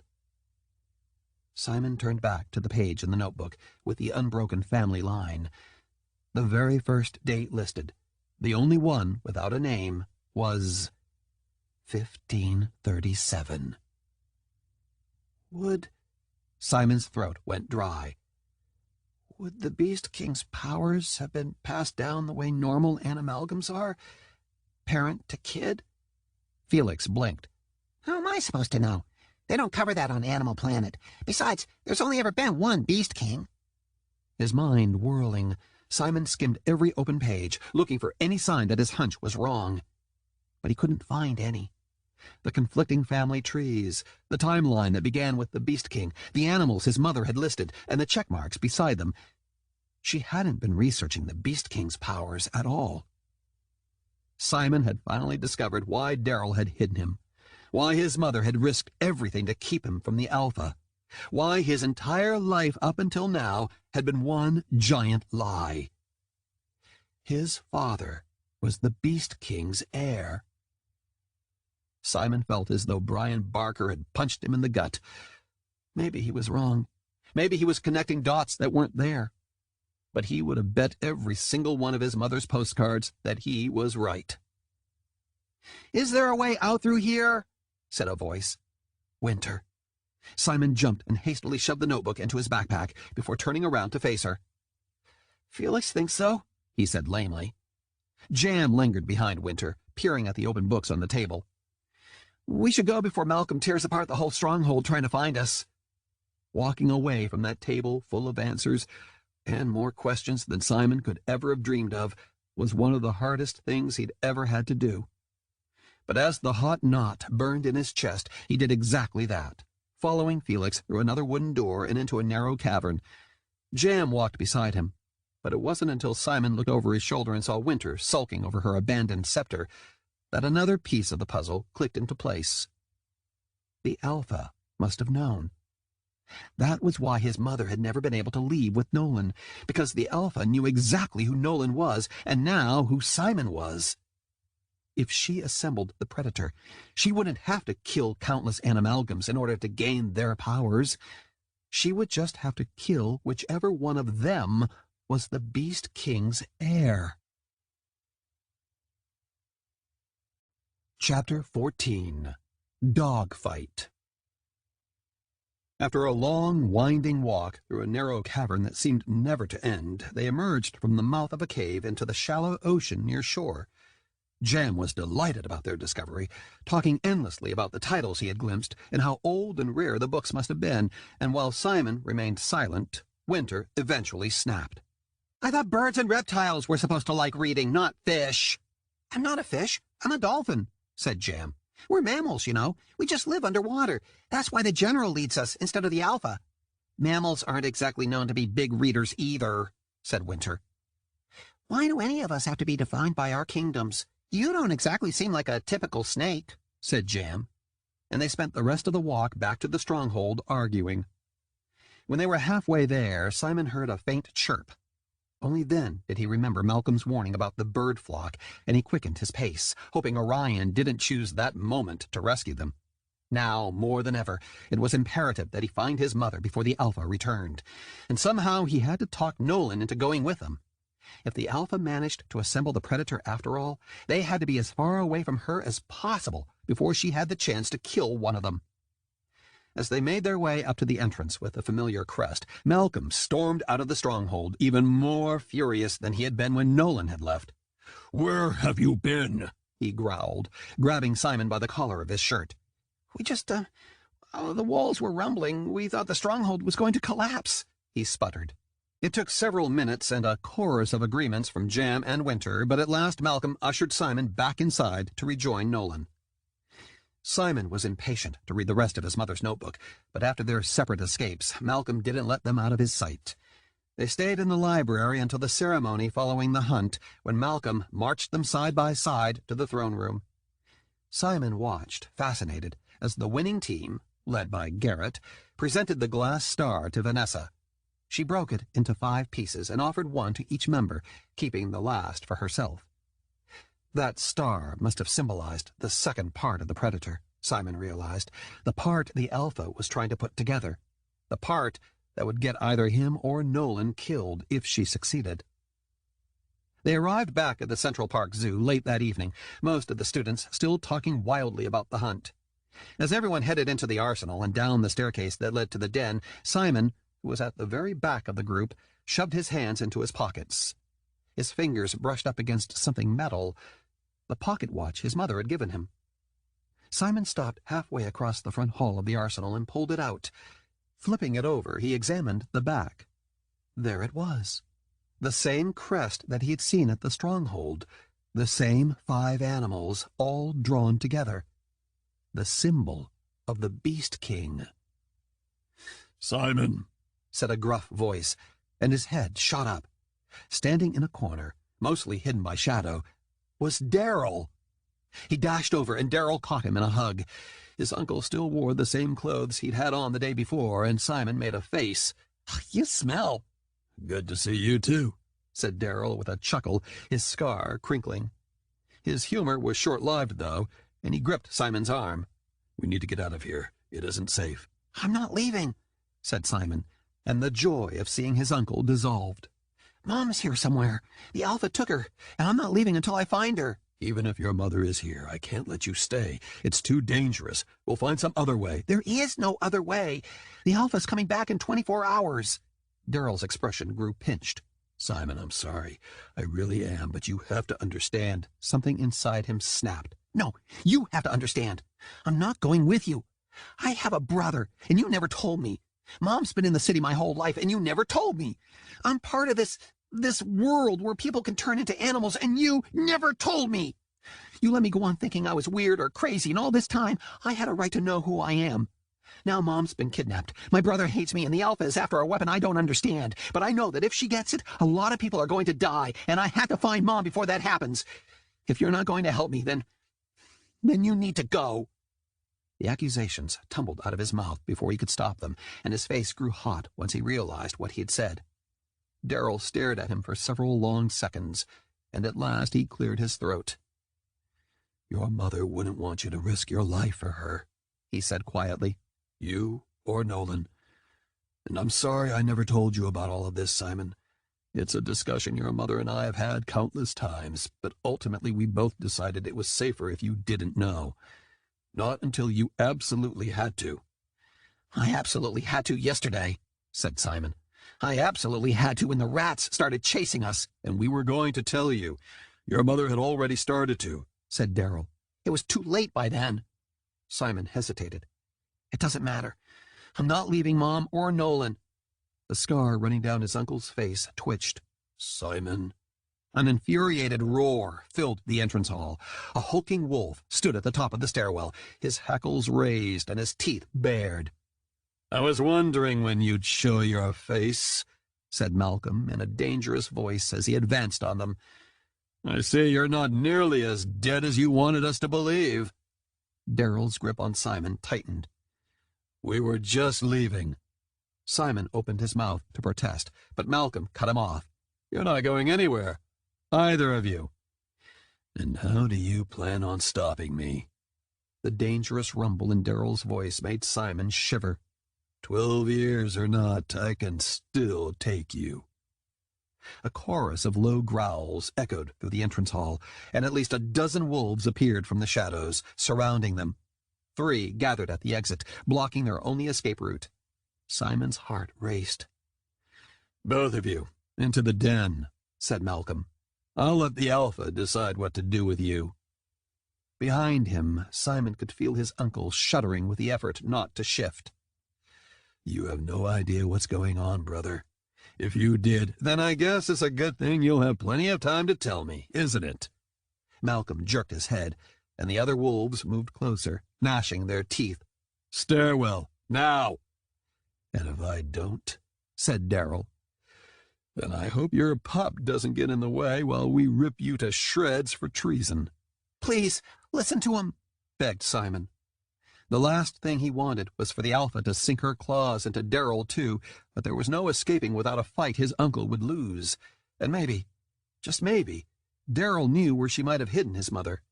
It was becoming painfully clear that Simon couldn't save her by himself, and they had only one more day before the Alpha returned. He needed all the help he could get. At last, Darrell nodded tersely and headed down the staircase, taking Simon with him. The rest of the students had long since disappeared into the den, and part of Simon was grateful. An audience wouldn't help his uncle's temper. "If I find out you've touched a hair on Simon's head," said Darrell as they passed over the bridge. "Why would we want to hurt him?" said Malcolm, nipping at their ankles. Simon hurried along, but Darrell kept the same slow, languid pace, as if he were daring them to try to rush him. "Now explain. What's going on?" "Not here," Darrell growled. "Not in front of everyone." "Then walk faster, brother. I expect you remember the way." The corridors were strangely empty, and when Simon smelled food, he remembered it was dinner time. The brothers said nothing as they entered the Alpha section, and it wasn't until the door shut firmly behind them that Malcolm shifted back.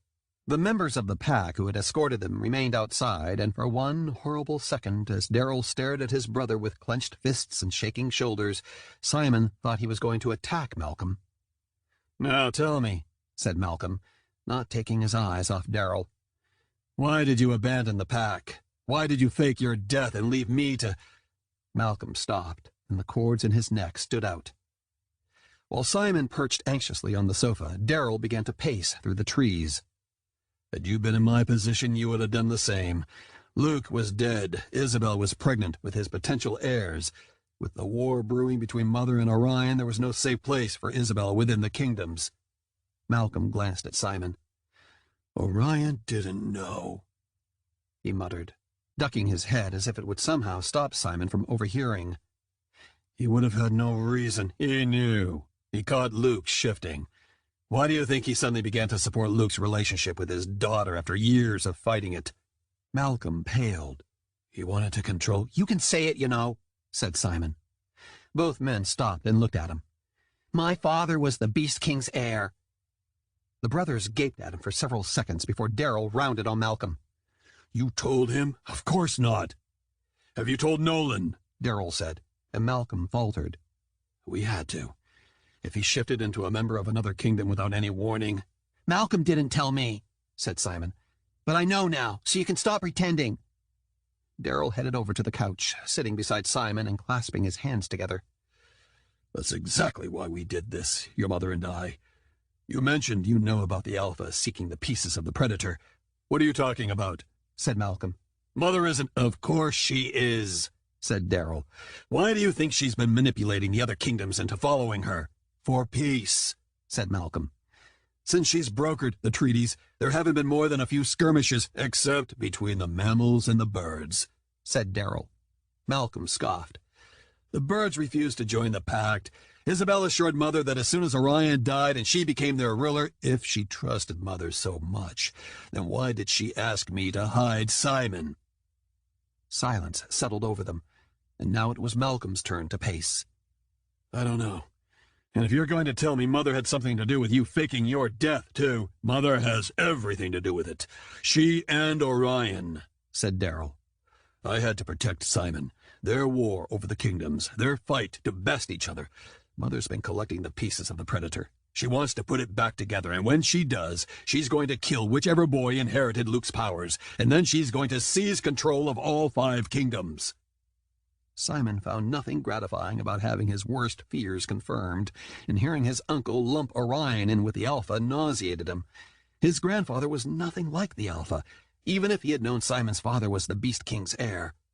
Orion hadn't been the one to send the rats after them, and he hadn't been the one to try to kill his family. He had saved Simon. Malcolm's face twisted, as though he had smelled something horrible. I don't believe you. Think about it, brother. Darrell closed the distance between them, taking Malcolm by the shoulders. Mother's been holding Nolan hostage, using him against Isabel to make her scour the country searching for the pieces. Why else would Mother send her traveling so often? It wasn't for diplomacy.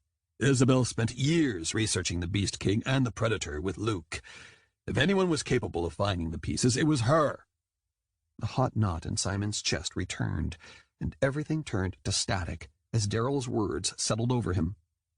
His mother was the one putting the weapon together. That was why she almost never came to see him. That was why he'd never had a real family. If she was doing the Alpha's bidding, then she must have been watched closely, which meant it was a risk every time she'd visited him. But she'd done it anyway.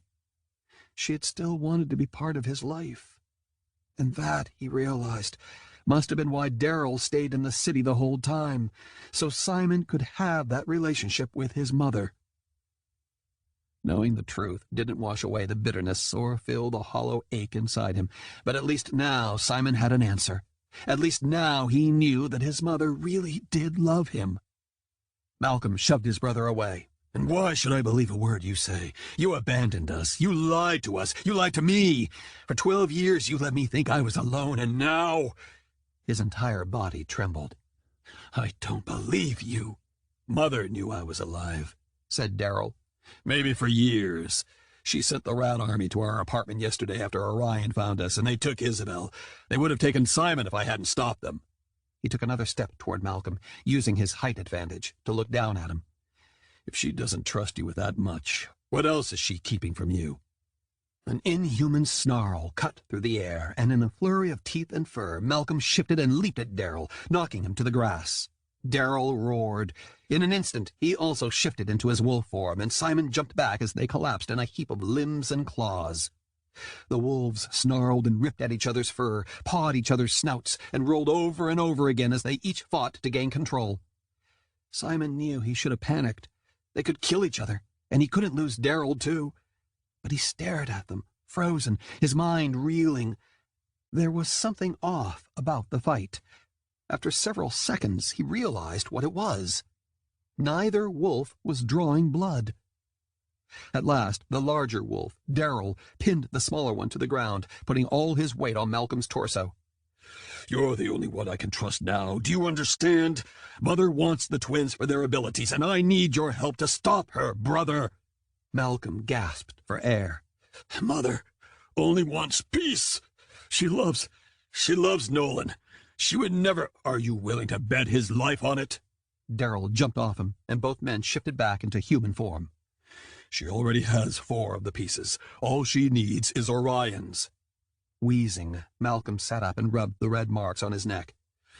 If it's true, then you know I'd never let anything happen to the boys.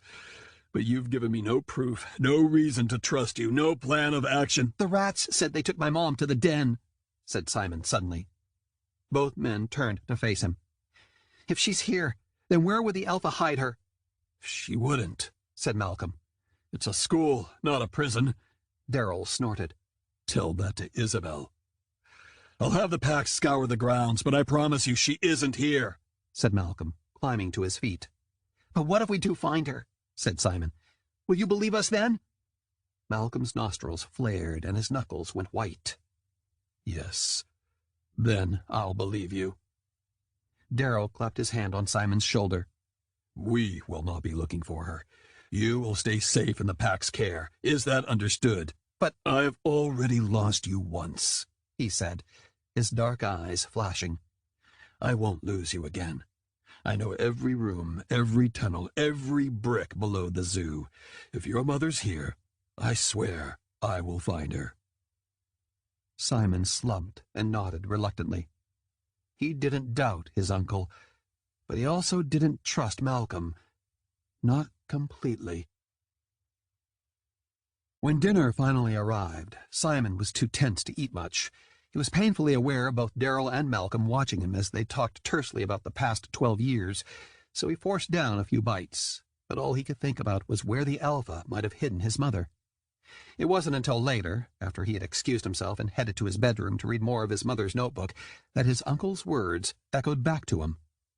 "I know every room, every tunnel, every brick below the zoo." Simon's insides tightened. Of course. Of course. He was an idiot for not thinking of it sooner. Darrell could search the den all he wanted, but Simon knew exactly where he would hide an amalgam right under someone's nose, and it wouldn't be a place where someone could accidentally stumble across her. No. If he was going to hide a golden eagle, then there was only one place that made sense: the Central Park Zoo. Chapter 15. Night Owl. With his heart pounding, Simon dashed out of his bedroom and onto the balcony, looking down into the atrium. "Darrell!" he called, but his uncle was already gone. Instead, Vanessa sat at the base of the spiral staircase, whittling something. "They've gone on patrol," she said, craning her neck to see Simon. "Anything I can do for you?" Simon shook his head. "No, I just wanted to ask him something. I'll do it in the morning." He returned to his bedroom and closed the door firmly behind him. If he couldn't tell his uncle where he thought his mother was, that left only one choice. "Felix?" said Simon. The little mouse crawled out of the corner where he had made a nest of socks, bleary-eyed and yawning. "If this doesn't involve food, I'm not interested." Simon offered him a napkin full of bread and cheese he had saved from dinner. "When you looked for my mom, did you search the zoo above ground?" Felix's whiskers twitched. "I was going to, but the idea of being eaten didn't appeal to me." A small thrill of hope ran through him. If Felix hadn't looked up there, then it meant there was a chance Simon was right. "I need to get into the zoo without anyone finding out." "There are tunnels," said Felix, his tiny cheeks stuffed with bread. "all over the school. They're big enough for people, and they lead to the zoo. There's one." He tore off another bite of bread and chewed. "There's one in your evil twin's room." Simon glanced toward the door that led into the bathroom they shared. "Is that the only one?" "It's the closest." Felix shuddered. "Unless you want to go into the reptile section." Braving a nest of snakes was infinitely more appealing than letting Nolan catch him snooping around. But Simon knew the pack would be watching his every move if he tried to leave his bedroom, let alone the Alpha section, and that meant the tunnel in Nolan's room was his only option. He sneaked into the bathroom and carefully cracked open the door that led into Nolan's room. His brother sat at his desk, reading through a textbook, and Simon closed the door again. "We'll have to wait until he's asleep," he whispered to Felix. "Can you watch him?" Felix made a face. "If he sees me and tries anything, I will bite him." "I wouldn't expect anything else." Returning to his room, Simon stretched out across the bed and read his mother's notebook. It was crammed with information, and though Simon didn't understand a great deal of it, the more he read, the clearer it became. Darrell had been right about his mother's knowledge of the Beast King. Just as he was reviewing the list of animals his mother had written, Felix scampered back into the bedroom. "He's gone. He went through the tunnel." "Nolan?" Simon hid the notebook under his pillow and scrambled to his feet. Had Nolan overheard their conversation and gone to look for their mother? No. Malcolm had said Nolan wandered off into the zoo. This must have been how he did it. Simon followed Felix into his brother's empty bedroom. "It's underneath the desk," said Felix as he bounded over. "There's a door. I saw him open it, the weasel." Simon ducked underneath the mahogany desk. At first he didn't see anything, but as his eyes adjusted, he spotted a faint outline. He nudged it, and the door popped open with ease. Behind it was a brick tunnel. "Stay here, and make sure Darrell and Malcolm don't come in," he said, examining the narrow entrance. He would have to crawl. "If they do, let me know, okay? I'll be by the birds." "Really? You want me to follow you into a building full of creatures who eat my kind for dinner?" said Felix. "Right. Well, then just, hide, and don't let anyone find you." The tunnel was dark and sloped upward, and Simon couldn't tell how long he crawled. 10 minutes, 20. It felt like he would never find the end, and twice he considered turning back, but if Nolan had gone this way, then it had to let out somewhere. At last he spotted a dim light in the distance. As he grew closer, he realized it wasn't a light at all. It was the moon. Simon pushed a metal grate aside, wincing as it creaked. The tunnel ended behind a statue of an eagle at the edge of a square in the Central Park Zoo, next to a building that smelled like fish. It was lighter than it had been in the tunnel, but it was still too dark for Simon to spot his brother. Now all he had to do was figure out where they kept the birds. He searched for any sign of a map, but even though he had to be close to the entrance, he didn't find one. While the zoo was small, it was full of winding paths, and the last thing Simon wanted was to get lost. Shivering in the cool night air, he started forward. The bird habitat couldn't be far. He would comb through every single building if he had to, and even if it took all night, he would find his mother. Something rustled nearby. Simon stilled, and as soon as he was sure no one had spotted him, he dashed toward a set of concrete stairs, climbing upward. He heard the sound again, closer this time, and he turned a corner and ran past a high window. He'd been in the zoo for only a minute, but already he was sure he was lost. A flash of white beyond the window glass caught his eye. A ghostly figure slept on the rocks, his massive chest rising and falling. A polar bear. What was a polar bear doing out this late? Another figure moved at the edge of Simon's vision, and he stopped. For a moment, he couldn't make out the details, but when the figure turned, he saw the same face he'd seen in the mirror his whole life, and he exhaled. It was his brother. Except Nolan wasn't taking a nighttime stroll. Somehow he had climbed into the polar bear enclosure and stood atop one of the large rocks overlooking the water, his arms outspread as though he were about to fly. Simon's blood ran cold. What was he doing? Before he could call out, Nolan did the single stupidest thing Simon had ever seen. He jumped in. Chapter 16. Polar Bear Club. Simon watched in horror as Nolan fell into the water. He disappeared beneath the darkness, and Simon broke out into a cold sweat. "Help!" he yelled. Someone had to be close by. The pack had found him in minutes the night before. "Help!" The polar bear roared, and the hair on the back of Simon's neck stood up. How long before the bear realized Nolan was inside his enclosure and went after him? Simon watched the water, searching for any sign of his brother. Nothing. Seconds ticked by, and Nolan didn't resurface. If Simon didn't help him, no one else would. The polar bear roared again. "Intruders!" he cried. "My water, my rocks, my fish!" "No one's going to eat your fish!" Simon managed to pull himself up the wall. "If you stay out of the water, I'll bring you a whole bucket, okay?" The polar bear shook itself. "My fish!" "Your fish!" Simon reached the top of the rock. Nolan still hadn't resurfaced. "I'm going in now.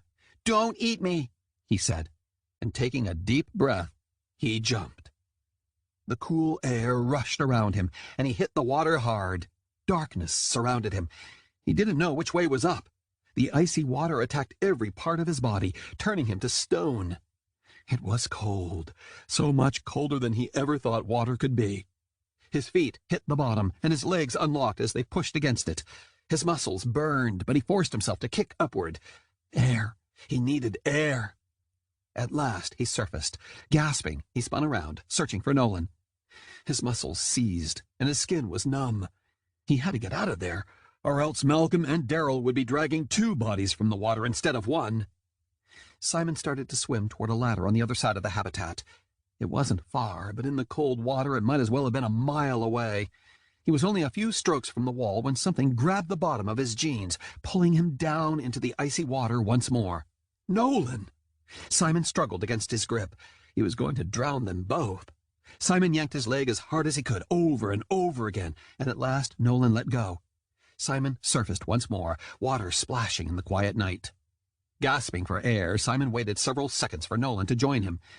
He must have been able to push off the bottom, too, but he didn't. He didn't surface at all. Panic rushed through him. Nolan had been underneath the water for almost a minute by now. If he didn't get any air soon, he would drown. Simon glanced toward the ladder.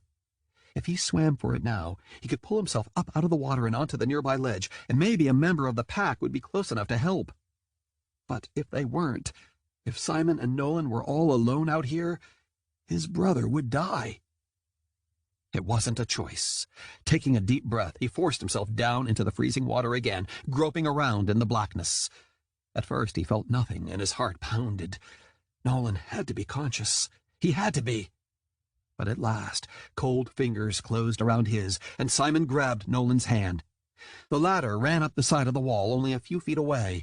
Simon just had to drag his brother close enough so that they could both climb up to the ledge. He started to pull. Nolan didn't resist, and Simon feared he had already blacked out. Digging his heels in, he yanked his brother over, and at last his hand touched the first rung of the ladder. "Help!" he sputtered as he surfaced. He was completely numb now, and he struggled to drag Nolan above the water. Using the last of his strength, he pushed him onto the ledge. Nolan's legs felt heavy, but Simon hauled them out of the pool before finally climbing up himself. He collapsed, too cold to shiver. His skin didn't feel right. He could barely move, but he somehow managed to clumsily roll Nolan over. Was he dead? Simon couldn't tell. His eyes were closed, his face white in the moonlight, and he didn't move. He wasn't breathing. Simon forced himself to his knees. He had never done CPR before, but he had to try something. Sucking in a deep breath, he pushed against Nolan's chest. His sweater squelched, and Simon tried again, harder this time. "Come on," he said roughly. "Come on! If you're waiting for me to give you mouth to mouth." Suddenly, an impossible amount of water gushed out of Nolan, and he coughed hard and rolled onto his side. Relieved, Simon fell back against the wall. He was alive. They were both alive. "Are you okay?" Simon asked. Did I shift?" Nolan sputtered between coughs. "Shift," he said, and realization dawned on him. "Wait. You jumped into a polar bear enclosure in the middle of the night just to make yourself shift?" "Did I shift or not?" demanded Nolan, his voice growing stronger. "No, but you nearly got both of us eaten. Thanks for that." Nolan stared at him. His lips were blue. "You jumped in after me?" "I wasn't going to watch you drown." Although now it didn't seem like such a bad idea. "Why were you trying to make yourself shift anyway?" He drew his knees to his chest. "None of your business." "I just saved your life," said Simon. "I have a right to know why." Nolan's teeth began to chatter. His face contorted as though he were having some kind of internal battle, and finally he burst. "It's your fault anyway." "My fault? What did I do?" said Simon. "You're here. You could be the heir instead. You could be the Beast King," he said quietly, and Nolan's eyes widened. "You know?" "Long story," he muttered. "It's going to be one of us, you know," said Nolan. "Yesterday, Malcolm told me. He told me that since we're twins, one of us is going to be the Beast King, and the other one is going to be an eagle." He spat out that last word as though it were dirty, and Simon scowled. "There's nothing wrong with that." "Of course there is," said Nolan. "It's bad enough we're hybrids. That's when two parents are from different kingdoms." "Yeah, I know," said Simon. "And you're afraid your family won't love you if you're an eagle instead." Nolan was silent. He didn't have to answer for Simon to know the truth. "Birds aren't bad," he said. "They're smart. They're loyal. They can fly. If I'm the Beast King, I'll get to fly anyway," he said with a sniff. "The Alpha's mad at me. The mammals have been protecting our line since the Beast King was defeated, and all the ones before me had already transformed by the time they were 12. She thinks it's my fault that I haven't, but I'm trying." He pulled up his wet pant leg and unstrapped what looked like weights from his shins. "I've been trying, but no matter what I do, I can't make myself shift." "That isn't your fault," said Simon. "I haven't shifted yet, either." "That was kind of obvious in the pit, you know," said Nolan. What if we don't shift until we're 15 or 16? We'll be ancient.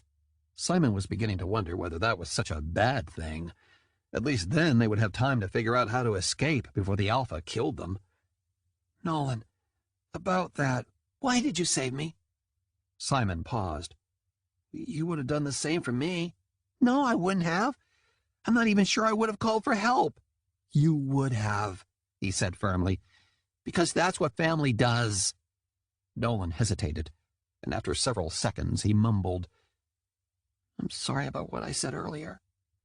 You are my brother.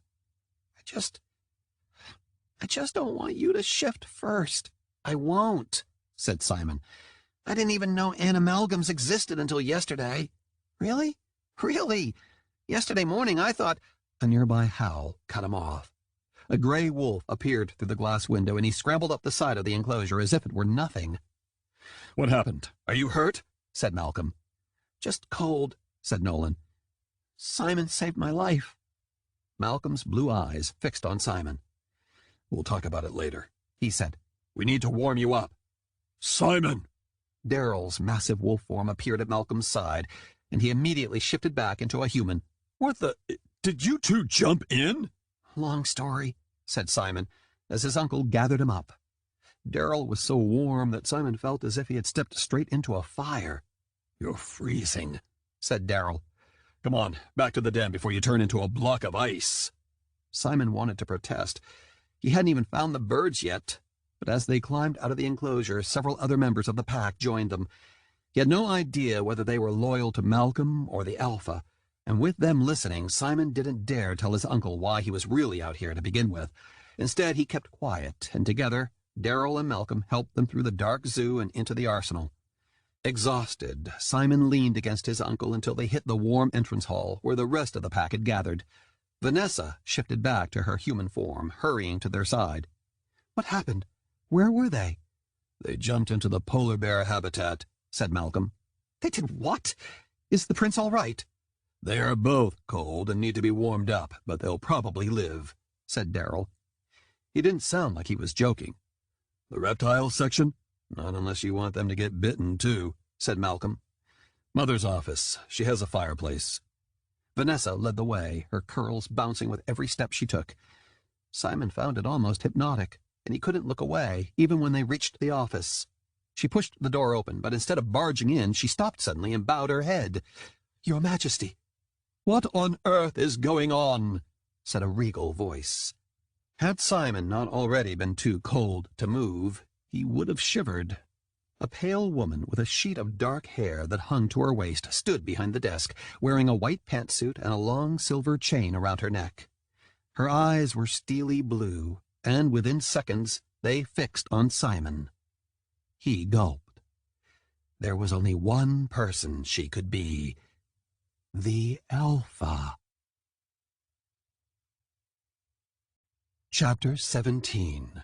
The Alpha. Simon couldn't take his eyes off the Alpha. He'd expected her to be taller and strong like her sons. Instead, she looked as though a gust of wind could snap her in half if she wasn't careful. As she stepped out from behind the desk, however, there was strength in the way she moved. She might not be able to lift a boulder, but Simon had no doubt she was the Alpha, and that she was someone he would be crazy to cross. But she wasn't supposed to be back until tomorrow. She'd returned a day early, and panic crashed through him. Would she take them out of the city immediately, or did Simon still have time to find his mother? These two geniuses jumped into the polar bear enclosure, said Malcolm as he helped Nolan to the sofa nearest the fireplace. They're fine, just cold. Daryl followed suit, and once Simon was settled on the couch, the Alpha approached them.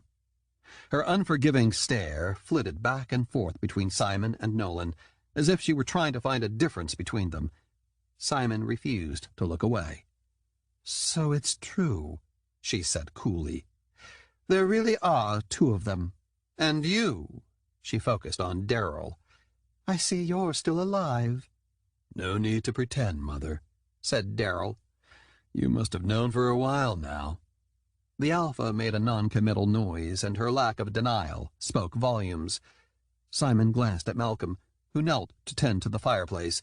A muscle in his jaw twitched, and he poked a log harder than was strictly necessary. "Dare I ask how you managed to get that hideous scar?" said the Alpha to Darrell as she turned back to Simon and Nolan, regarding them once more. Simon could practically see the wheels turning in her head, and he shifted uncomfortably. Darrell frowned. "Orion, after Isabel left." He cleared his throat. "Anyway, I got his eye in return." "You should have ripped out his heart." The Alpha knelt in front of Simon, touching his chin and turning his head from side to side. The news that Darrell and Orion had maimed each other sent a shockwave through Simon. Now he understood why neither of them was willing to trust the other. "Have you shifted?" "Not yet, he hasn't," said Darrell, and the Alpha's eyes narrowed. "I did not ask you." I haven't," said Simon, his voice sticking in his throat, but his defiant stare didn't waver. She stood, smoothing non-existent wrinkles from her suit. Vanessa brought a pair of warmed blankets for the boys, and Simon shuddered as the heat slowly chased away the numbness. She politely excused herself from the office, and the Alpha waited until she was gone before she continued. "Do you both have a death wish?" she said, folding her hands in front of her. "No," said Nolan, and Simon shook his head as well. "Then what were you doing in the polar bear enclosure in the middle of the night?" There was no hint of concern in her voice, only irritation. "Did you think it would be fun to drown, or to be eaten by a hungry animal?" Simon didn't want to think about what the polar bear could have done to them if he had tried, but he did know that if his brother got into trouble for this, it would only be one more thing Nolan held against him, and he couldn't let that happen, not when they'd finally made progress. "I'm sorry," he said. I thought I would go exploring, and I fell in. Nolan rescued me." "Don't," said Nolan. The color was starting to return to his cheeks. "I'm the one who went above ground. He must have followed me. I jumped into the water, and Simon pulled me out. He saved my life." "Is this true?" said the Alpha, and Simon nodded. "Why would you do such a thing?" "Why wouldn't I?" he said, baffled. "I heard about the way Nolan has been treating you." Under her stare, Nolan paled and looked at his hands. "Yet you still risked your life for him." "He's my brother. He would have done the same for me," even if Nolan didn't believe it. The Alpha was quiet for several seconds. Focusing again on Nolan, she said, "Why did you decide to take a midnight swim with a polar bear in the first place?" He fidgeted silently. She looked back and forth between them, but Simon kept his mouth shut too. "Isn't it obvious?" burst Malcolm. "You've been pressuring him to shift since his 11th birthday. I've had to keep half the pack on to make sure he doesn't kill himself trying. It's a miracle he hasn't succeeded. And if Simon hadn't been there tonight—" Malcolm stopped suddenly, and he swallowed hard. "If you continue to pressure him, one day we're not going to be so lucky." She narrowed her eyes, and though Malcolm stood at least a foot taller than his mother, he lowered his head and slumped his shoulders. The Alpha sniffed. "Luke shifted at age 11. His father before him shifted at 11. She turned to them. "You are both 12, and yet neither of you have come into your abilities. For all I know, you never will. And what use will you be then?" Simon didn't care what she thought about him, but out of the corner of his eye he could see Nolan turning red as his fists tightened. Suddenly the numbness didn't matter, and the hot knot returned, pulsing until it felt as if it was going to burst out of his chest. "You only care because one of us is going to be the Beast King, and you want to know which," he said hotly. "Simon," warned Darrell sharply, and Simon fell silent before he could accuse the Alpha of worse. But she merely leveled her gaze at him once more, and a shiver that had nothing to do with the cold ran down his spine. "You're exactly right," she said. "If the rest of the kingdoms discover the existence of the Beast King's heir, I want to know which of you will need my protection. I want to know which of you they will want to kill. If there is a crime in that, then so be it." It was more than that, and she knew it. But Darrell gave Simon a look, and he kept his mouth shut. "Do you know which boy was born first?" the Alpha asked Darrell. He shook his head. "If Isabel knows, she never told me."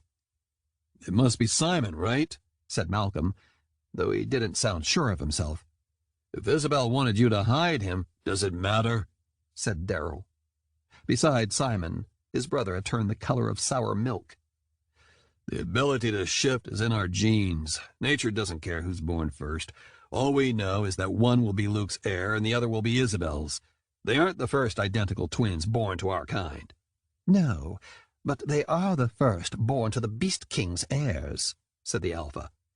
"I suppose we'll just have to wait and see, won't we?"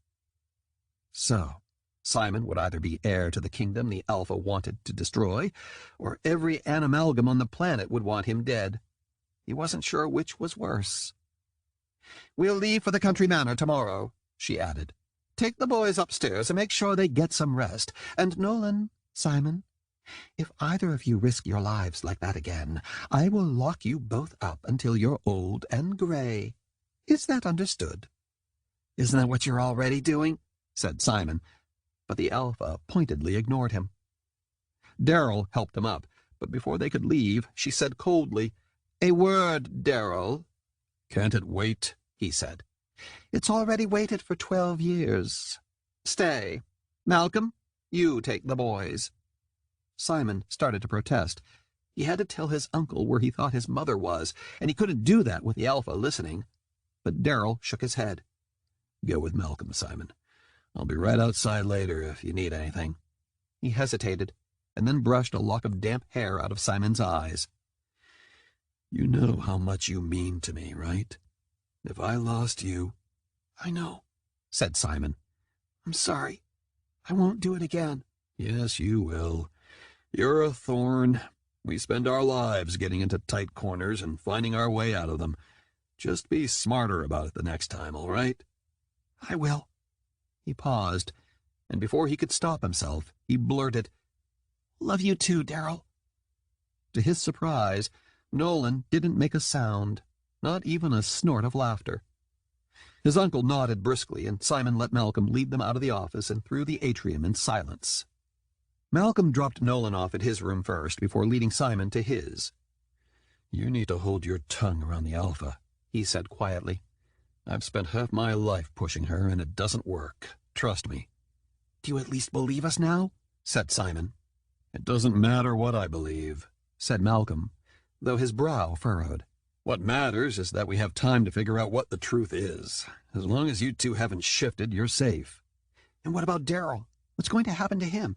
The Alpha doesn't need him, not when she has you." Malcolm let out a noise that sounded halfway between a guffaw and a choking animal. "Never in my life, when faced with a choice between us, has she chosen me. I assure you that hasn't changed." There was a note of bitterness in his voice as he said it, and also a hint of relief that Simon couldn't help but wonder about. It wasn't hard to imagine how Malcolm must have felt, being overshadowed by his older brothers, even if it was strange for Simon to think of Darrell as anyone's brother. "You don't know that for sure," he said. "What if she decides she doesn't need him, or that he can't be controlled?" Malcolm sobered. "Then that will make this decision a whole lot easier." Simon didn't ask what he meant, and Malcolm didn't explain. He exited the bedroom and closed the door behind him, leaving Simon alone with the all-too-real possibility that no matter what he did, no matter how much help he had from his uncles and Orion, the Alpha would win, one way or the other. The next morning, Simon awoke with a plan. It wasn't a very good plan, but Simon couldn't just sit still and wait for his world to right itself again. He had to do something. After changing into the only clean clothes he had left, he checked outside to see if Darrell was in the atrium, but there was no sign of his uncle. That was it, then. Simon was on his own. He returned to his bedroom, but before he could begin putting his plan into action by sneaking into Nolan's, Felix scampered in front of the bathroom doorway to block him. "You almost died last night," he said, crossing his tiny arms in front of his chest. "I won't let you put yourself in danger again." "You don't even know what I'm going to do," said Simon. "Do too. You're going to look for your mother." "I have to," he said. "The Alpha's back. We're leaving today. I've got to find her, and we need to get out of here." "But Darrell's here," said the mouse. He'll be able to look. I didn't have the chance last night to tell him where she is, and there's no time now. I'm her only shot, said Simon. Felix's whiskers twitched disapprovingly. And how exactly do you expect to get past your brother? Simon hesitated. I'll tell him the truth, that Mom's missing, and I think the Alpha is hiding her somewhere in the zoo. You trust that bumbling baboon with this? I don't have a choice, do I? Simon stepped around Felix and pushed open the bathroom door. To his surprise, Nolan was crouched on the other side, his mouth agape and his eyes wide. Mom's missing? He said. Why didn't anyone tell me? Simon instantly kicked himself for not mentioning it earlier. But when could he have? While they were freezing to death 15 feet from a polar bear? While he was pouring chocolate milk over Nolan's head? While Nolan was snickering at him with the rest of the mammals and refusing to admit he had a brother at all? I'm sorry, he said. Since you knew the Alpha, I thought, why do you think she took Mom? Said Nolan, and Simon launched into everything that had happened. Well, almost everything. He didn't mention Orion, and he didn't mention the library beneath the Beast King's stronghold. Simon wanted to trust his brother completely, but he couldn't just yet. Not when he didn't know whether Nolan would believe him. But Simon did tell him about the Rat Army, about their mother and Daryl protecting him, and about the Alpha's plan for them and why she was taking control of the other kingdoms. Nolan paled and began to pace the length of the bathroom floor. If the Alpha really wants to put the Predator together and kill one of us, and I'm not saying I believe you, but if you're right, then we have to find Mom and get out of here, he said, once Simon had finished. Are you sure she's in the zoo somewhere?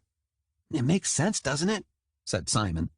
If Malcolm and the pack don't know where Mom is, then the Alpha couldn't have hidden her in the den, unless you can think of someplace else. Nolan shook his head. No, you're right. He glanced at his watch. The zoo opened 10 minutes ago. We can blend in with the crowd and look for her. Simon brightened. You're really going to help? Of course, said Nolan. She's my mother, too. Behind him, Simon could hear Felix sigh, but he ignored him. This was worth the risk. Nolan led the way into his room and through the tunnel that led out in the middle of the zoo. The sunshine made Simon squint as they crawled from behind the eagle statue, and before he could ask where they were going, Nolan started toward one of the buildings across the square. Simon followed. They blended in easily with the crowd, and no one seemed to look too hard at the 12-year-old twins walking toward a building labeled Tropical Rainforest. Golden eagles don't live in the tropics, but if Mom is in the zoo, this is the only place they keep birds, said Nolan, as they stepped through the glass doors and into what seemed to be a miniature rainforest. All kinds of trees rose high above them, with a stream running through the middle and a wooden walkway for visitors to follow. A wave of heat and humidity hit Simon hard, and instantly he felt beads of sweat form on his forehead. Where would she be? He said, craning his neck. Dozens of birds flew from branch to branch, chirping to one another in a chorus of words that ran together, each indistinguishable from the rest. There are a couple of rooms through there, said Nolan, nodding toward another door. They have snakes and other animals, but I don't know if there are any birds. Wait! Simon ducked down, tugging Nolan with him. When his brother began to protest, Simon clapped his hand over Nolan's mouth and pointed. On the other side of the room, crossing the walkway, was a woman with a familiar sheet of dark hair. The Alpha. Nolan's eyes nearly popped out of his head, and he fell silent. Together they watched as she disappeared through a door, and as soon as she was gone, Simon pulled his brother along the walkway to follow her. The Alpha turned down a dark hallway full of dimly lit glass display cases, and at the end of the corridor she pulled a key from a long chain she wore around her neck and unlocked a door that blended in with the surrounding wall. "What's in there?" whispered Simon as they darted down the hallway, hoping to catch the door before it closed. He reached it with half a second to spare, shoving his shoe into the crack to stop it. "It's where the zookeepers keep food and stuff for the animals," said Nolan, peeking through the opening. Instantly, he pulled away and flattened himself against the wall. "I think I see her." Simon counted to 5, and then chanced a glance inside. At first, he couldn't see much of anything through the crack, but he quickly found a better angle. The Alpha stood in front of a pair of cages, her hands folded and her chin raised regally. She focused on the top cage in which a golden eagle perched, its wing bandaged and its eyes halfway closed. His mother. "I do hate to see you like this, Isabel, but you've given me no choice," said the Alpha, as she used the key around her neck to open the cage and drop in several freshly killed rats. "I've been nothing but generous, and you repay me by trying to run away with Simon. Even if you had succeeded, you must have known that I would have tracked you both down eventually." Simon's palms grew sweaty. So he was right. The Alpha really had captured his mother. How were they supposed to get her out of there when the Alpha had the only key? Before he could formulate a plan, something moved in the larger cage below his mother's, and Simon squinted. A gray tail slipped through the cracks, and a low, drowsy groan sounded from inside. "Oh, I see you're awake," said the Alpha. "This would all have been so much easier if you hadn't tried to fight me, my darling son." The face of a gray wolf came into view, a muzzle wrapped around its snout, and Simon's blood turned to ice. "Daryl!" Chapter 18. Spider Games. The Alpha was holding his mother and his uncle hostage. That was all Simon could think about as Nolan dragged him back through the tropics and out into the sunshine. The cooler air washed over him, a relief after the sweltering heat inside, but Simon barely noticed. "Do you know if there's a copy of that key?" he asked, as they strode toward the eagle statue at the edge of the square. The zoo was even more crowded now, and they had to dodge families and a school group full of children wearing matching orange T-shirts. "There's only one," said Nolan. "It'll open any door in the entire zoo, but she wears it all the time. I've never seen her take it off." "So we have to get it," said Simon. "If you have a plan, I'm listening." But Simon didn't have a plan, not for this. They reached the eagle statue in silence, and as Nolan ducked behind it, Simon stopped suddenly. On the wings sat two pigeons who hadn't been there before. His grandfather had helped him once. Simon could only hope he was willing to do it again. "Do you know who Orion is?" said Simon. The pigeons glanced at each other. "Food?" "What are you doing?" said Nolan, looking around anxiously. "Trying to rescue Mom." Simon dug into his pockets and found a stale piece of bread he had been saving for Felix. He held it out in his palm, and the pigeons pecked at it eagerly. "Do you know who Orion is or not?" "The Bird Lord," said one pigeon, through a beak full of bread. "Do you know where he lives?" he said, and the second pigeon bobbed his head. "Tower in the sky." "Sky Tower, right." "No," said Nolan in a choked voice. "Whatever it is you're doing, no. It's our only choice." Simon's heart pounded as the pigeons picked at the last of the stale crumbs. "I need you to fly to Sky Tower and tell Orion that Simon and Isabel are here. I need you to tell him that they're holding her captive in the tropical rainforest behind a door down the south hallway. Can you do that for me?" "Simon and Isabel," said the first pigeon, while the second chirped, "South in the hot room." That was the best he was going to get out of them, and he hoped it would be good enough. "Don't forget, all right? You have to go now. Tell him I promised you food." "Food?" The first perked up again. "Lots and lots of food, after you tell him," said Simon, hoping his grandfather wouldn't mind. The pigeons took off, and Simon ducked into the tunnel where Nolan was waiting for him. "I can't believe you want to trust Orion," said his brother. 2 days ago he saved me from the rat army, and he's been watching over me ever since. If anyone can help us, it's him." "He's a bird," said Nolan. "They want to kill us." "No, the Alpha wants to kill us. Orion wants to stop her." "Please," said Simon. "If you can't trust him, then trust me."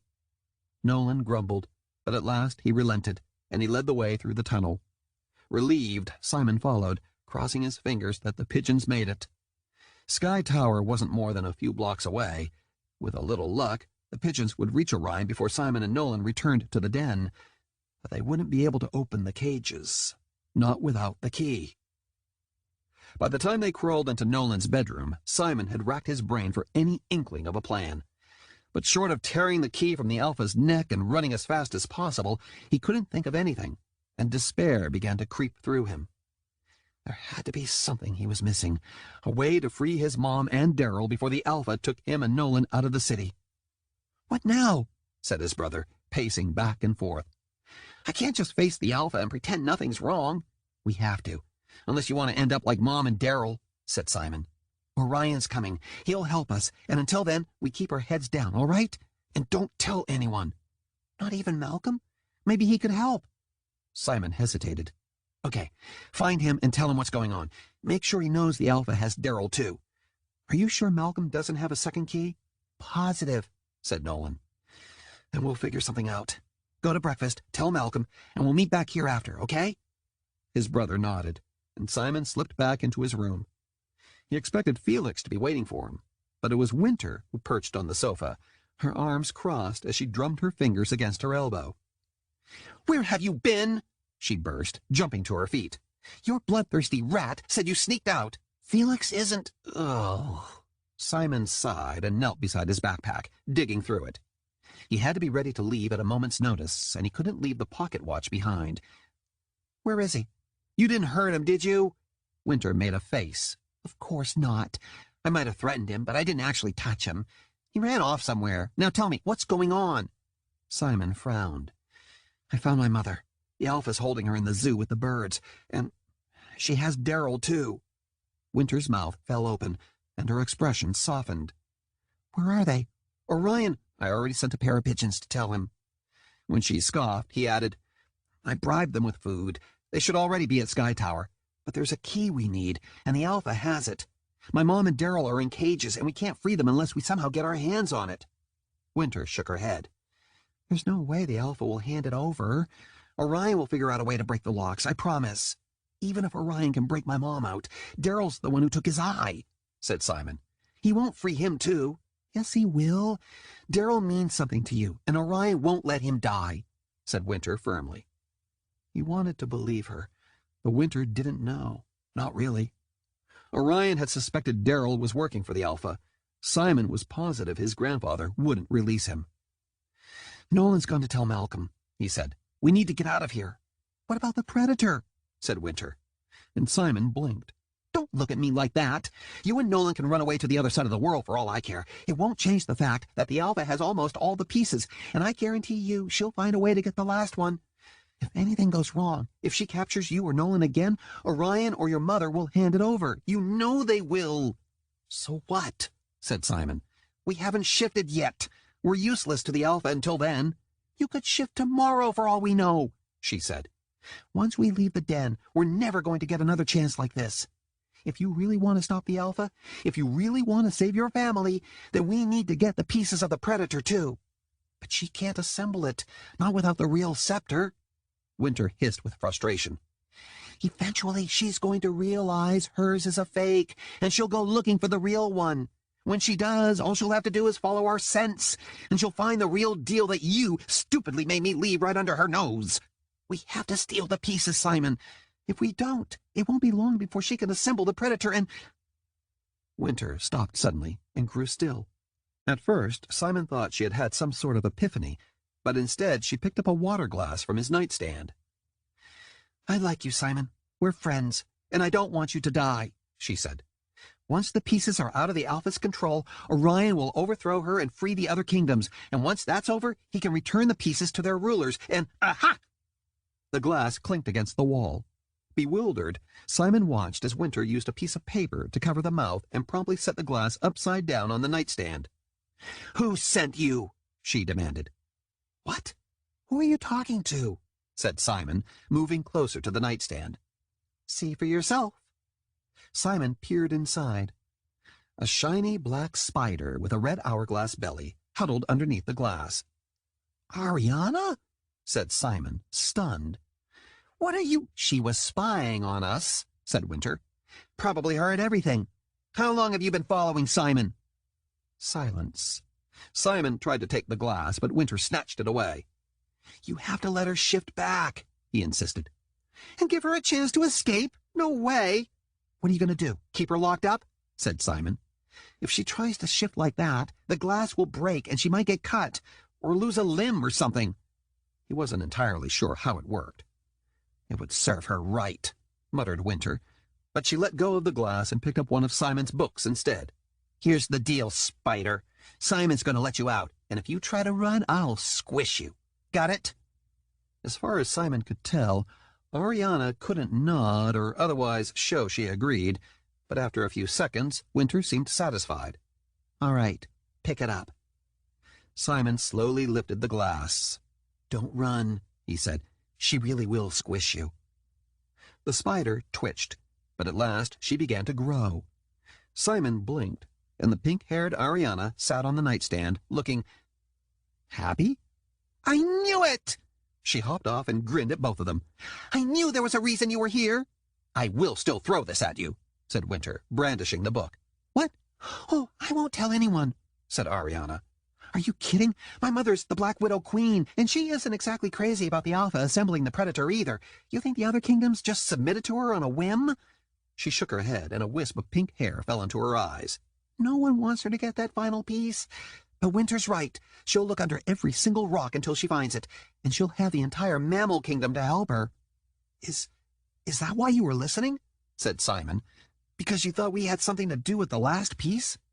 Ariana shrugged. "I thought something was going on when you showed up and the bird flock went crazy, so I've been following you. You're pretty interesting, Simon Thorn, especially your family tree." Simon's cheeks warmed. So she knew everything. "You can't tell anyone. If you do—" "Relax. The queens of my kingdom have known about the Beast King's heir for generations," said Ariana. "I'm not going to rat you out." Simon eyed her, not entirely sure he believed her. "Why are you telling us this?" "Because," said Ariana, her mouth twisting into a smirk, "I know where the Alpha's hiding the pieces of the weapon." Chapter 19. 2 Birds and 1 Stone. "This is crazy," whispered Winter as they followed Ariana down the spiral staircase in the Alpha's section. "She's a spider. Never trust a spider." "Do you know where the pieces are?" said Simon, and she shook her head. "Then we don't have any other choice." "You know I can hear you, right?" said Ariana as she sashayed through the empty atrium, looking extremely pleased with herself. Winter scowled at the back of her head. "It's true, isn't it?" she said. "Spiders are the spies of the Animalgam kingdoms, and we are extremely good at it," said Ariana. "If I wasn't willing to be caught, I wouldn't have been." "Easy to say now," said Winter, and Simon nudged her. Whether they could trust Ariana or not, she was trying to help them. That was the important part for now. "We don't have much time before the Alpha comes looking for me," he said. "Where is she hiding the—" "Simon!" A strange cry filtered in from the hallway. Simon, gripped by fear, ran over to the door and pulled it open. A hair-raising screech filled the air, and he gasped. Dozens of birds flew through the hallway. Pigeons, falcons, hawks, every kind of bird Simon had ever seen in the city swooped between the branches, screaming at the top of their lungs with their talons poised to attack. Orion had received his message. "It's the flock!" he shouted over his shoulder. "They invaded the den!" "Don't let them in!" called Winter. "If they take us to Sky Tower now, we'll never be able to come back." As relieved as he was to see them, Simon knew she was right. The key, the pieces of the Predator, they couldn't leave the den, not yet. He tried to close the door, but a hawk swooped into the atrium, narrowly missing getting its tail feathers caught. Simon slammed the door before any other birds could get inside. "Simon Thorn," said the hawk, "you must come with me at once." "Not yet," said Simon, recognizing him as Perrin, the bird Orion had commanded to watch the pack. "I'll be there soon, but my family—" "We've sent a team to retrieve your mother," said Perrin. "I will not leave without you." The hawk shifted in midair, landing on his feet with a thud. He was a tall, thin man with muddy hair, but he moved with undeniable power as he closed in on Simon. Ariana squeaked and disappeared, shifting into her spider form. "I know a way out of here," said Winter. "I'll bring him back to Sky Tower as soon as we're done." "I'm afraid that is not an option." Perrin grabbed Simon's arm. "We go now, while our soldiers have the pack distracted." "I'm not leaving!"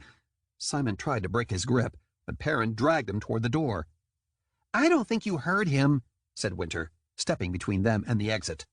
"I'll give you one last warning to let him go." Perrin shoved her out of the way, hard enough to make her stumble, and Simon cried out in protest. "You can't do that!" "I have my orders," he said, reaching for the knob. Simon fought, digging his heels into the grass, but it was no use. As soon as Perrin opened the door, dozens of birds would come flying in, and they wouldn't stand a chance of breaking away. "I said, let him Go! The air around Winter began to shimmer, and as Simon watched, her body began to shrink.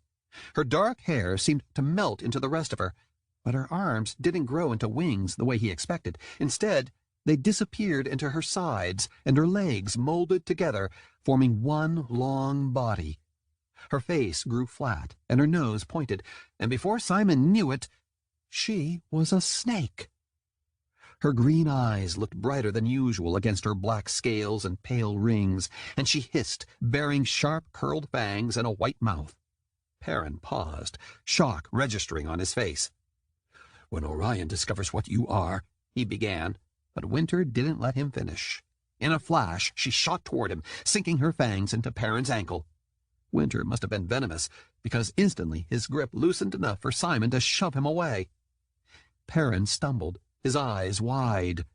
"You—" But whatever he was going to say never made it past his lips.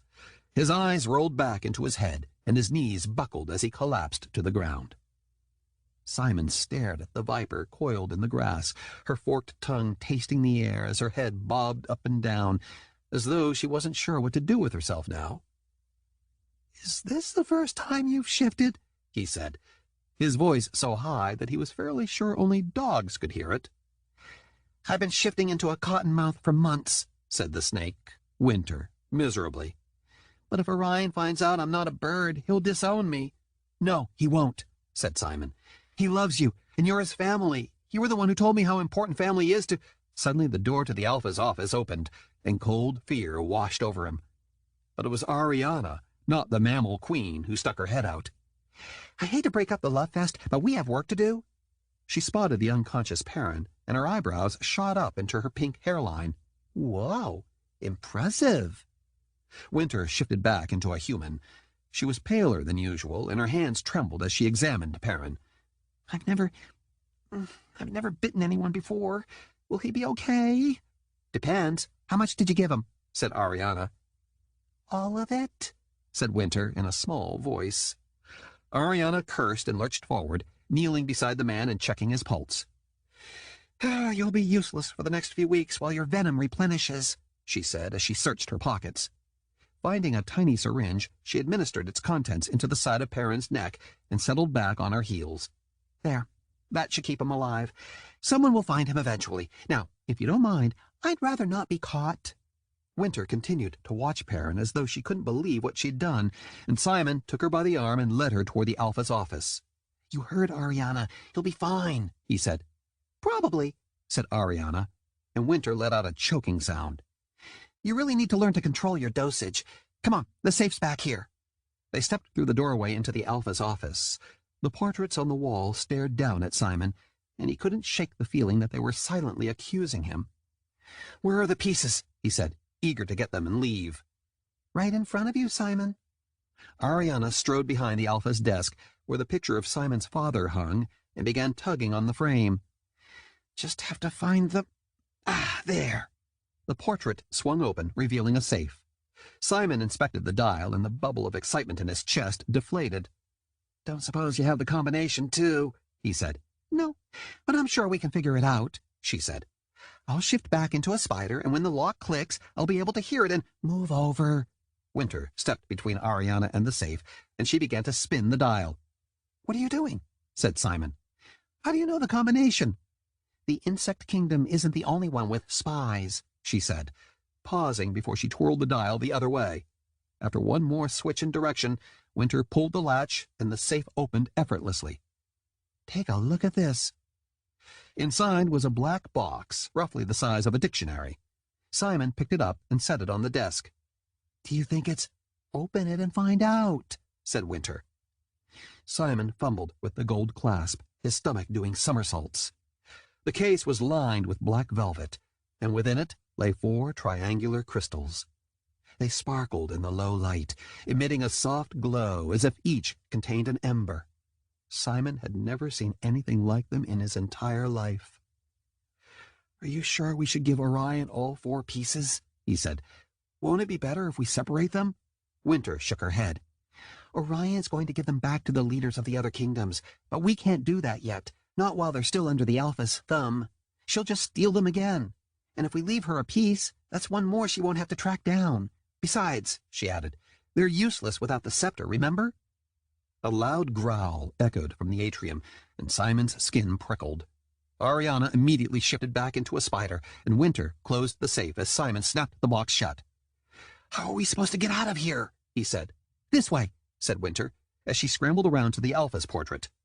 It swung open, revealing another hidden tunnel. It was dark, like the one in Nolan's room, but it was also wider. "Where does it lead to?" whispered Simon. "Near Turtle Pond. Come on." Simon shook his head. "That's too far from the exit. We'll never make it before they discover we're gone. What other choice do we have?" Simon hesitated. Another growl ripped through the air, this one from immediately outside the office door. His palms grew sweaty, and the box slipped in his grip. Even if they could make it to the exit on time, he couldn't leave Daryl. "I'm staying here," he said. "They won't notice you're gone for a while, and you'll have time to get the pieces to Orion." Winter stared at him. "I'm not leaving without you. The Alpha will eventually discover they're missing, and the moment she figures out it was us, she'll kill you. She won't kill me. I might be the Beast King, remember? And if you aren't? If you're Orion's heir instead?" Simon stooped down to give her a boost. "They'll have to figure it out first. Now go, before she finds us and I don't have a chance to get away, too." "You have to," she said, finally allowing Simon to help her up. "Orion's already going to be angry when he finds out what I am. If he thinks I left you behind, too." "I'll be there," Simon promised, and he handed her the box. "Be careful." "Same to you. Don't get killed, all right?" "I'll try not to," he said, closing the portrait behind her. It was just in time, too. The door to the office burst open. "Simon! What are you doing in here?" The Alpha. Simon straightened, trying his best not to look guilty. A bird got into the atrium, and he tried to attack me. My friend, she's a snake. She fought him off, and I went in here for safety." The Alpha stepped forward slowly, glancing around. "I suppose that explains the unconscious man. Did he harm you?" "I'm fine," said Simon quickly. "My friend, she went to get help." "No need," she said, setting her hand on his shoulder possessively. "The packs are chasing the invaders out now, along with the older students and faculty." Before she could finish, Malcolm burst into the room, his shirt ripped to shreds. He had fresh scratches on his face and neck, and he gasped for air. "Where is he?" said the Alpha coldly. Malcolm faltered. "The flock knew exactly what they were doing. Several of the mammals are injured, and—" "I don't care. Where is Nolan?" Malcolm's entire body shuddered with rage. "The students saw several birds of prey take Nolan hostage. We've searched the entire school, but—" He swallowed hard. "He's gone." Chapter 20. Doghouse. Nolan was gone. The Alpha's nails dug so deeply into Simon's shoulder that he was sure she would leave marks behind, but he didn't care. Orion had rescued Nolan, which meant his mother and brother were safe now. His relief must have shown on his face because Malcolm gave him a strange look. Simon quickly furrowed his brow, trying to look concerned instead, but it was too late. "If Orion has my grandson, then what are you still doing here?" said the Alpha in a dangerous voice. "Track them down before they reach Sky Tower." Malcolm tilted his head. "I'll take the pack. Where's Daryl? The more noses on the ground, the better chance we'll have." "You've been doing well without him for 12 years. Do not allow his presence to rob you of your agency." Malcolm turned to leave, his expression sour, but before he could exit the office, the Alpha spoke again. "And Malcolm—" "Yes?" "If you do not find him, do not bother coming back." Malcolm clenched his jaw and nodded once more, closing the door behind him. Simon tensed as the Alpha crossed the room and slowly slid the lock into place. "Now, tell me, Simon," she said, "how did the birds get into the den?" A hard, cold lump formed inside him. "I don't know." "Of course you do. You're the one who sent for them," she said, and his heart pounded. She stepped forward, her hands folded in front of her. "I know why you're here, Simon. I know you're only trying to find your mother, and I can make that easy for you, or I can make it very, very difficult. It's entirely your choice." Simon's mouth went dry. I don't know how they got in, he said. Maybe the birds know about the tunnels. Perhaps, she allowed. But you are still the reason they came. I don't know anything about that, he said, the lie thick on his tongue. She sighed. Very well. We'll just have to do this the hard way, won't? The Alpha stopped, her eyes narrowing. Simon followed her gaze, and suddenly the room seemed to tilt. His father's portrait, the one that hid the safe, was cracked open. What were you doing in here before I arrived? She said, touching the gilded frame. The portrait clicked shut. Nothing, he said. Winter must not have closed it all the way. Are you sure about that? She said, pulling the portrait open once more. Her fingers touched the dial. I will give you one more chance to tell me the truth, Simon. The knot burned in his chest, and he tried to formulate an excuse, any excuse, but the words didn't come. She twirled the dial expertly, popping open the safe. Silence hung in the air, and slowly the Alpha turned toward him, her face twisted with shock and fury. When she spoke, her voice trembled, as if she were barely able to hold herself together. Where did you put the pieces, Simon? I don't have them, he said. Then you know where they are, and you will tell me, or I will make sure you regret it for the rest of your very short... The Alpha stopped suddenly, and a strange look passed over her face. She tried to step toward Simon, but stumbled. She peered down at her arm, where a black widow clung to the inside of her wrist. You! She tried to bat the spider away. It jumped onto Simon's shirt instead, and she stumbled toward the sofa. What? The Alpha collapsed onto the rug in front of the fireplace, and her eyes fell shut. Simon blinked. What had just happened? The spider leaped off his shirt, and a second later Ariana stood in front of him wearing a smug smile. Winter had the right idea earlier, she said. I gave the Alpha a dose of special venom I created last year. It won't kill her, but it'll knock her out long enough for us to get out of here. Now, come on. She hit the panic button. The what? Said Simon. Ariana pointed to the underside of the desk, where a red button was embedded in the wood. Security's probably on their way here already, she said. We have to go. We can escape through the portrait, said Simon, but she shook her head. They'll be waiting for us on the other side. We have to go out the only way they won't expect, through the arsenal. But the bridge isn't high enough. The sharks will stop us. Then I guess we'll just have to outrun them, won't we? She opened the office door. Are you coming or not? Simon hesitated, then bent down and removed the key from around the Alpha's neck. We have to make a stop in the zoo first. Are you crazy? Said Ariana. We don't have time for that. I don't care, said Simon. Even if Orion rescued my mom, I doubt he bothered with my uncle. You can go if you want. It's probably safer if you don't come. She snorted. As if I'd miss this. If we're caught, we won't be. Not if we hurry. He wasn't going to leave Daryl behind, not even if it meant going tooth to tooth with a shark to save him. Chapter 21. Shark Bait. Simon and Ariana crept out of the Alpha's residence and into the hallway. It was eerily empty, though Simon had the feeling that would change soon. This way, he said, moving toward the curtain of ivy that separated them from the mammal section. Ariana snorted. Are you suicidal? That's where the packs will be coming from. We have to go through here. She headed in the opposite direction, toward the door that led into the reptiles section. Simon followed nervously. I don't think this is a good idea. This is the fastest way, she said, exasperated.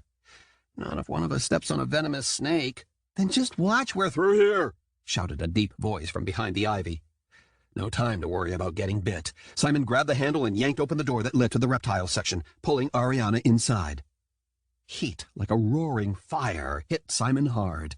Sweat trickled down his back, and he wiped his forehead. Fine white sand shifted beneath his feet, and the walls shimmered blue, as if the sky itself were a mirage. He had never been in a desert before, but if he had to imagine what it would be like, this was exactly it. Clingy much? Said Ariana, prying her hand from his grip. Watch where you step. He glanced down at his feet. A white and black snake slithered inches in front of him, and he blanched. "I'm not going into the insects section." "Why not?" she said, stepping over the snake. Simon followed in her footsteps exactly. "Because I want to live long enough to see my mother again." A rattlesnake coiled in the middle of the path, shaking its rattle threateningly. "You stepped in my drawing," he hissed, and Simon glanced down. His shoe was in the middle of an elaborate sand illustration of the Eiffel Tower. "Oh, I'm sorry," he said, jumping to the side. "I didn't mean to. We're just cutting through." "Come off it, Jeff," said Ariana. "You were just going to wipe it clean." The rattlesnake hissed, but he slumped back down into his coil. "It was a good one, too." "It was," agreed Simon hastily. "I'm sorry. I'll make it up to you later, Jeff." The snake sighed, and Simon moved delicately past him. Halfway there. "The spiders won't hurt you if you're with me," said Ariana. "And we don't kill people we like. Most of the time, anyway. Watch the coral snake." Simon stopped, his foot hovering half an inch above the tail of a snake with a red, yellow, and black striped pattern. "Sorry." "You're going to die, Simon Thorn," the coral snake hissed. "We can't help you out there." "You aren't helping him in here either," said Ariana. "So unless you plan on getting a little snappy and distracting the pack while we escape, stop being a jerk." The coral snake hissed, and Simon angled himself between them. "She didn't mean it," he said, and Ariana snorted. "Well, okay, she did, but we really could use your help. If anyone tries to come after us, couldn't you stop them? Don't kill them," he added. "Just make sure they don't follow us." The coral snake slithered around them, forming a circle in the sand. "What do I get in return?" Simon racked his brain. What did reptiles like? "Books," he said. "I have a whole library at home. I'll bring you as many books as I can carry." The coral snake seemed to consider this and finally moved aside. "And charcoal," he said. "Sure. I'll see what I can do." Taking Ariana's hand again, Simon gingerly crossed the rest of the expanse of sand until they reached the entrance to the insects section. "Trust me," she said. "We'll be fine." She opened the door and dragged him out of the desert. The shadowy insects section was even worse than Simon had imagined. He gulped, and despite the muggy air, he shivered. A wall of cobwebs stood inches from the tip of his nose, so thick that all he could see was white. "How am I supposed to get through this?" he said. "Crawl, of course," said Ariana, and she knelt down. "Follow me." She disappeared through a small opening underneath the webs. Simon flattened himself against the floor. There was just enough room for him to fit, though he had to drag himself along with his arms, and spiderwebs caught in his hair. He had the unnerving feeling that someone was watching him, but he kept his eyes on Ariana as she crawled through the maze of cobwebs. And it was a maze, Simon quickly realized. Each intersection offered two choices, and he didn't want to think about what would happen if someone chose the wrong one. At last they emerged on the other side. Simon shuddered, while Ariana ran her fingers through her hair. "That wasn't so hard, was it?" she said. Simon blanched. Speak for yourself. He wasn't sure he would ever shake the feeling of 1,000,000 imaginary insects crawling over him. From there they broke through to the foyer of the academy. Simon dashed down the hallway toward the entrance, nearly tripping on the thick rug. He pushed open the double doors that led to the bridge and... nothing. The bridge was gone. In the distance, he could see the doorway to the arsenal, but unless they wanted to go for a swim, there was no way to cross the moat. Ariana skidded to a stop beside him. "Well, that's a problem." Simon's mind raced. They couldn't chance the tunnels. Ariana was right. The pack would anticipate that and be waiting for them. But there had to be some other way across. "I think I might know someone who can help." Simon headed back toward the school, but instead of returning to the insects section, he turned right toward the aquarium. "No way," said Ariana. "The reptiles like the mammals about as much as we do, but the fish are completely under the alpha's thumb." "Not all of them. Come on." He led her into the underwater tunnel. A shark floated above them, but if he noticed them, he didn't stop.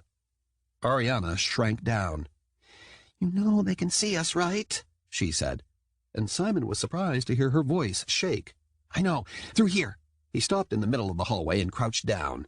The trap door Malcolm had pointed out to him opened easily, and Simon slid through, climbing down the ladder.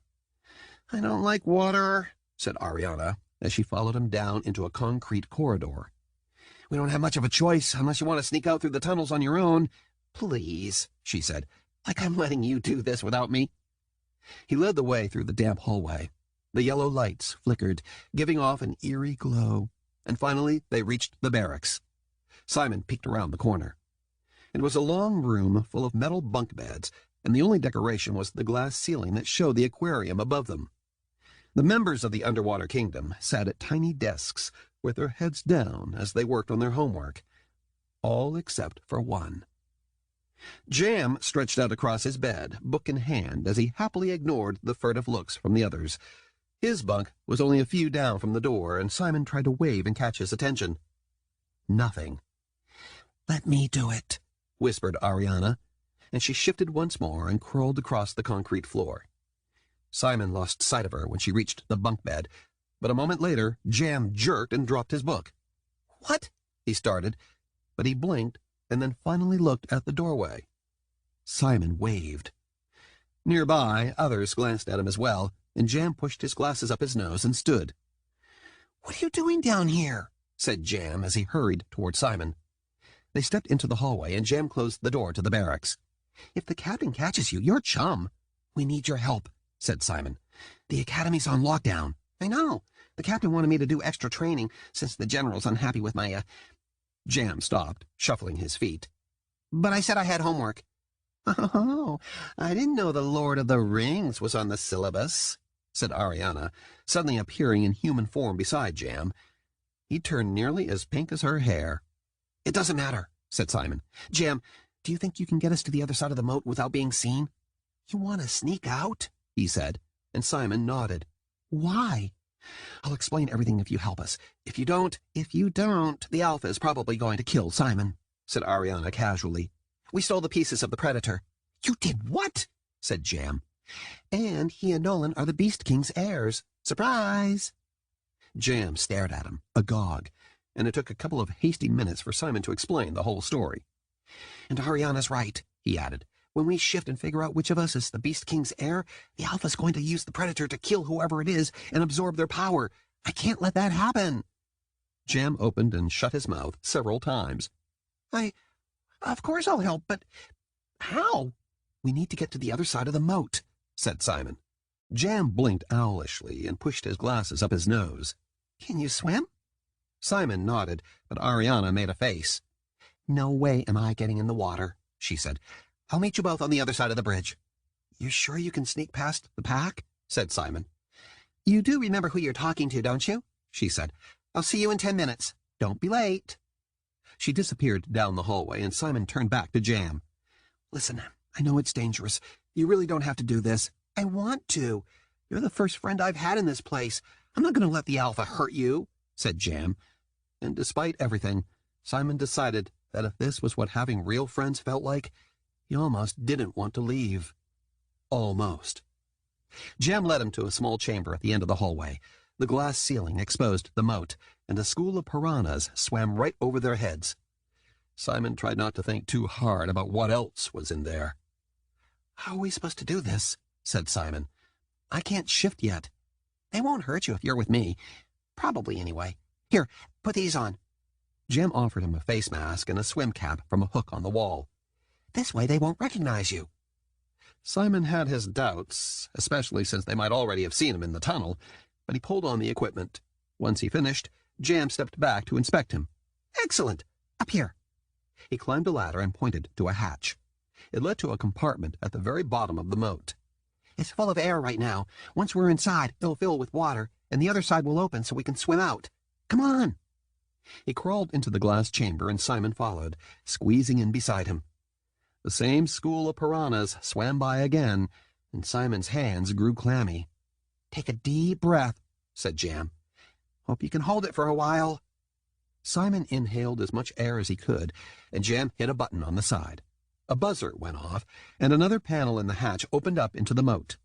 Jam shifted into his dolphin form, and cold water rushed in around them until they were completely submerged. "Grab on," he said, his squeaky voice muffled by the water. Grasping the slippery gray fin, Simon held on for dear life as the dolphin began to swim.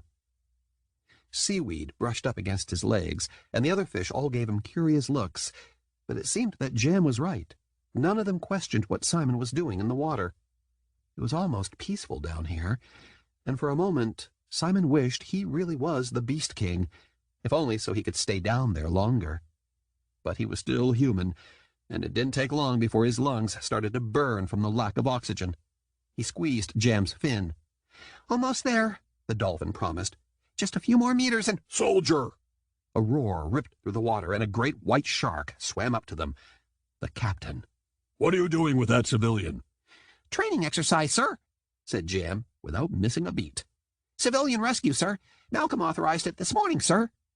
The captain considered them as he showed off rows and rows of razor-sharp teeth. Did you fill out the paperwork? "On my desk, sir. I made copies for you, Malcolm, and my personal records, sir." Simon grew dizzy. He wouldn't be able to hold his breath much longer. His chest ached, and he considered swimming up to the surface himself. He might be seen, but it would be better than drowning in the moat. He squeezed Jam's fin again.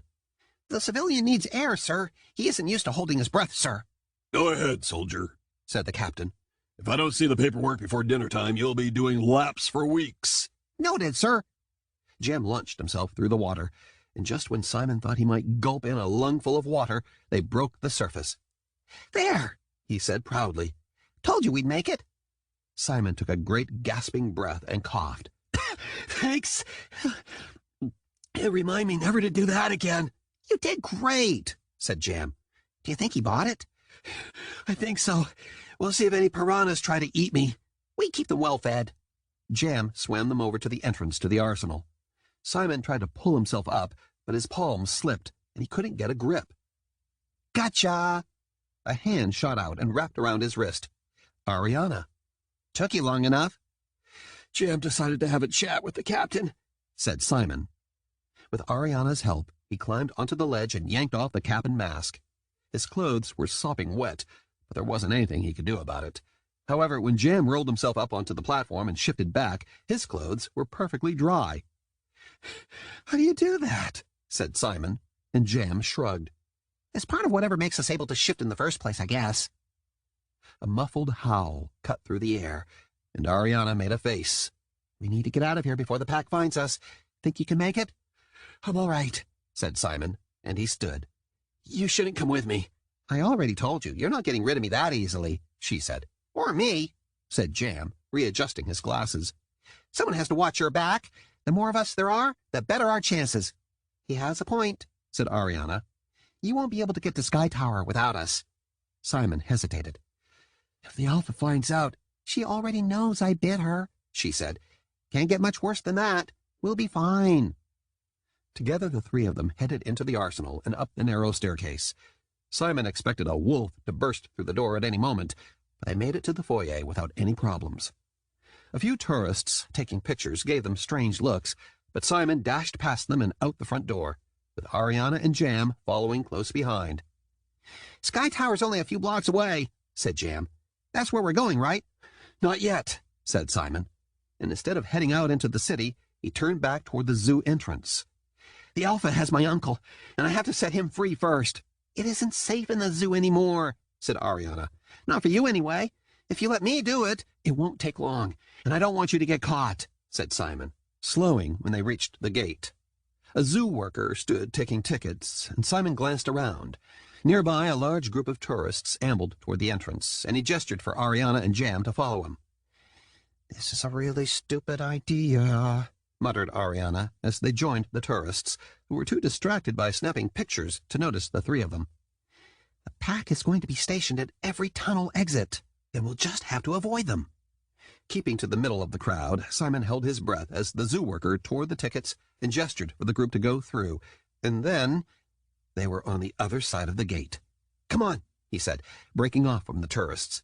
Jam and Ariana followed, and within minutes they were inside the sweltering rainforest building, running toward the unguarded door. Simon fumbled with the Alpha's key, relieved when it opened the lock. "Make sure no one comes in," he said, before slipping inside. The first thing he saw was his mother's empty cage. Orion had managed to rescue her after all. Part of Simon hoped he had done the same for his uncle, but when he looked into the second cage, all the air left his lungs. The hulking wolf lay inside, his sides heaving, and his gray fur matted with blood. Scratch marks lined his belly, and the feathers that clung to him made it obvious what had happened. Whoever had rescued Simon's mother had tried to kill his uncle. "Is he?" said Jam, his eyes wide. "He's breathing." Simon quickly unlocked the cage and opened it. "Daryl, are you awake? Can you hear me?" The wolf opened an eye. Simon, what are you doing here? "We're getting you out of here," he said, and he moved aside so Daryl could climb out of the cage. He did so slowly, wincing with every move he made, and Simon felt like he was going to be sick. He knew the war between the birds and the mammals was bad, but Daryl had been imprisoned. He couldn't have done anything to them even if he'd wanted to.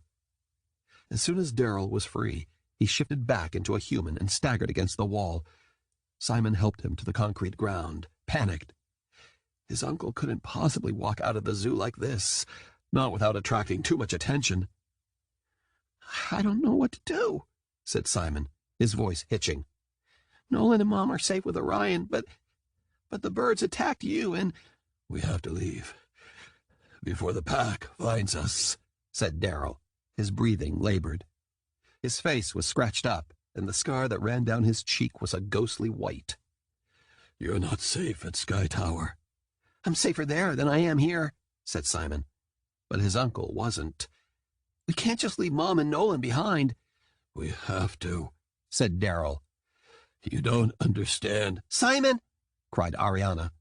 A snarl echoed from behind them, and with a start, Simon twisted around. Another gray wolf stood in the doorway, blocking their only exit. Malcolm. Chapter 22. Smug Bug. The wolf growled, and Simon instinctively stepped in front of his uncle. Malcolm was supposed to be their ally, but the fury in his eyes and the rage in his snarl made Simon question whether he'd ever been on their side. "Don't eat us," begged Jam, holding his hands in front of his face. "I'm all stringy and probably taste like fish.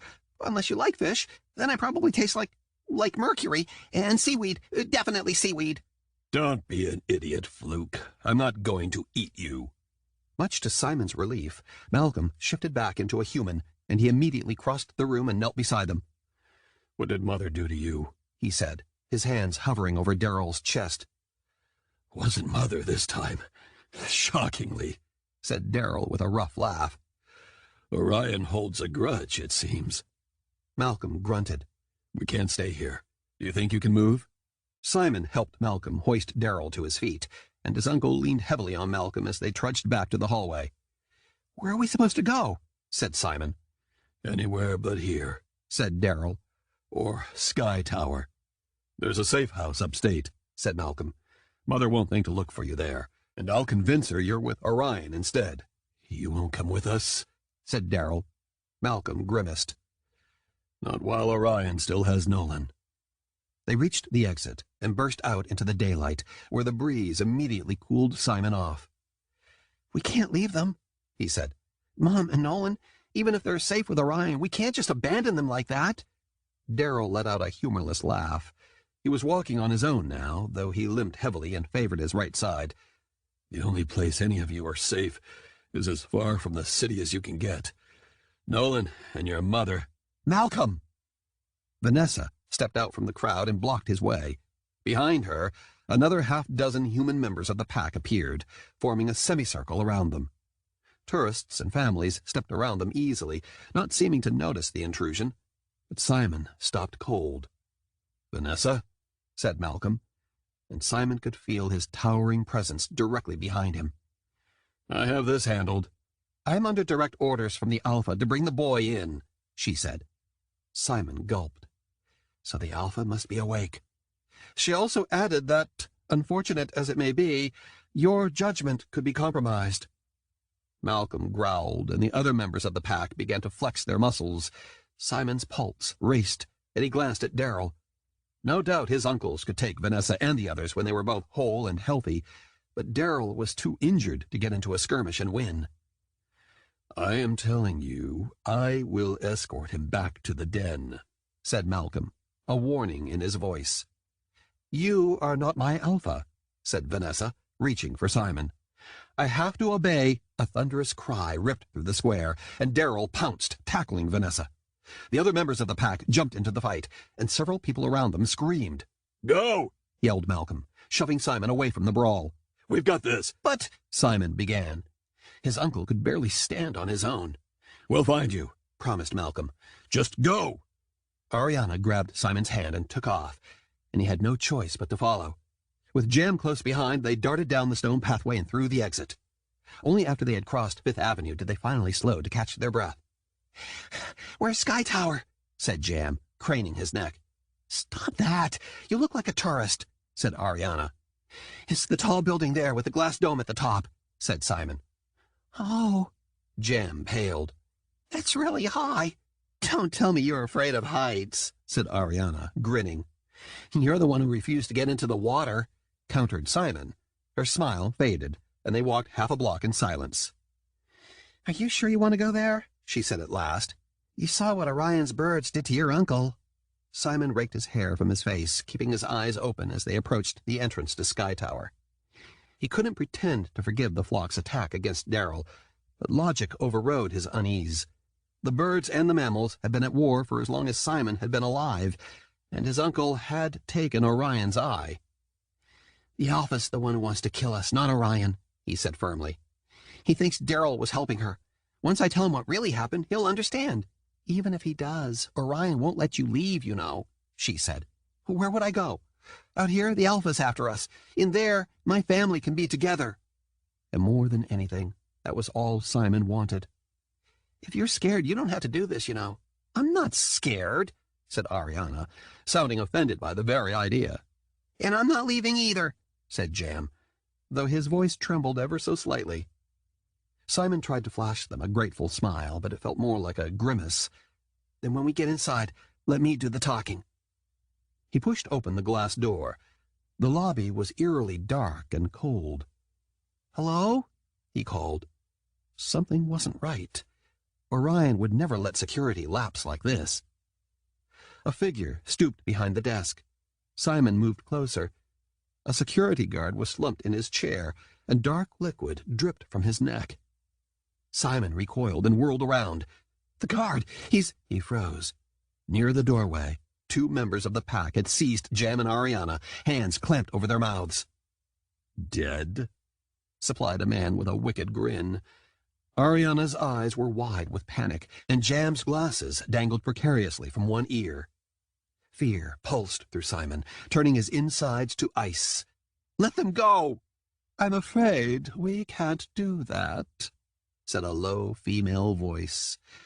Out of the shadows stepped a wolf, her teeth bared, and Simon knew instantly who she was. The Alpha. Chapter 23. Enemy Territory. The Alpha approached slowly, her claws clicking on the marble floor. Simon's chest tightened. One slash of her paw, and it would all be over. "Where are the pieces?" rumbled the wolf.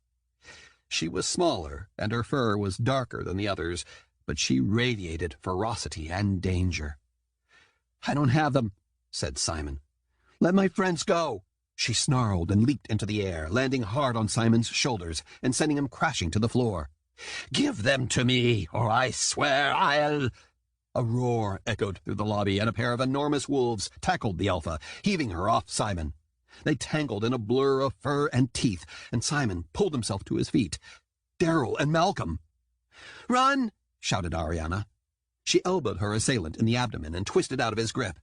Simon hesitated. Jam wrestled with the other man, and though he was several inches shorter, somehow Jam was holding his own.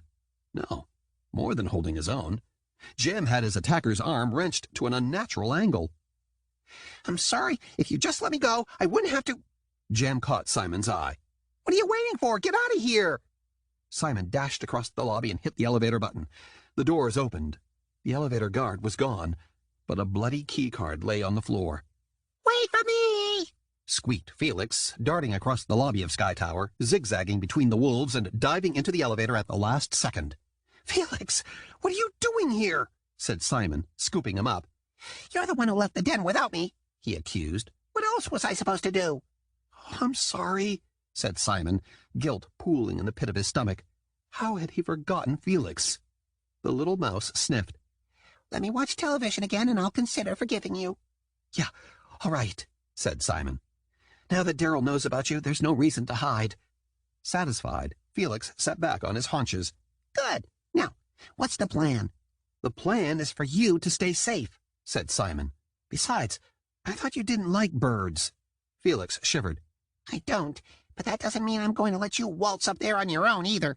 Orion won't let you leave again." "It doesn't matter," he said. "All of us, Orion, Mom, Nolan, Darryl, Malcolm, me, now we can go someplace safe where the Alpha will never find us." "You're forgetting that Orion and Darryl hate each other," said Felix, and Simon hesitated. "I know, but they both wanted to protect him and Nolan. Surely that counted for something." At last, the elevator opened, and Simon stepped out into the forest that was Orion's penthouse as Felix scampered off to hide. Above him, birds chirped in human voices, their murmurs discontent, and Simon spotted Orion's silhouette in the treehouse far above him. "Simon!" His mother's voice echoed throughout the atrium, and he tensed. "Mom? Mom!" He sprinted toward the spiral staircase. "Where are you? You need to run!" she called. But he didn't understand. Run from what? "Ah, Simon, there you are." His grandfather peered through the leaves. "Come join us." Simon quickly ascended the staircase that led to the upper level. Orion leaned against the railing, an oddly triumphant smile on his face, while Winter sat in an armchair nearby, staring resolutely out the window. His mother was nowhere to be seen. "Please, Simon, go," she begged, and he looked down. On a thick branch, hidden halfway between the treehouse and the lower level of the atrium, hung a cage, and inside was a golden eagle. His mother! Cold horror crashed through him, and he looked back and forth between the cage and Orion. "She shouldn't be locked up. She hasn't done anything wrong," he said, slowly taking a step back toward the staircase. A pair of falcons fluttered down and shifted back into humans, blocking his way. "Unfortunately, we seem to have a difference of opinion on that," said Orion. "Search him for anything the Alpha may have planted on him." The guards' rough hands patted Simon down and dug through his pockets. He fought against their grip, but they were too strong. The first guard fished the pocket watch out of Simon's sweatshirt, and when he handed it to Orion, Simon felt a keen wrench in his gut. "That's mine," he said hotly. "Is it?" said Orion as he examined the back. "The symbol of the Beast King. How curious that something this valuable fell into your possession. Where did you get it?" "I found it in the den," he lied, certain that telling Orion the truth, that his mother had given it to him, would only make it more valuable. "I see." Orion clipped the chain of the watch to his lapel as the guards backed off, satisfied that Simon wasn't armed. "How did you escape on your own? I was about to send the flock back to the den to rescue you." Simon looked at the caged golden eagle. He wasn't so sure he wanted Orion's help, not anymore. "I ran. The Alpha's downstairs, along with half the pack," he said, fuming. "If we don't leave now—" "I'm aware," said Orion, "and I very much hope she makes it up here, because when she does, I will have a surprise waiting for her." Something on the desk glinted, and Simon's mouth fell open. The pieces of the Predator.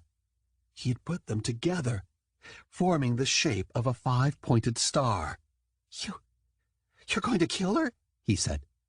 "It's the only way to ensure peace," said Orion, following Simon's gaze and picking it up.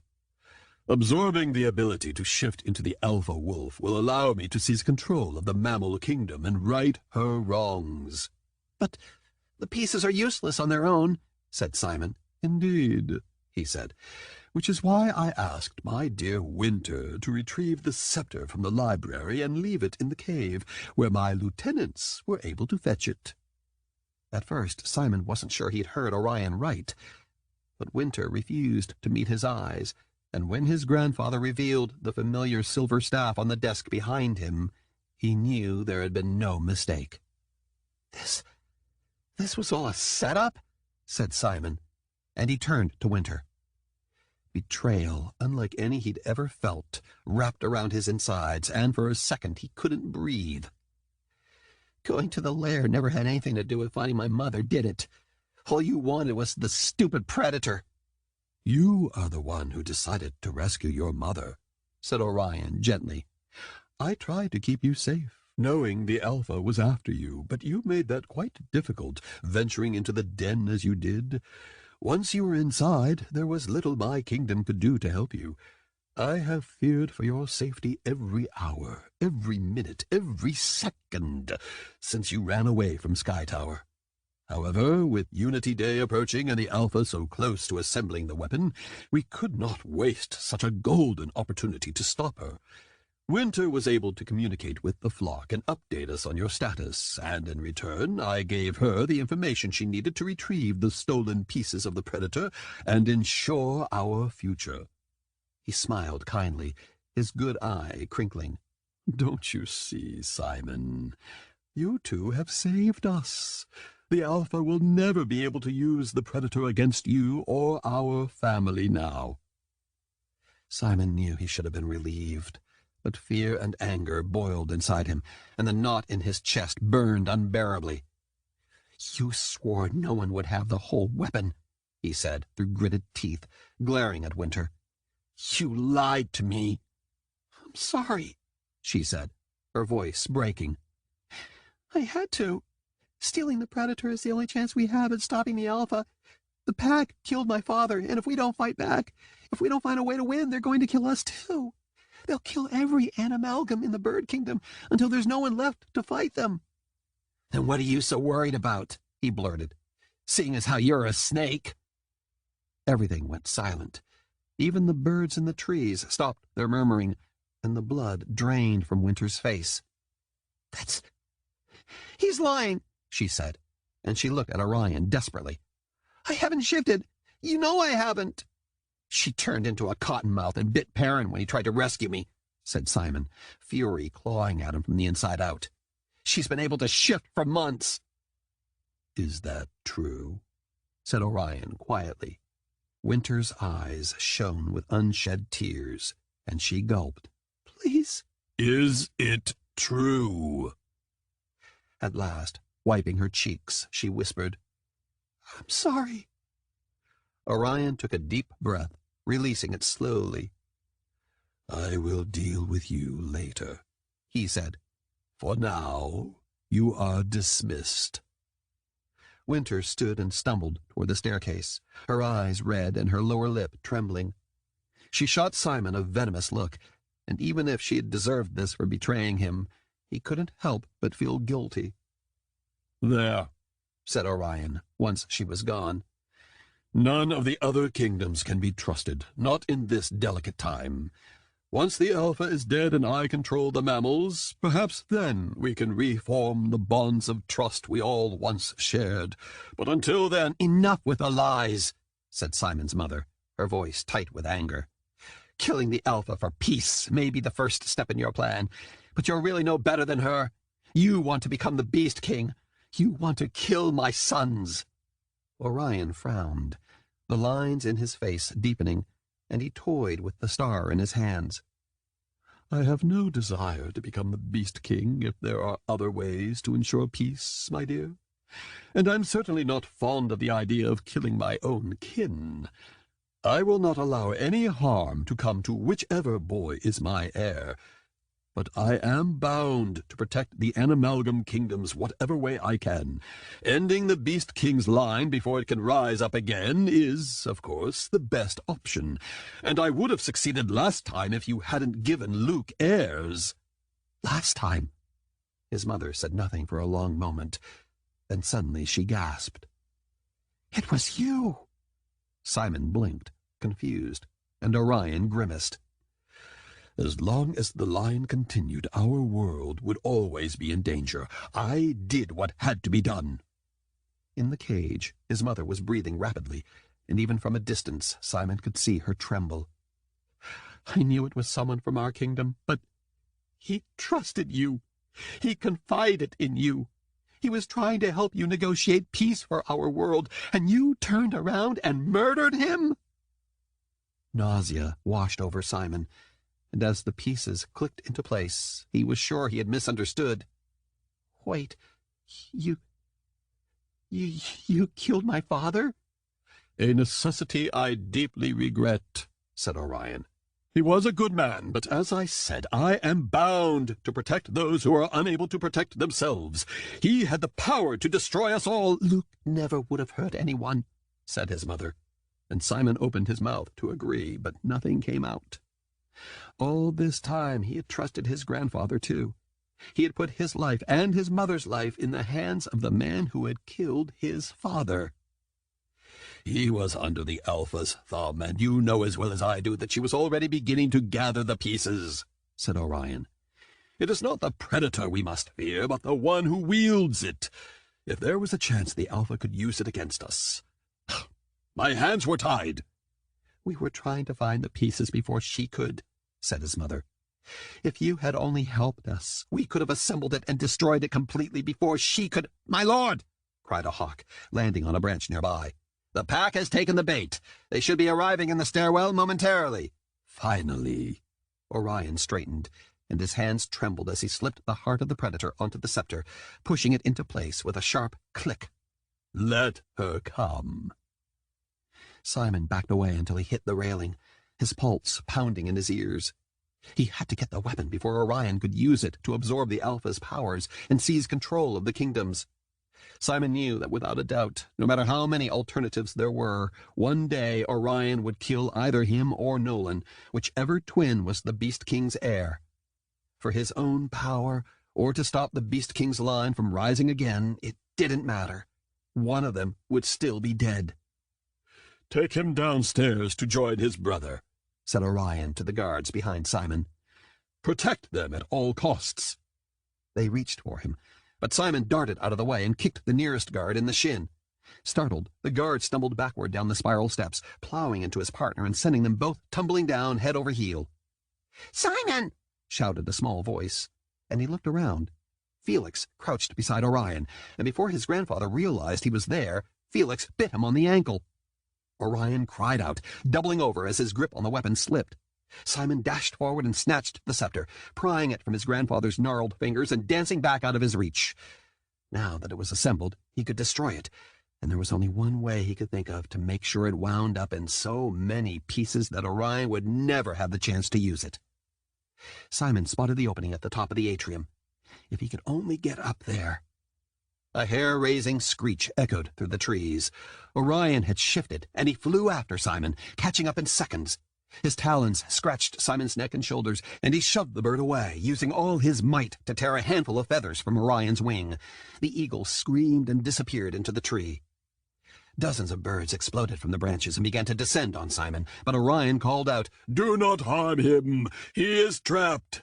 There is nowhere for him to go. I will handle this." As they flew back into the trees, Simon looked around, searching desperately for a way to get up to the roof. But there was no ladder. There was no staircase. The only way up was— He gritted his teeth. Climbing onto the railing, he balanced precariously on the edge and tucked the predator into his belt. Here went nothing. "Simon, no!" cried his mother. But it was too late. He leaped across the open air, barely managing to grab onto one of the few branches thick enough to hold his weight. Pain shot through his arms, and he struggled as he pulled himself up. At last he made it, and he scurried toward the trunk and began the shaky climb to the highest branches, where he would be able to reach the opening in the roof. "Simon, come back down," called Orion. "If you fall—" Simon continued climbing. Twice he nearly lost his grip and plummeted, but he held on, his entire body straining. At last he reached the edge of the atrium. The branches at this height were too thin to hold his weight much longer, and he looked around. The wind whistled through the open panel only a few feet away, and Simon took a deep breath. Now or never. He pushed off from the tree and leaped toward the opening. The weak branch snapped below his feet and tumbled to the ground, and for one horrible moment Simon was sure he would fall too. In the atrium below he heard a chorus of shouts, but there was nothing anyone could do. He was on his own. He slammed into the wall, only just catching the edge of the window. The glass cut his palms, but using all his strength he pulled himself into the open air. Every muscle in Simon's body trembled as he slid across the glass. The roof was flat, except for the dome that surrounded the highest branches, but as he moved closer to the edge, he noticed there was no railing. Only the wind stood between him and a 40-story fall. The skyline spun around him, and he walked unsteadily toward the edge. All he had to do was drop the predator. There was no way it would survive intact, and no one would be able to use it ever again. I wouldn't do that if I were you, my boy. Orion appeared on the roof, once again in human form. His sleeve was ragged, and his arm bled from where Simon had ripped out his feathers, but he didn't seem to care. With his hand outstretched, he inched toward Simon, his good eye turned toward him. Think about what you're doing. If you destroy it, I will have no way of protecting you against the Alpha and the other kingdoms. As soon as they discover that the Beast King's line still exists, they will kill you, or your brother. So will you, said Simon, his voice shaking. Orion shuffled closer. If that's what you're afraid of, then I promise the only person who must die is the Alpha. I will keep you and your brother safe. I swear on all I am that we will figure it out together, as a family. Simon inched toward the edge. He had nowhere to go but down. Family doesn't threaten to kill each other. Even if I trusted you, no one should have this kind of power. Not you, not the Alpha, no. A howl rang through the atrium, and he glanced at the open window. The pack was here. Simon was running out of time. He was about to let go of the scepter when Orion charged forward. Simon tried to sidestep him, and it took every muscle in his body to stop before he stumbled over the edge. Orion shifted into an eagle before he could fall, and he snatched the weapon from Simon's hand. "Hey!" said Simon. Running against the icy wind, he darted into Orion's blind spot and threw all of his weight against the golden eagle, tackling him to the roof. They skidded across the glass together, and Simon made a wild grab for the scepter. "No!" cried Orion. His talons dug into Simon's skin, but it was too late. Simon's fingers closed around the scepter, and he wrenched his arm from Orion's grasp. Scrambling to his feet, Simon raced for the edge. Behind him, Orion screamed, but Simon was deaf to his shouts.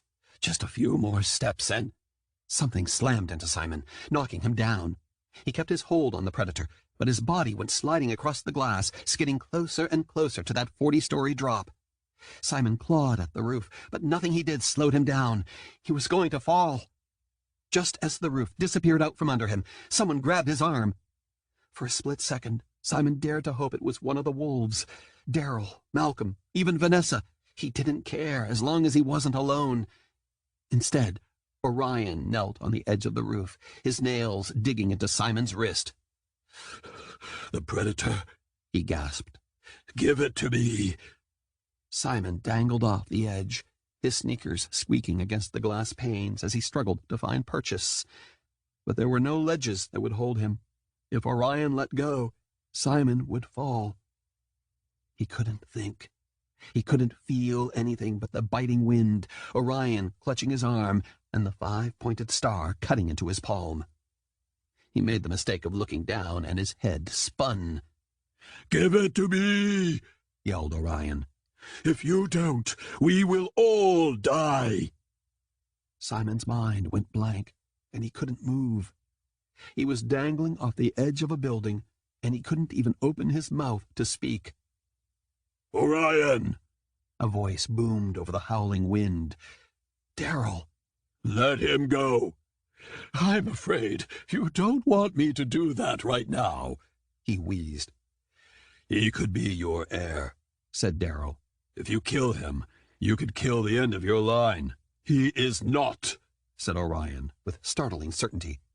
Isabel knows he isn't. She knows he is the firstborn. That is why she hid him. That is why she told no one of his existence. That is why she gave him the Beast King's pocket watch. She knows, and now so do I." "And if you're wrong," said Darrell. Orion coughed, and his hand began to slip. "There is no use pretending any longer. You have protected him all this time because you know he is the Beast King's heir. As soon as he shifted, you were going to turn him over to the Alpha so she could gain his powers." Darrell limped into Simon's view, and for a split second Simon wondered why he wasn't a wolf. But on the glass roof, his claws would only make him more vulnerable. It didn't matter how well his uncle could fight. This far above the ground, he would lose.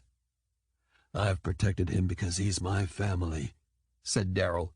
"I don't care what he shifts into.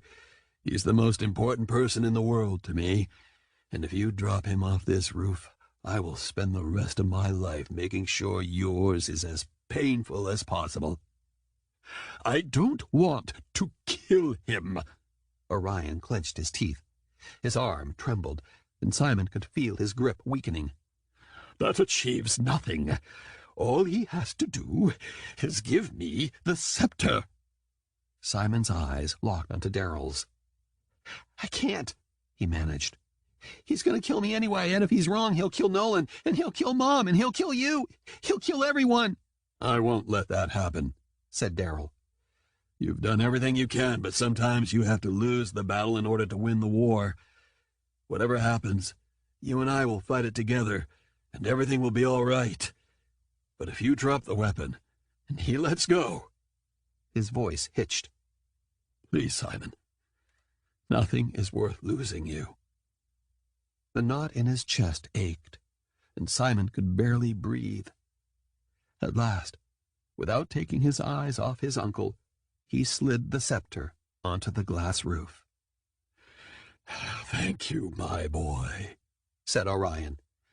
"You've made the right decision, and now I must once again do what is best for my kingdom. I do hope you know it isn't personal."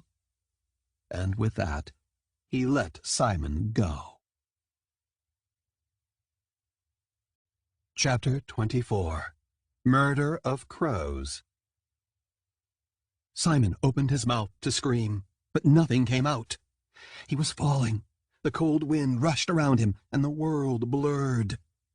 He couldn't breathe. He couldn't think. It wouldn't matter soon enough, but Simon didn't want it to end like this. Not without saying goodbye to his mother. Not without telling Darrell how sorry he was and how much his uncle meant to him. The hot knot in his chest burst, and an aching cry escaped from deep within him. He could already feel his limbs twisting, shattering the way they would on impact. His insides clenched, his voice caught in his throat, and he spread his arms. He was flying. The wind seemed to rise beneath him, lifting him into the air. He wasn't falling anymore. Instead, he glided through the sky above Manhattan. How? He gave his arms an experimental flap. They weren't arms anymore, though. They were wings. And his screams, they were the screeches of an eagle. He whooped and flapped his wings again. He'd done it. He'd really shifted. He was a living, breathing eagle now, soaring through the air at an impossible speed. But Simon's exhilaration was quickly dashed by blind panic. He didn't know how to fly, and now he was careening out of control through New York. He might have saved himself from becoming nothing more than goo on concrete, but now there was nothing stopping him from running headlong into a building. "Flap!" called a voice. "Flap!" "What?" yelled Simon. A pigeon appeared beside him. "Flap!" insisted the pigeon again, demonstrating with its own wings. Simon tried to mimic it, and he rose even farther into the air. "Flap! I'm flapping," he said. "How do I turn?" "Flap!" the pigeon demonstrated, and with Simon's keen eagle eyesight, he immediately spotted the shift in the pigeon's feathers before it disappeared down another street. Instinctively, he followed. Soon enough, Simon could navigate nearly as well as the pigeon, provided he didn't think about it too hard. That was when he got disoriented and his human mind tried to take over. For now, he let the eagle part of his brain figure it out. "Thanks," he called to his new friend. "I owe you one." At the pigeon's confused look, he added, "Food." "Food?" said the pigeon immediately, and Simon laughed. "Later," he promised, and he soared through the air back to Sky Tower. Even at a distance, he could see two figures fighting on the roof in the sunlight. A wolf snarled, and an eagle hovered out of reach. Relief flooded Simon. Darrell was holding his own. As he grew closer, however, he spotted a strange cloud swarming the building. Birds, Simon realized. Hundreds of them, and they all went straight for his uncle. "Darrell!" he yelled, hurtling toward the roof. The wolf snapped at the birds, fighting to break free, but there were too many of them. They pecked and scratched at his face, his throat, his paws, every part of him they could reach. Darrell stumbled, and Orion shifted back into a man, clutching the scepter. I was planning to test the predator on your dear mother, but I suppose this will do, said Orion. Give Luke and Simon my best. Time seemed to slow. Seconds turned into minutes, and as Simon watched in horror, Orion lunged toward the wolf, sinking the razor-sharp points of the heart of the predator into Darrell's chest. Simon screamed and dived straight toward them. In the moments before he reached the roof, the wolf curled in on himself, and Orion stared at the scepter, confused. Why isn't it working? He said. What have you and Isabel done? Darrell managed a wolfish grin, despite the blood that began to mat his fur. Can't always win, can you? Blinded by rage, Simon collided with Orion in a clash of feathers and talons, ripping at the old man with everything he had. In a split second, Orion shifted into an eagle, and they flew through the air, tangled together 500 feet above the city. You survived, said Orion exultantly, his talons cutting into Simon's chest. My heir, my prince. Let Darrell go, demanded Simon. He never did anything to you. The eagle laughed. He took you, he took my daughter, and before that he took my eye. He was never getting out of Sky Tower alive. Besides, it's too late. He's practically dead already. Dizzy with fear, Simon tore himself away from Orion and turned back toward the roof. Nearly all the other birds were gone now. Darrell had shifted back into a human, and a pool of blood expanded beside his motionless body. Everything went still. All Simon could see was his uncle, the man who had protected him for his entire life, who had given up his family, his pack, everything he had loved to stay with Simon. Now he was dying, and it was all Simon's fault. The knot in Simon's chest was gone now, replaced by unshakable fury. He screeched and dived back toward the golden eagle. A primal instinct seized him, the same one that had overcome him the day Brian Barker had attacked him in the cafeteria, and only vengeance remained.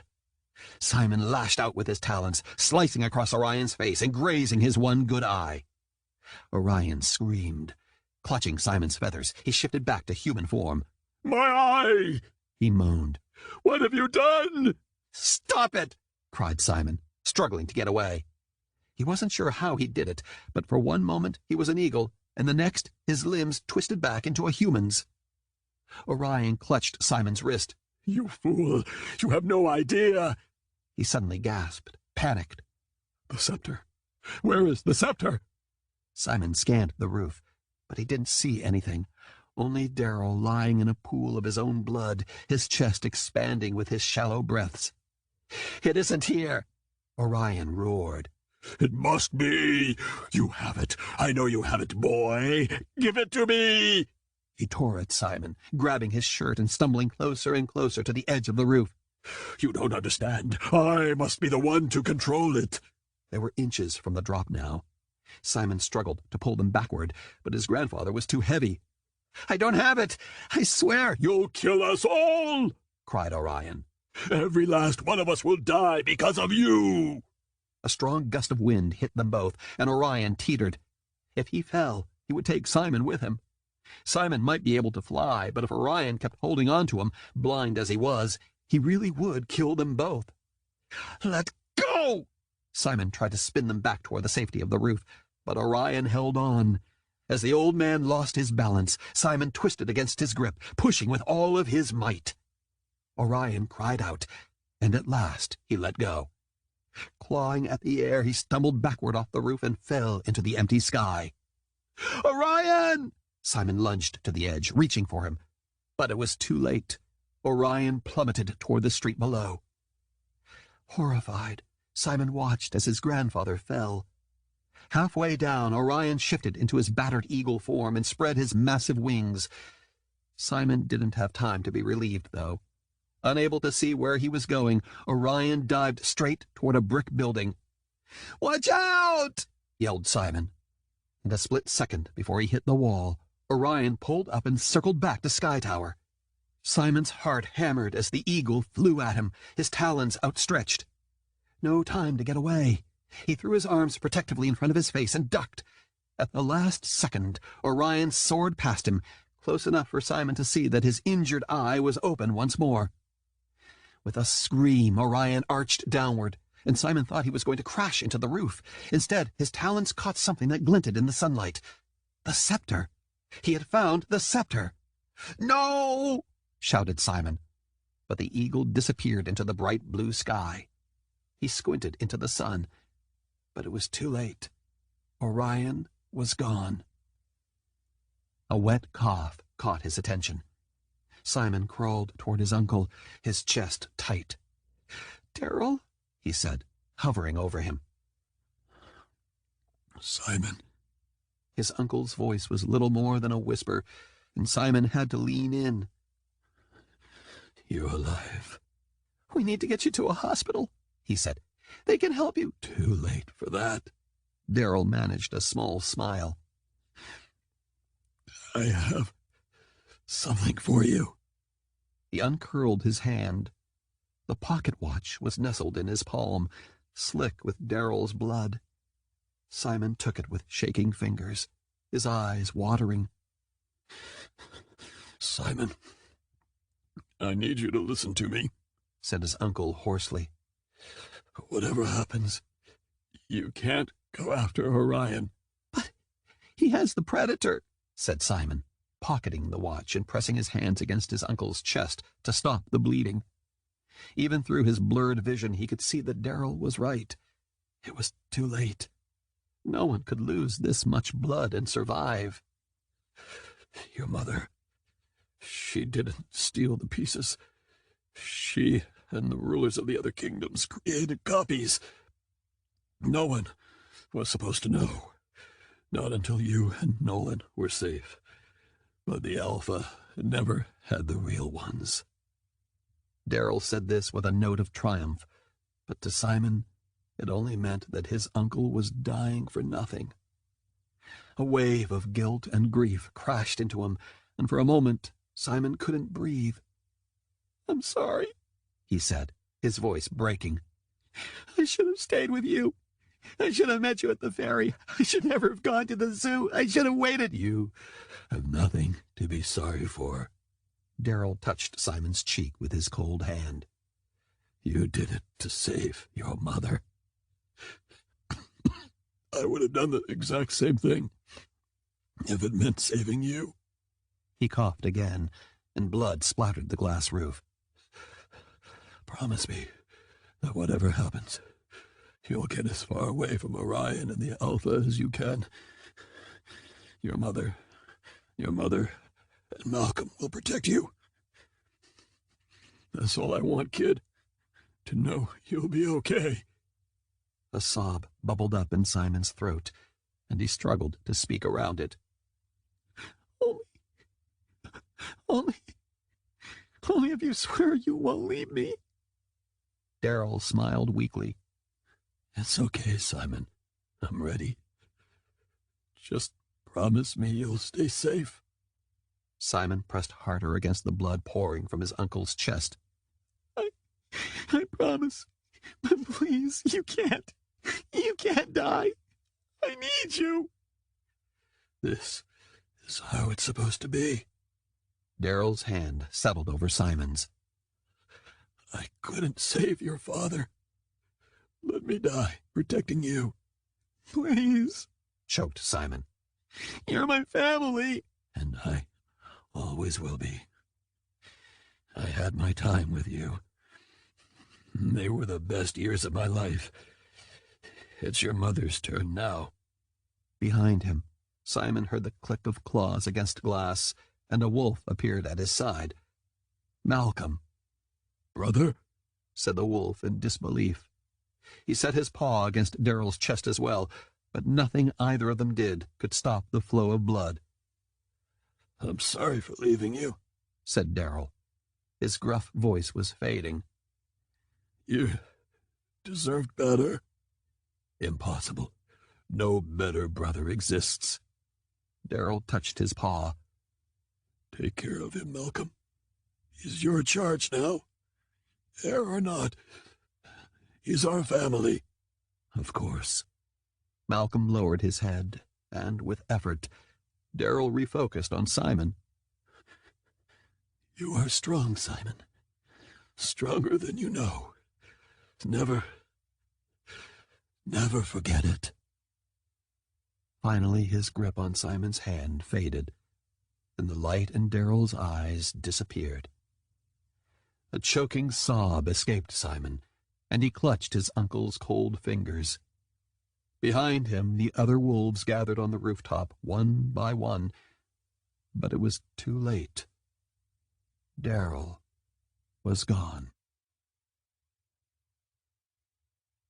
Chapter 25. Pigeon Poop. Simon didn't know how long he knelt on the rooftop beside his uncle's body. Long enough for his face to grow numb in the wind, and long enough for the entire pack to chase away the remaining birds and join them, their heads bowed.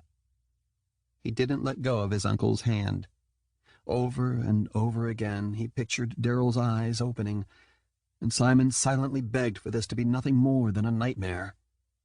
But it wasn't a nightmare. This was his life, and Simon didn't know how to face it without his uncle. If only the rats hadn't attacked them. If only Simon had met Daryl at the ferry. If only Simon hadn't been so stupid and trusted Winter. None of this would have happened, and they would have found a way to save his mother together. Daryl would still be alive, and by now they would have left the city, all three of them, and they would all be safe. No, Simon realized. They wouldn't all be safe. Nolan would still be at the den, and his mother would never have left New York without him. Orion and the Alpha would have hunted them down, and one way or another, Daryl would have risked his life to protect him. But maybe by then, Simon would have found a way to keep them all alive. Malcolm clapped his hand on Simon's shoulder and cleared his throat. His eyes were red and swollen. Come on, he said gruffly. The pack will take care of him. We need to get you someplace safe. What about my mom? Said Simon. Malcolm frowned, not quite looking at him. Orion's lieutenants escaped, and they took her with them. The world began to tilt once more, and the edges of Simon's vision went black. His mother was still missing. Daryl was dead, and all of it had been for nothing. I'm sorry, he said softly to his uncle's body. Squeezing Daryl's hand one last time, Simon finally let go and stood, his gaze lingering on his uncle's motionless form. Only when Daryl's face was burned into his memory did he allow Malcolm to lead him back into the atrium. The climb down the tree was a blur. He couldn't think about his uncle, not yet, not without falling apart, so he focused on his mother. Orion wouldn't kill her, not when he could still use her to find the real pieces of the predator. But how long would that last? How long would it be before Simon lost her, too? Well, about time! Felix scampered halfway up the spiral staircase, stopping at his feet. Come quickly, it's your brother! Any relief Simon felt at knowing Felix was all right evaporated, and he ran down the stairs after him. What happened? Where is he? Less talking, more running! Called Felix, darting down to the lower level and hurrying through the branch-filled hallway. Simon followed, with Malcolm hot on his heels. As they passed an open sitting room, he spotted Ariana and Jam huddled on the sofa. He would thank them later. Right now, he had to find his brother. Felix stopped in front of a door at the end of a long corridor. An odd scratching noise came from inside the room, and Simon yanked the door open and stopped cold. His brother wasn't on the other side. Instead, a young gray wolf paced across the carpet, making a pitiful whining sound. "Nolan?" said Simon.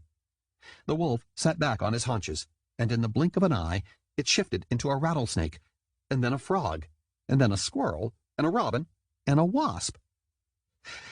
"I'm the Beast King's heir," said Nolan, as he shifted back into a wolf, shaking his head in disbelief.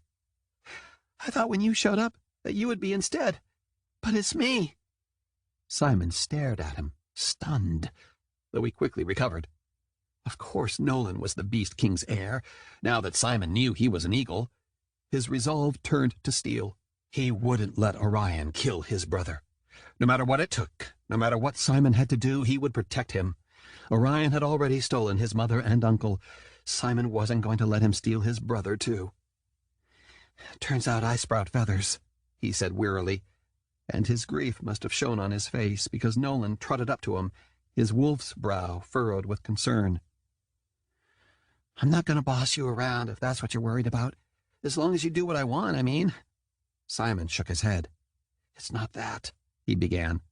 But before he could explain, a shadow appeared over Simon's shoulder. "It's Darryl," said Malcolm, as he stepped into the room. "He's dead." Nolan's face fell, and his tail drooped. He is?" "And Orion took Mom with him," said Simon. His brother bared his teeth. "We'll get her back," he growled. "I'm the Beast King now. No one takes my mother and gets away with it." More than anything, Simon wanted to agree with him. He wanted to scour every corner of New York City, every corner of the country, if he had to, until he found Orion and his mother. But dread coiled inside him at the thought of what Orion would do to his brother if he captured him. Simon couldn't let that happen. "You!" The Alpha's voice rang out, and she stormed into the room, all pretense of royalty gone. At first, Simon thought she was hurrying toward Nolan, but instead she cornered him, shoving him against the wall and putting her nose an inch from his.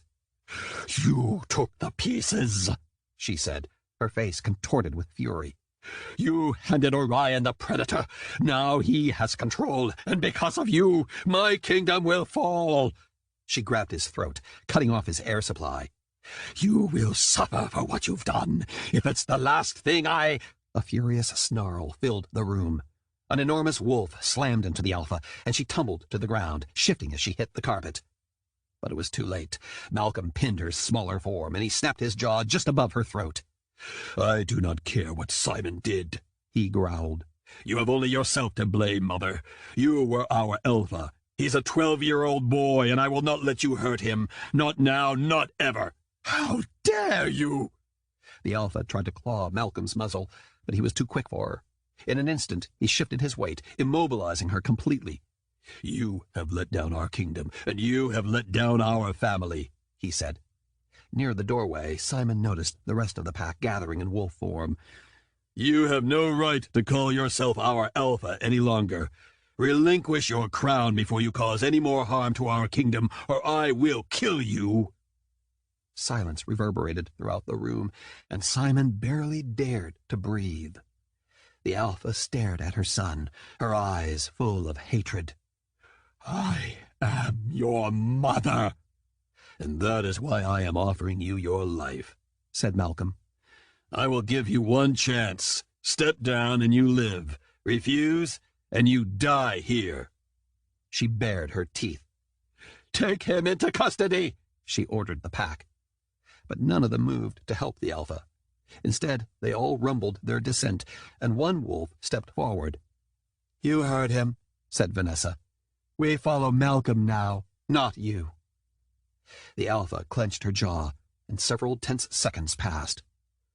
"Traitors, all of you," she said, and at last she shifted back into her human form. "Very well. I step down as your Alpha, and pass on my title to you, Malcolm." She glanced coldly at Simon and Nolan. "My only living heir." Malcolm rumbled, and he didn't let her go. You will leave the city and all our lands, and you will never return. If I ever see you again, I will rip you limb from limb, as slowly and excruciatingly as possible. By the time I'm finished, you will be begging me to let you die." Finally, he climbed off her and positioned himself in front of Simon and Nolan. She rose, and with her head held high, she walked out of the room, the pack parting to give her space. "Follow her. Make sure she leaves," he said. "Yes, Your Majesty," said Vanessa, trotting down the hall with another pair of wolves at her heels. "It's only a matter of time before Orion sends every bird in the city after us," said Malcolm. "We need to return to the den. You three, gather the other students. Nolan, Simon, you will remain with me and the rest of the pack." "But—" Simon's mouth went dry. "I'm Orion's heir. Birds aren't allowed at the lair." "You're my nephew," he said firmly. "I will not allow anyone to cast you aside, no matter what amalgam form you take. You are the person you choose to be, not the person others think you are." Simon was silent. He might not have wanted anything to do with Orion, but that didn't change the fact that he would one day be in charge of the kingdom the mammals hated. Maybe they only hated Orion. Maybe now everything would change. But something in his gut twisted, and he had a feeling it wouldn't be that easy. Nothing ever was. However, if there was one thing he knew for sure, it was that he would be the best heir to the bird kingdom he could possibly be. Malcolm was right about that. He got to choose who he would be, and he wasn't going to be anything like his grandfather. "You need to shift back, Nolan," said Malcolm. "Can't walk the streets of New York like this, can you?" Nolan pawed uncomfortably at the carpet. "I don't know how." "You don't—" Malcolm sighed. "Fine. I'll show you in the atrium. Let's go." Malcolm guided Simon and the wolf that was his brother out of the room. He hovered closer than usual, and it took Simon a moment to remember that Malcolm had also made Darryl a promise to protect Simon, even though he wasn't the Beast King's heir. Was this what his life was going to be like now? Trapped in the den under Malcolm's watchful eye, unable to leave unless he wanted to risk Orion capturing him again. As they passed an open bedroom door, Simon heard shuffling, and he stuck his head inside. Winter stood in a room decorated all in white, with several large bookcases lining the walls. Classical music spilled from a pair of speakers, and she sniffled as she sat in the center of the bed, staring at something in her hands. "What are you doing?" he said.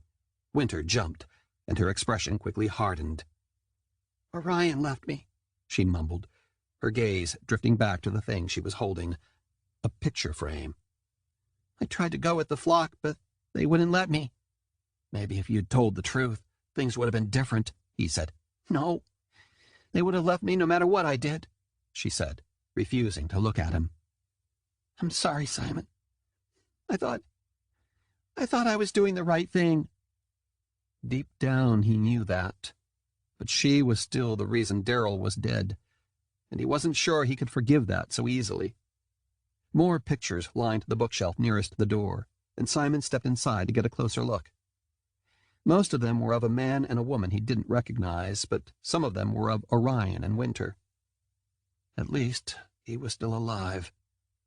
But he had abandoned Winter without a second thought, and Simon wasn't sure which was worse.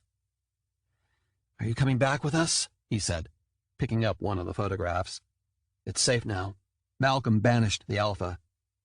"He won't let me back in after what I did," she said. And while there was a chance she was right, he shrugged. "If Malcolm's letting me back in, he has to let you in too." She scoffed, her voice choked. "Don't pretend you like me. Not after what I did." "I don't. And I'm not sure it'll ever be okay. But—" he cleared his throat. "You lied to me to protect your family. I get that." Her face flushed. "I really am sorry," she whispered. "I know." He pretended to inspect the pictures as Winter hastily wiped her cheek. "Darryl's dead." "What?" Her eyes widened. Setting the frame aside, she stood and took several steps toward him. "Simon—" "They took my mother, too," he said hollowly. "I don't think I'm ever going to see her again." Winter bit her lip. You will.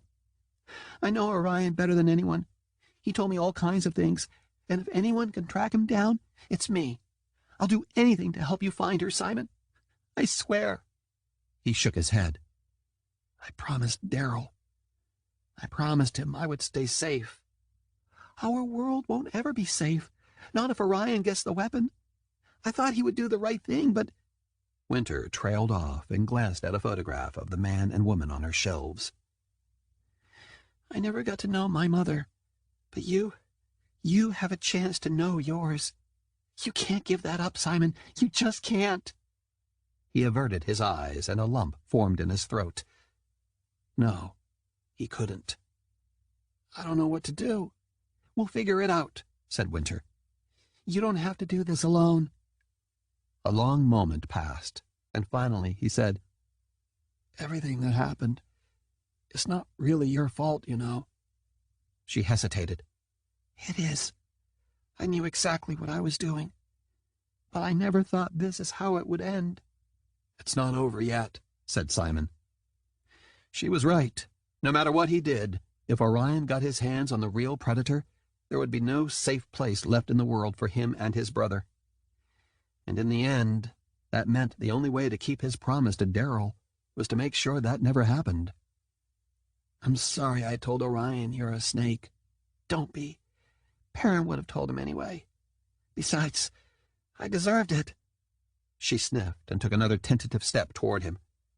No matter what happens, Simon, I'm on your side, and I won't let anyone hurt you or Nolan, even if he is a toad. I know you'll probably never forgive me, but maybe we can be friends eventually, once this is over. Simon shook his head. He would never forget this, and he wasn't sure his uncle's death would ever stop hurting, but he'd already lost enough that day. Winter, we're already friends. Her lower lip trembled, and wordlessly she caught him in a hug. It took everything Simon had left, but at last he hugged back. Daryl was buried beneath a stone plaza at the edge of the zoo, beside a statue of a wolf bowing his head. It was his father's grave, Malcolm had explained to Simon in a hushed voice, and a second statue would be erected in Daryl's honor. Neither grave was marked with their names, and Simon hated the thought of tourists passing them every day, taking pictures and rubbing the wolves' muzzles, without ever knowing what they really represented. When the funeral ended and everyone began to trickle back toward the arsenal for dinner, Simon stopped and gazed across the park in the direction of his old apartment. It was too far to see the building, but he ached to visit one last time. Shoving his hands into his pockets, he approached Malcolm, who stared blankly at the outline of Daryl's grave. "We should head back to the den," said Malcolm at last, clearing his throat. "It's getting late." "I was hoping I could go back to my apartment," said Simon. "I know it's dangerous, but I'll be fast. I just want to get my stuff." He had the important things, like his mother's postcards and notebook, and the pocket watch Daryl had returned to him, but he needed proof that his whole life up until this moment hadn't been a dream, and he had promised the reptiles as many books as he could carry. "I want to go too," said Nolan, popping up behind them. "I've never seen the rest of the city before." "If he's going, then so are we," said Ariana and Jam, who had come to the funeral as moral support. Malcolm sighed and closed his eyes, long enough for Simon to see a flicker of grief flash across his face. "All right," he said quietly. "Just this once." He gathered half the pack, and together they all headed toward Fifth Avenue and piled into 3 taxis. Nolan and Simon were squished together in the back seat with Malcolm, and as the taxis sped up the street, Nolan glanced nervously out the window. "You've really never been to other parts of the city?" said Simon. His brother shook his head. "The Alpha, Grandmother, she said it was too dangerous. She didn't even let me go into the rest of Central Park." "Daryl didn't let me go alone either," said Simon, his uncle's name heavy on his tongue. "But I went anyway, before and after school sometimes. There's a path I took that I think you'll like. It's short." "No," said Malcolm wearily. No detours. "It's not far from the apartment," said Simon. "I just want to see it one more time." To Simon's surprise, his uncle gave in far more easily than he'd expected, and 20 minutes later they all pulled up to the familiar corner of Central Park. Simon's chest tightened as he glanced down the street toward his old apartment building. 2 members of the pack headed over to start boxing everything up, and Simon almost asked to go with them instead. But the excitement on Nolan's face stopped him, and he led them up the sidewalk and into the trees. It was a warm evening, and the city seemed to melt away. The pack kept a wide perimeter, eyeing each pigeon as it passed, and Simon led Nolan, Ariana, and Jam down the footpath he had taken to and from school. "This is my favorite place," he said, watching a pair of squirrels argue over an acorn. "It's quiet here, and the chipmunks and birds like to talk. Mostly they just want food, though." "Look who it is!" called a familiar voice. "Psycho Simon!" Simon felt as though he had jumped into the icy polar bear water all over again.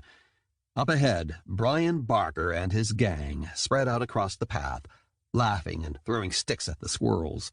Behind them, once again struggling under the weight of 5 backpacks, stumbled Colin. "Who's that?" said Nolan, stepping behind the others and ducking his head. Simon didn't blame him for trying to stay out of sight. "No one," said Simon as they drew closer. "Just some jerk who thinks he's important." Brian's grin turned into a scowl. Malcolm and the others closed in around them, but Simon shook his head. He had to take care of this without their help. "I'm more important than you'll ever be, fart face," said Brian. "I actually have friends." "What do you think we are?" said Ariana. He eyed her pink hair. "Freaks, that's what. Just like Simon." Brian took a threatening step toward him, and Malcolm closed in. He may not have been as big as Daryl, but he was just as intimidating. Brian narrowed his eyes. "Where's your uncle, psycho? Did he finally see what a pathetic loser you are and leave you like your mom did?" The mention of Daryl was a knife to Simon's gut. He tried not to react. After all he had faced lately, Brian Barker was nothing. But Colin piped up. "Leave him alone, Brian," he said. "He's not bothering us, and I want to get home." "Stop being such a baby," said Brian. "Unless you want to be next."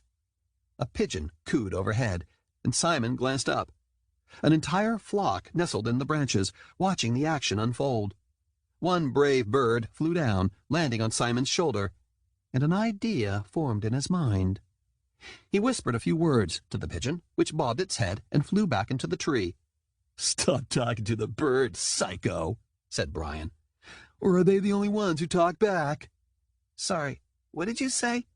"I don't speak cockroach," said Simon. Brian's face turned bright red. "Who are you calling a cockroach?" He took another menacing step toward them, but before he could reach him, Simon cried out, "Now!" 100 pigeons exploded from the trees. The first pigeon dived toward Brian, but just before it reached him, it pulled up and splat! Splat! Splat! Splat! Splat! Pigeon droppings rained from the sky, landing squarely on Brian. On his clothes, in his hair, on his face, everywhere. He screamed and danced around, trying to avoid them, but they kept coming. His gang burst into laughter, and Simon crossed his arms. "I might be a psycho, but you're the one eating pigeon poop," he said. "If you ever call me or Colin or anyone a freak again, I'll send every pigeon in the city after you. Got it?" Brian shrieked and ran down the path, looking like a giant moving pile of pigeon droppings. Still laughing, his gang took off after him, leaving Colin behind with the backpacks. "You should leave them here," said Simon. "They deserve it." Colin shrugged and shifted one onto his shoulder. "Maybe next time. Thanks, by the way." "You're welcome. Just don't let Brian tell you what to do anymore, all right? He's not worth it." Colin smiled sadly.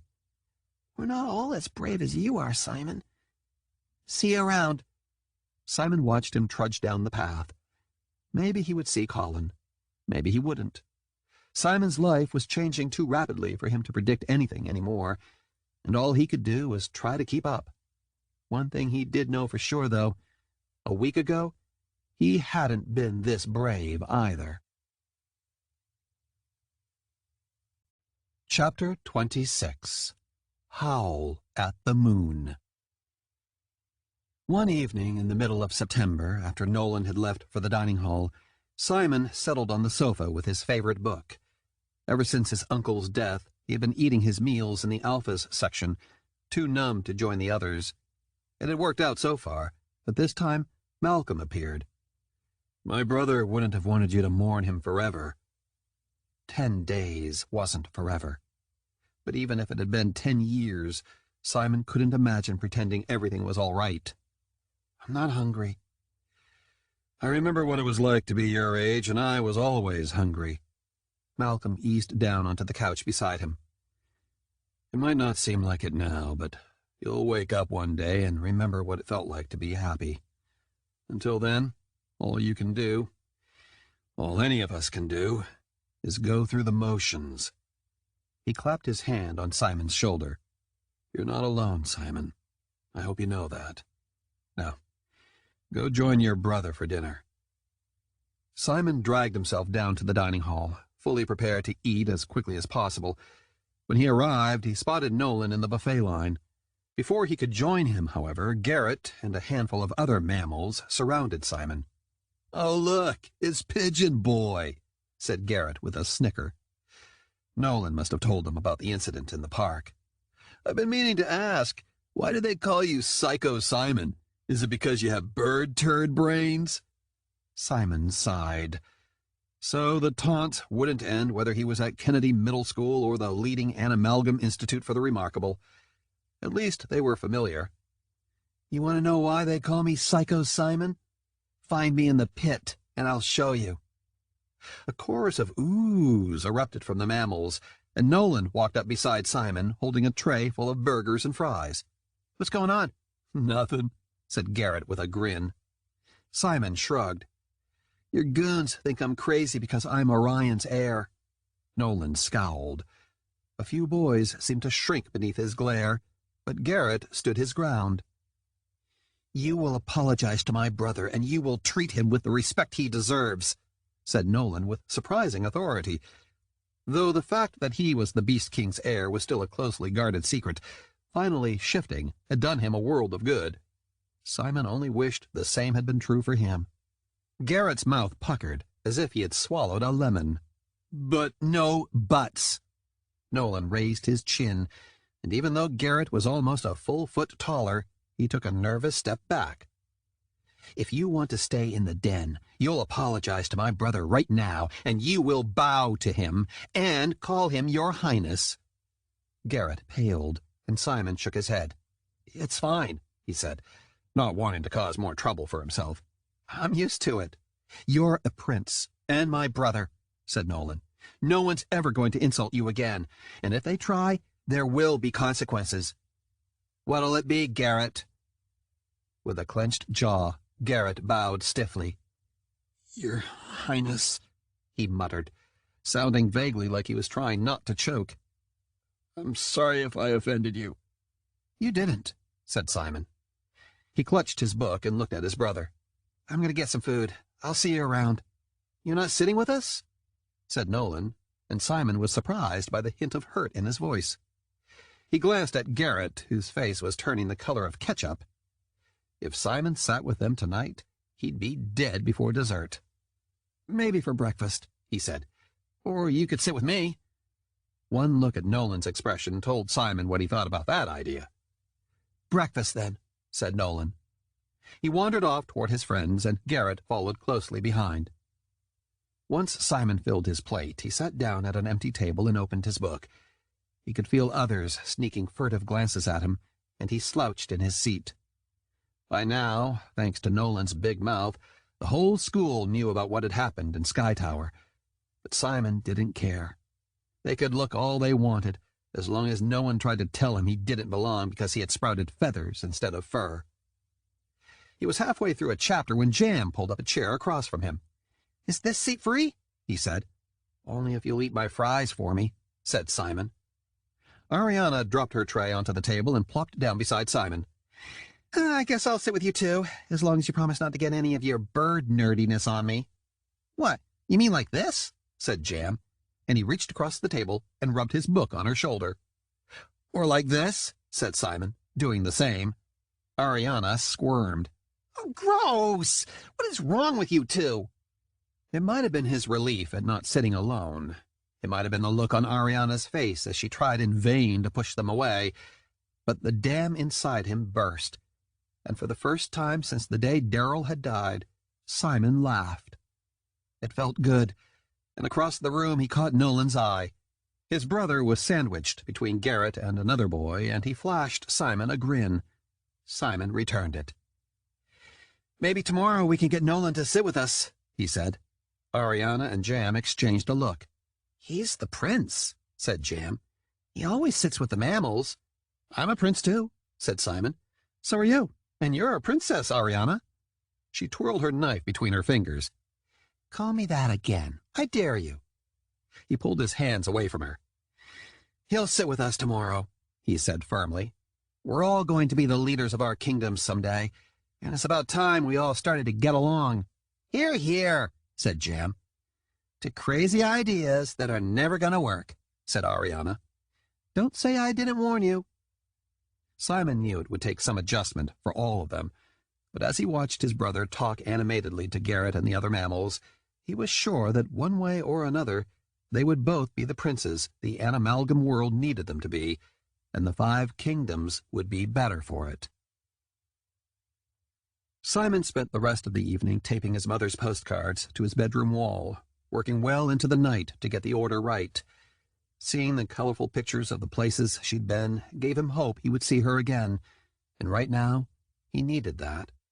"Where's that one from?" said Felix as he nibbled on an apple slice.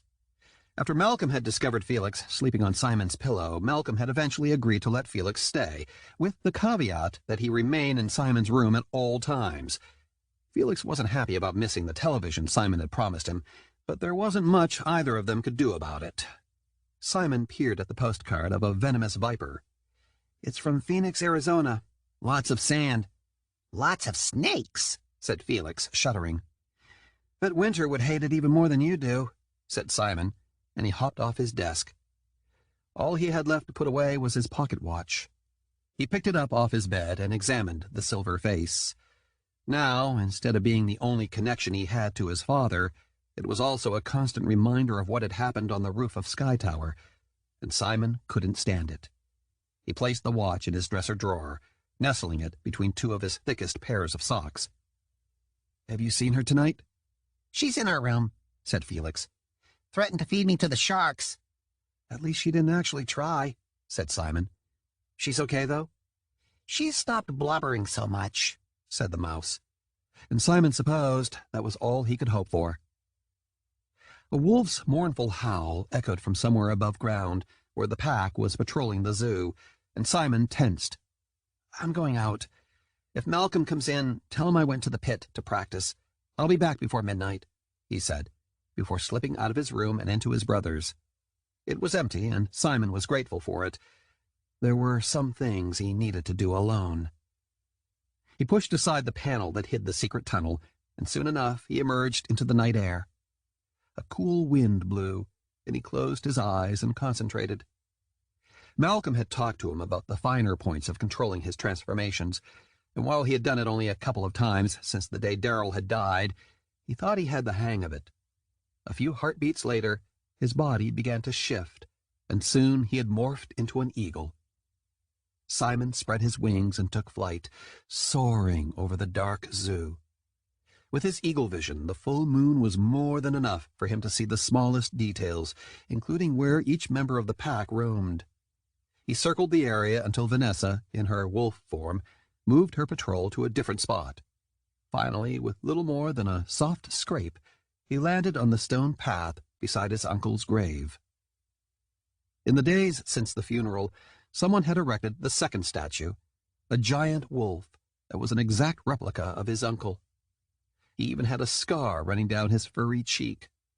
The wolf's muzzle was raised as he howled silently at the moon, and a shiver ran through Simon. Shifting back into his human form, he stood beside his uncle's grave. "Hi, Darrell," he said, searching for the right thing to say. How was he supposed to tell him how sorry he was, how much he missed him? The words didn't exist, but they struggled to escape him anyway, and the knot in his chest throbbed with unbearable pain. "You're the best family I've ever had," he whispered, and he touched the stone wolf's muzzle. "I'm sorry I didn't listen.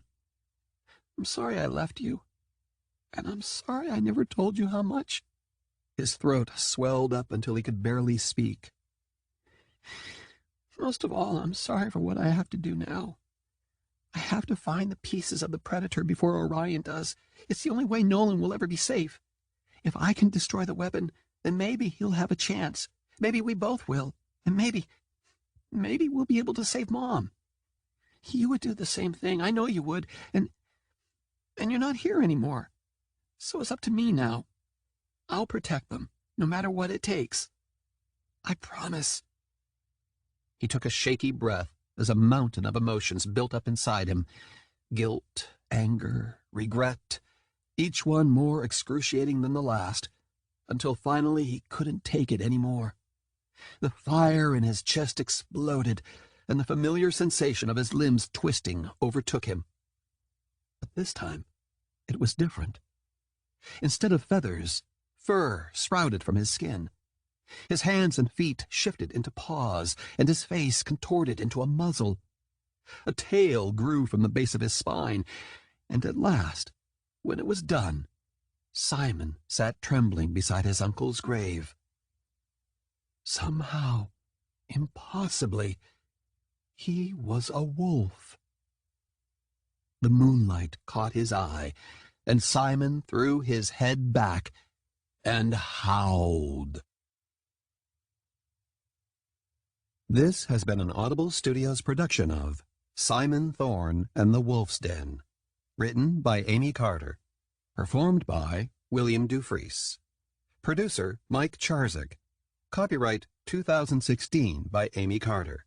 Production copyright 2016 by Audible Inc. Audible Studios is a division of Audible Inc. Audible hopes you've enjoyed this program.